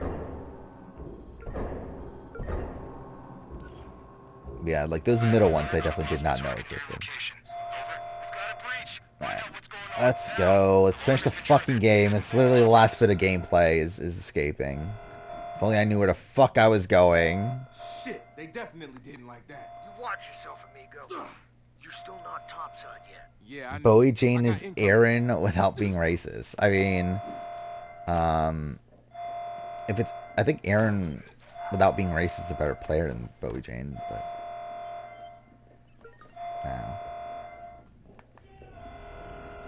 yeah, I think Aaron at least was trying to win, for whatever that's worth.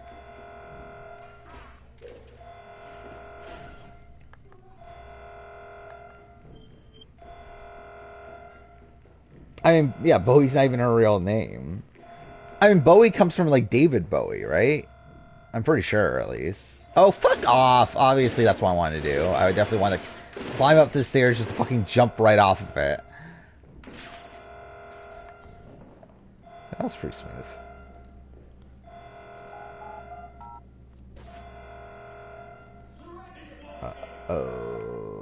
Okay. Game, please. Like, just let me escape. Please. Thank you. Fuck off.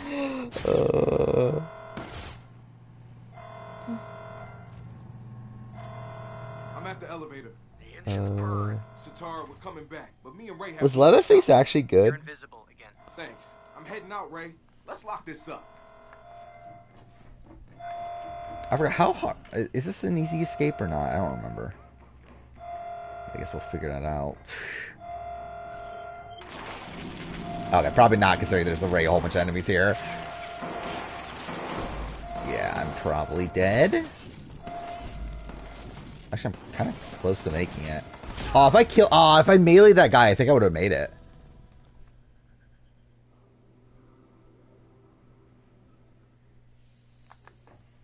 Alright, let's try this again. No, game, just let me run.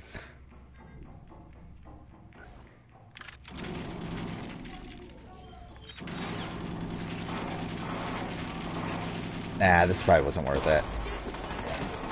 Yeah, I shouldn't have stopped. I should have just ran through it. Is that a thing, small dick energy? I assume it is, that there is big dick energy. Monica, was that intentional though? Oh fuck, I went the wrong way. Well, that's great. Cool.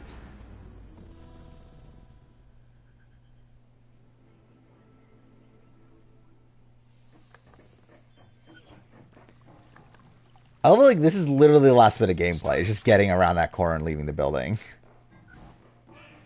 Alright. Let's run through the rest. Okay. Then kill this guy. And then I think we're good. There we go, we did it. Fuck this game. This game's fucking done. It took 4.5 hours to do something I did in like 2 hours in my last playthrough, but whatever. Yeah, I think it was actually like take out Matt Rogers, then flip back and take out Benji part of it at least. Yeah, that was obviously intentional.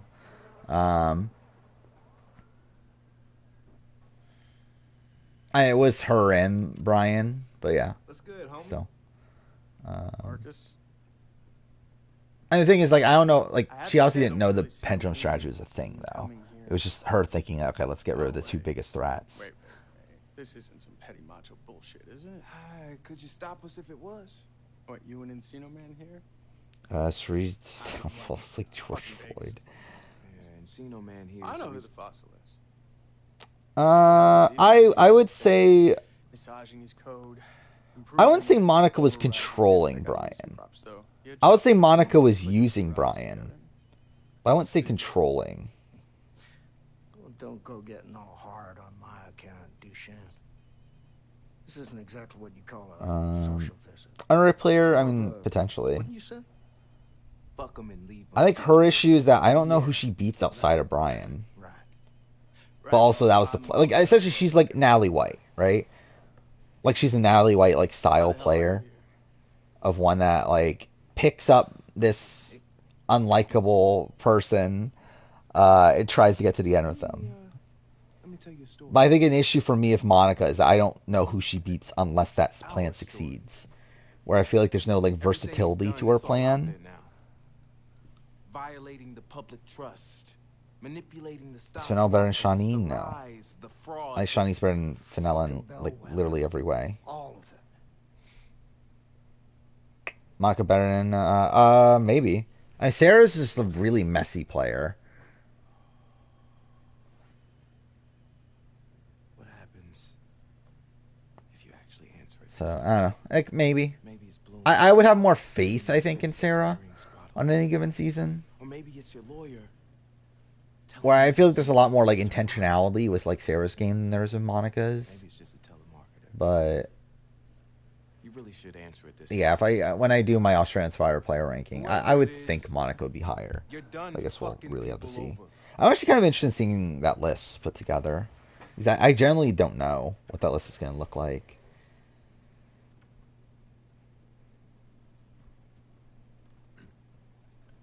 Sarah 2017 is the second best Sarah. I mean, how many other options are there? Obviously Lucina, but who is there outside of Lucina? You got Sarah from Heroes versus Villains, right? Wilson. I mean, that's not many other good options, are there? Oh, Sarah Wade. I forgot about Sarah Wade. Also, still not a good option. Well, yeah, I already said the the Heroes versus Villains one. Hacker.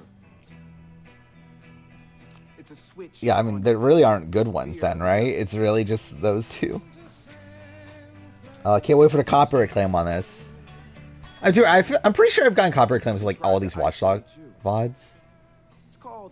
For some reason. I don't even know why, to be honest, but whatever.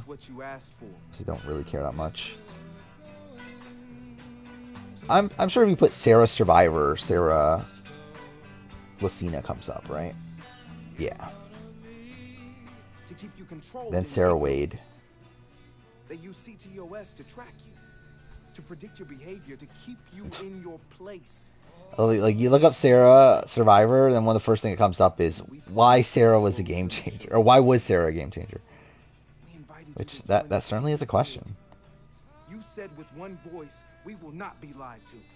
We will not be afraid. We will not be silent. I forgot about Dawson. I forgot her first name was Sarah. Thanks. Oh, where are we translating to Big Brother with Sarah Beth? Who the fuck is Sarah Ailes? Oh, that's Sarah. Okay, that is the one that was in the tsunami. San Francisco hacktivist cell Yeah, she's bad. has allegedly revealed what might I'm interested in, yeah, Like a Dragon Gaiden. I bought a physical copy of it, or like a pre-ordered one. The problem is that it won't arrive until December. Right, I think I thought of this in previous stream, but yeah, obviously I really wanted a physical copy of Like a Dragon Gaiden, and also Baldur's Gate 3. So, PlayAsia had a sale like a few weeks ago now, to where I pre-ordered both of them. The problem is that they won't ship until the last of them comes out, which is Baldur's Gate physical, which is in December. So I won't get both of them until December, which is annoying, but whatever. I don't have time to play it anyway. But yeah, I am excited for like Dragon Gaiden. I'm interested in seeing how it goes. And yeah, we'll play Like a Dragon on stream pretty soon. See, I think I talked through this at the end of my Spider-Man playthrough for the afterwards, but I think my plan for streams in terms of games is next up is Legion. Watch Dogs Legion, just because why not, I guess. Then I'll play AC Mirage, which will only take like a week. Then I'll play Spider-Man 2 again, because I just want to play it again. After that, I think I'll play Like a Dragon. Yakuza Like a Dragon, I mean, like obviously the Yakuza 7. And then I'll play FF7 Remake again. Both in preparation of the new ones coming out, because obviously Like a Dragon 8 comes out in January, right? And then Rebirth comes out in February. So yeah, that's kind of the plan.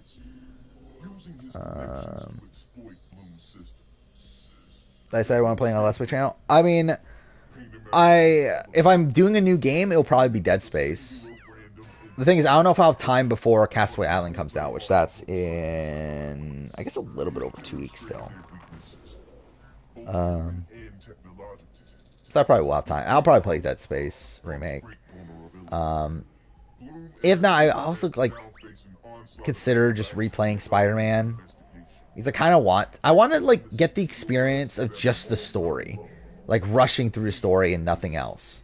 Because obviously the way I played it was I platinumed the game, so like I got all the trophies. I did literally every bit of side content, and yeah, I want to like experience just the narrative on its own, and ideally off stream, just so I could like fully take it in. So I might just say fuck it and do that, but we'll see. I have not seen the story trailer. I don't know.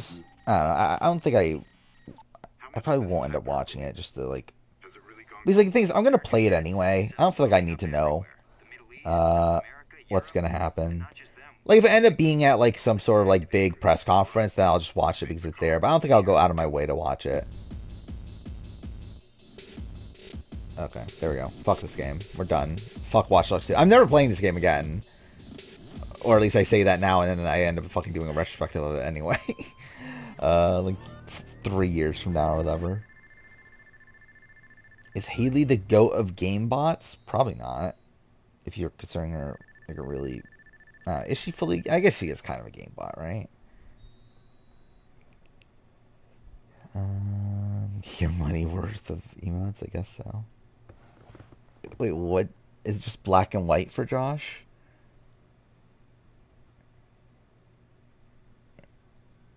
Can't deny the environments are pretty. I mean, not as much as other ones.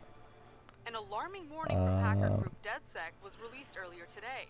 Oh yeah, that Kyoto. I would have figured that out anyway, eventually. Because I'm assuming that's gonna be in Gaiden, right? Hackers released information that military technology company Titus has been redirecting taxpayer dollars. But yeah, I won't end up playing. To build militarized robots. Yeah, I won't end up playing that until like December. Which is a little bit annoying. Like essentially, like so, what I have left from this year. Like really, like truth be told, I was looking at the list of games from this year, and I think I've played most of what I personally care about. Or like I have played, and I like the games I have already bought.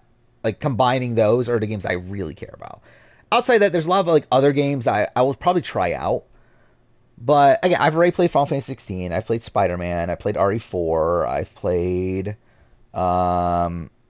what else? I don't remember anymore. Let's look at the list. Jedi Survivor, AC Mirage, I guess. Expanse, shit. But yeah, I own Dead Space, Hogwarts Legacy, Like a Dragon Ishin. Again, I already have Baldur's Gate and Like a Dragon Gaiden pre-ordered. I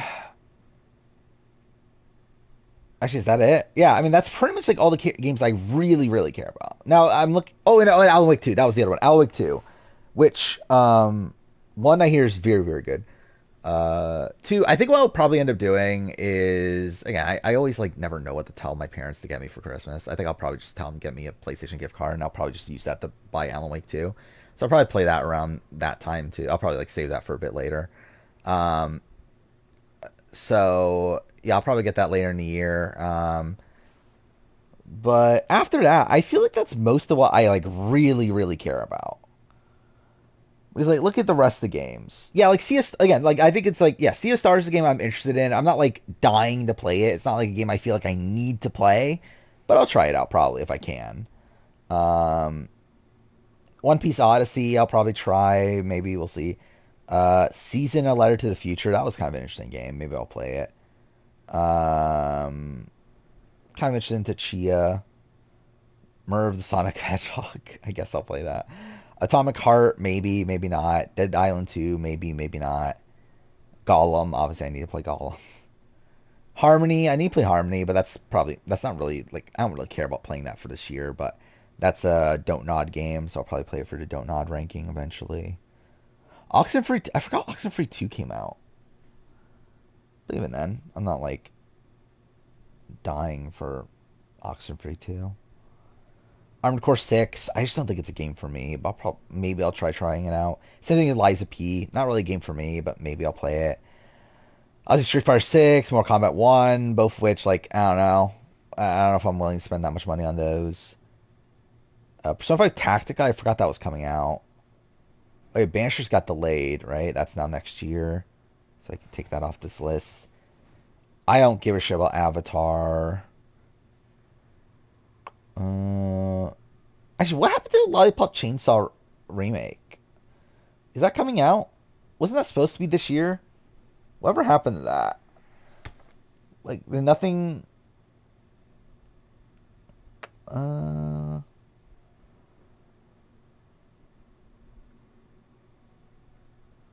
It still says... Okay, like... Yeah, there's, like, nothing from it. Like, all the articles say announced for 2023, but, like, there's still no date or anything.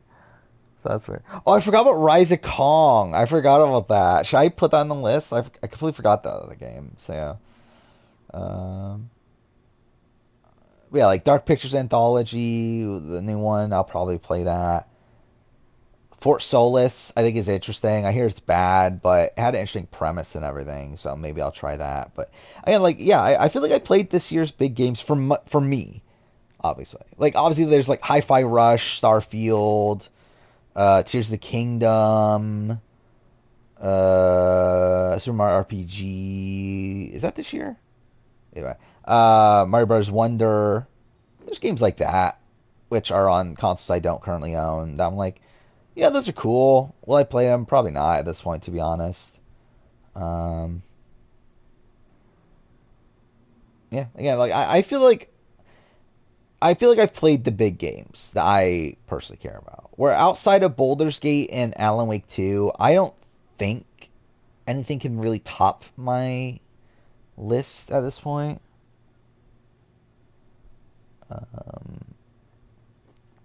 We changed Godzilla's baby. I mean, sure, why not?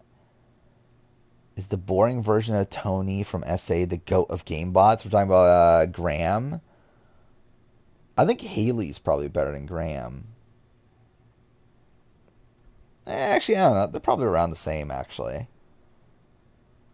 They're probably on the same level. Bojan's going to be hated postseason. I don't think people are going to care. I think she's just going to disappear. By the way, it is 4 o'clock. Fuck me. Hey, you and me, we're going to take some nice big breaths. Miranda Ball is on Big Brother. Maybe I'll do that. I'm over here. Who is that talking? Whatever. Yeah, actually, yeah, when Sri gets voted out this week, I'm going to have to change that, aren't I? Yeah, I'm not doing this. You! Yeah, you! Over here! It's been like 4 years since you watched SA5. How long's it been since I've watched? Actually, I watched SA5 not that long ago. Actually, no, I didn't do a full rewatch, right? I just would watch parts of it. Wait, and that was like probably like 3 years ago, so it's still a while ago. That is a part of this game that's really stupid. The fact that people could like literally just invade your game.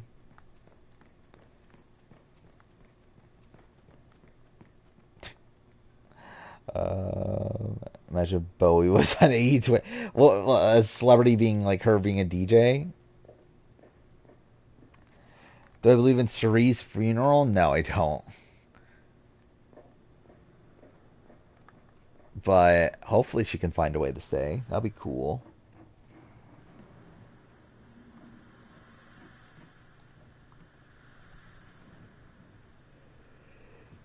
I haven't rewatched any International Survivor. I've watched...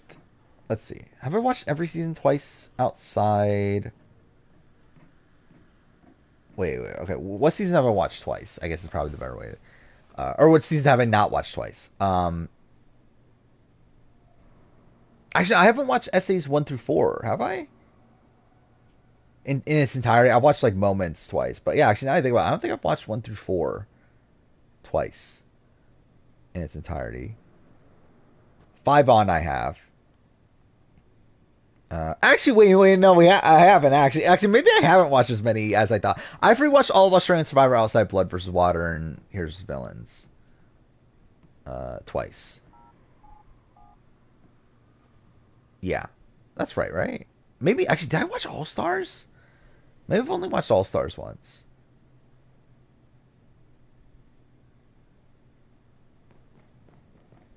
Did I? Actually, I think I've only watched the beginning of it twice, now I think about it. I think I watched the first few episodes again, but I never, like, finished the entire thing.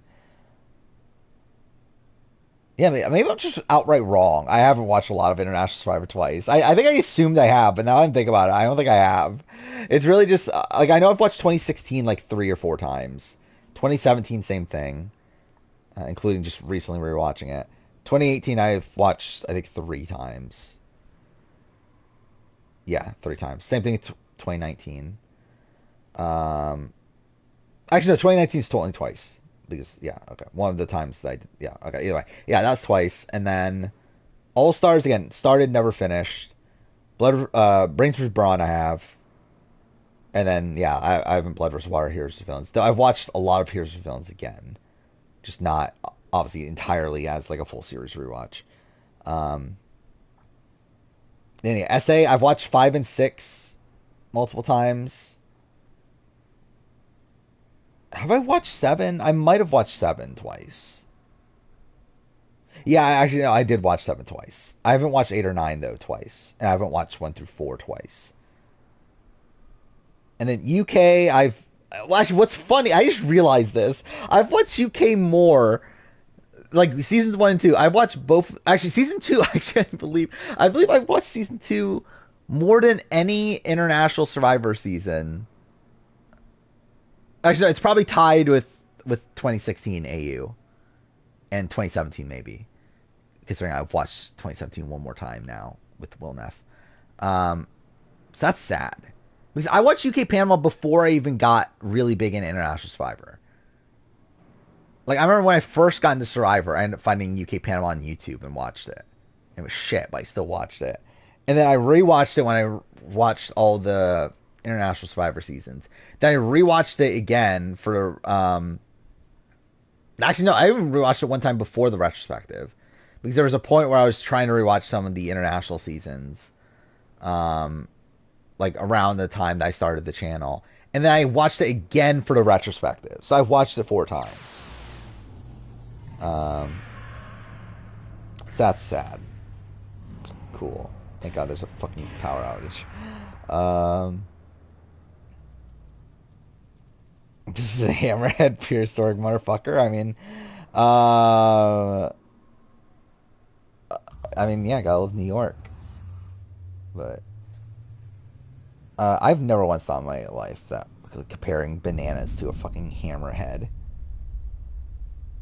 I can't wait to get to the point where she calls Omarosa what'd she call her? Like a Republican cum guzzling slut or something like that? Wasn't that the phrase? It was something like that, right? So that's something. So yeah, it'll be fun for whenever that happens. Cum guzzling Republican slut. Okay, yeah. Sorry, I got the phrasing wrong. Or the whatever. I'm so tired, dude. Again, I've literally been tired for the last like 2 hours at this point.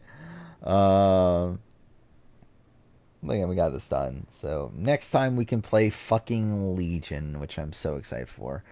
I don't know if I'm gonna play the Aiden DLC. I bought it, but I'm like, I don't know if I care enough to play it on stream.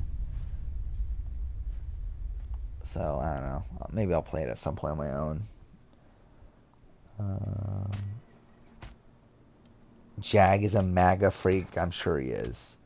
I feel like Matt is, right? You would think Matt would be. Oh, I'm actually really enjoying House of Villains. Which is a fun show. It's not anything I'm taking like super seriously in any way, but like, and like I don't even like fully know if the entirety of it's actually reality. But it's a fun show though. I am enjoying it. Like, I think if it continues its quality, I could see it being like top 5 of the year or so. By the way, I love how like 3 of my top 6 are Trader seasons, and then Trader's Canada's gonna be like pretty low, relatively. I think as of right now, like Trader's Canada would be like 13, 14 out of 25. I guess 26 for adding it. I forgot this many shows are going on right now. This is fucking stupid. What? Big Brother 25, Buddy Games, Survivor 45, Amazing Race 35, Traders Canada, Amazing Race Australia, BBUK, House of Villains, Challenge Battle for a New Champion, and I started watching Surviving Paradise, but I never got back to it. Oh, and fucking UK. Oh wait, fuck. Survivor UK is not even on this thing yet, so I need to add that to the shows that are currently running. Fuck me. And then BBAU is next week. Traders UK is coming soon. The first trailer came out for that. Squid Game Challenge, that's in like a month, right? So yeah, I think that's it for this year, though. I don't know what else I'm gonna start this year. Yeah, I don't know if Survivor Quebec or Traders Quebec is coming out this year. It's supposed to, right? But even then, I don't know if I care enough. We'll see. All Stars 4 is not going to be this year. The Climb, I'm probably not going to bother with. Bachelor in Paris Canada, probably no. The Goat, I mean, you would think if it's coming out this year, we would have heard of it right now. But, I don't know. Outlast, probably not. Tough as Nails, probably not. Crime Scene Kitchen, why did I put that on? Probably not. Traders Spain, probably not at this point. All Stars Shore 2, probably not. Survive the Raft, I don't know. Love Island Games, I just don't know who the fuck most of these people are, so probably not. Is it early 2024 now? That would make sense, considering we haven't heard anything from it. 007, Road to a Million, I don't know. I don't know if I care enough. And then Siren Survive the Island. That was a show I saw that was on Netflix. I was like, should I watch it? Probably not, but I'll jot it down on my show, like, list of shows. So that's something. But I like the shows that I for sure will watch are BBAU, Traders UK, and Squid Game Challenge. After that, it's all probably not. But still, that will end up being how many shows? 11, 14, 39 shows that I finish. Well, that's if I finish Surviving Paradise, but should I just finish like one of the other ones just for sake of it? Should I just finish like Zombieverse just to make it a full 40 at that point? Or should I just like watch one of the other ones to make it a full 40? Like 007, just make it 40 shows. Dude, it's gonna be so stupid me ranking that many, but whatever. So excited for Figgy on Squid Game, sure, why not? Yeah, like that'll be funny actually. She's like eliminated before we even get to see her. Yeah, I don't know how they're gonna handle like showing people on the show. I assume it's gonna be like similar to like Physical 100, where you just don't.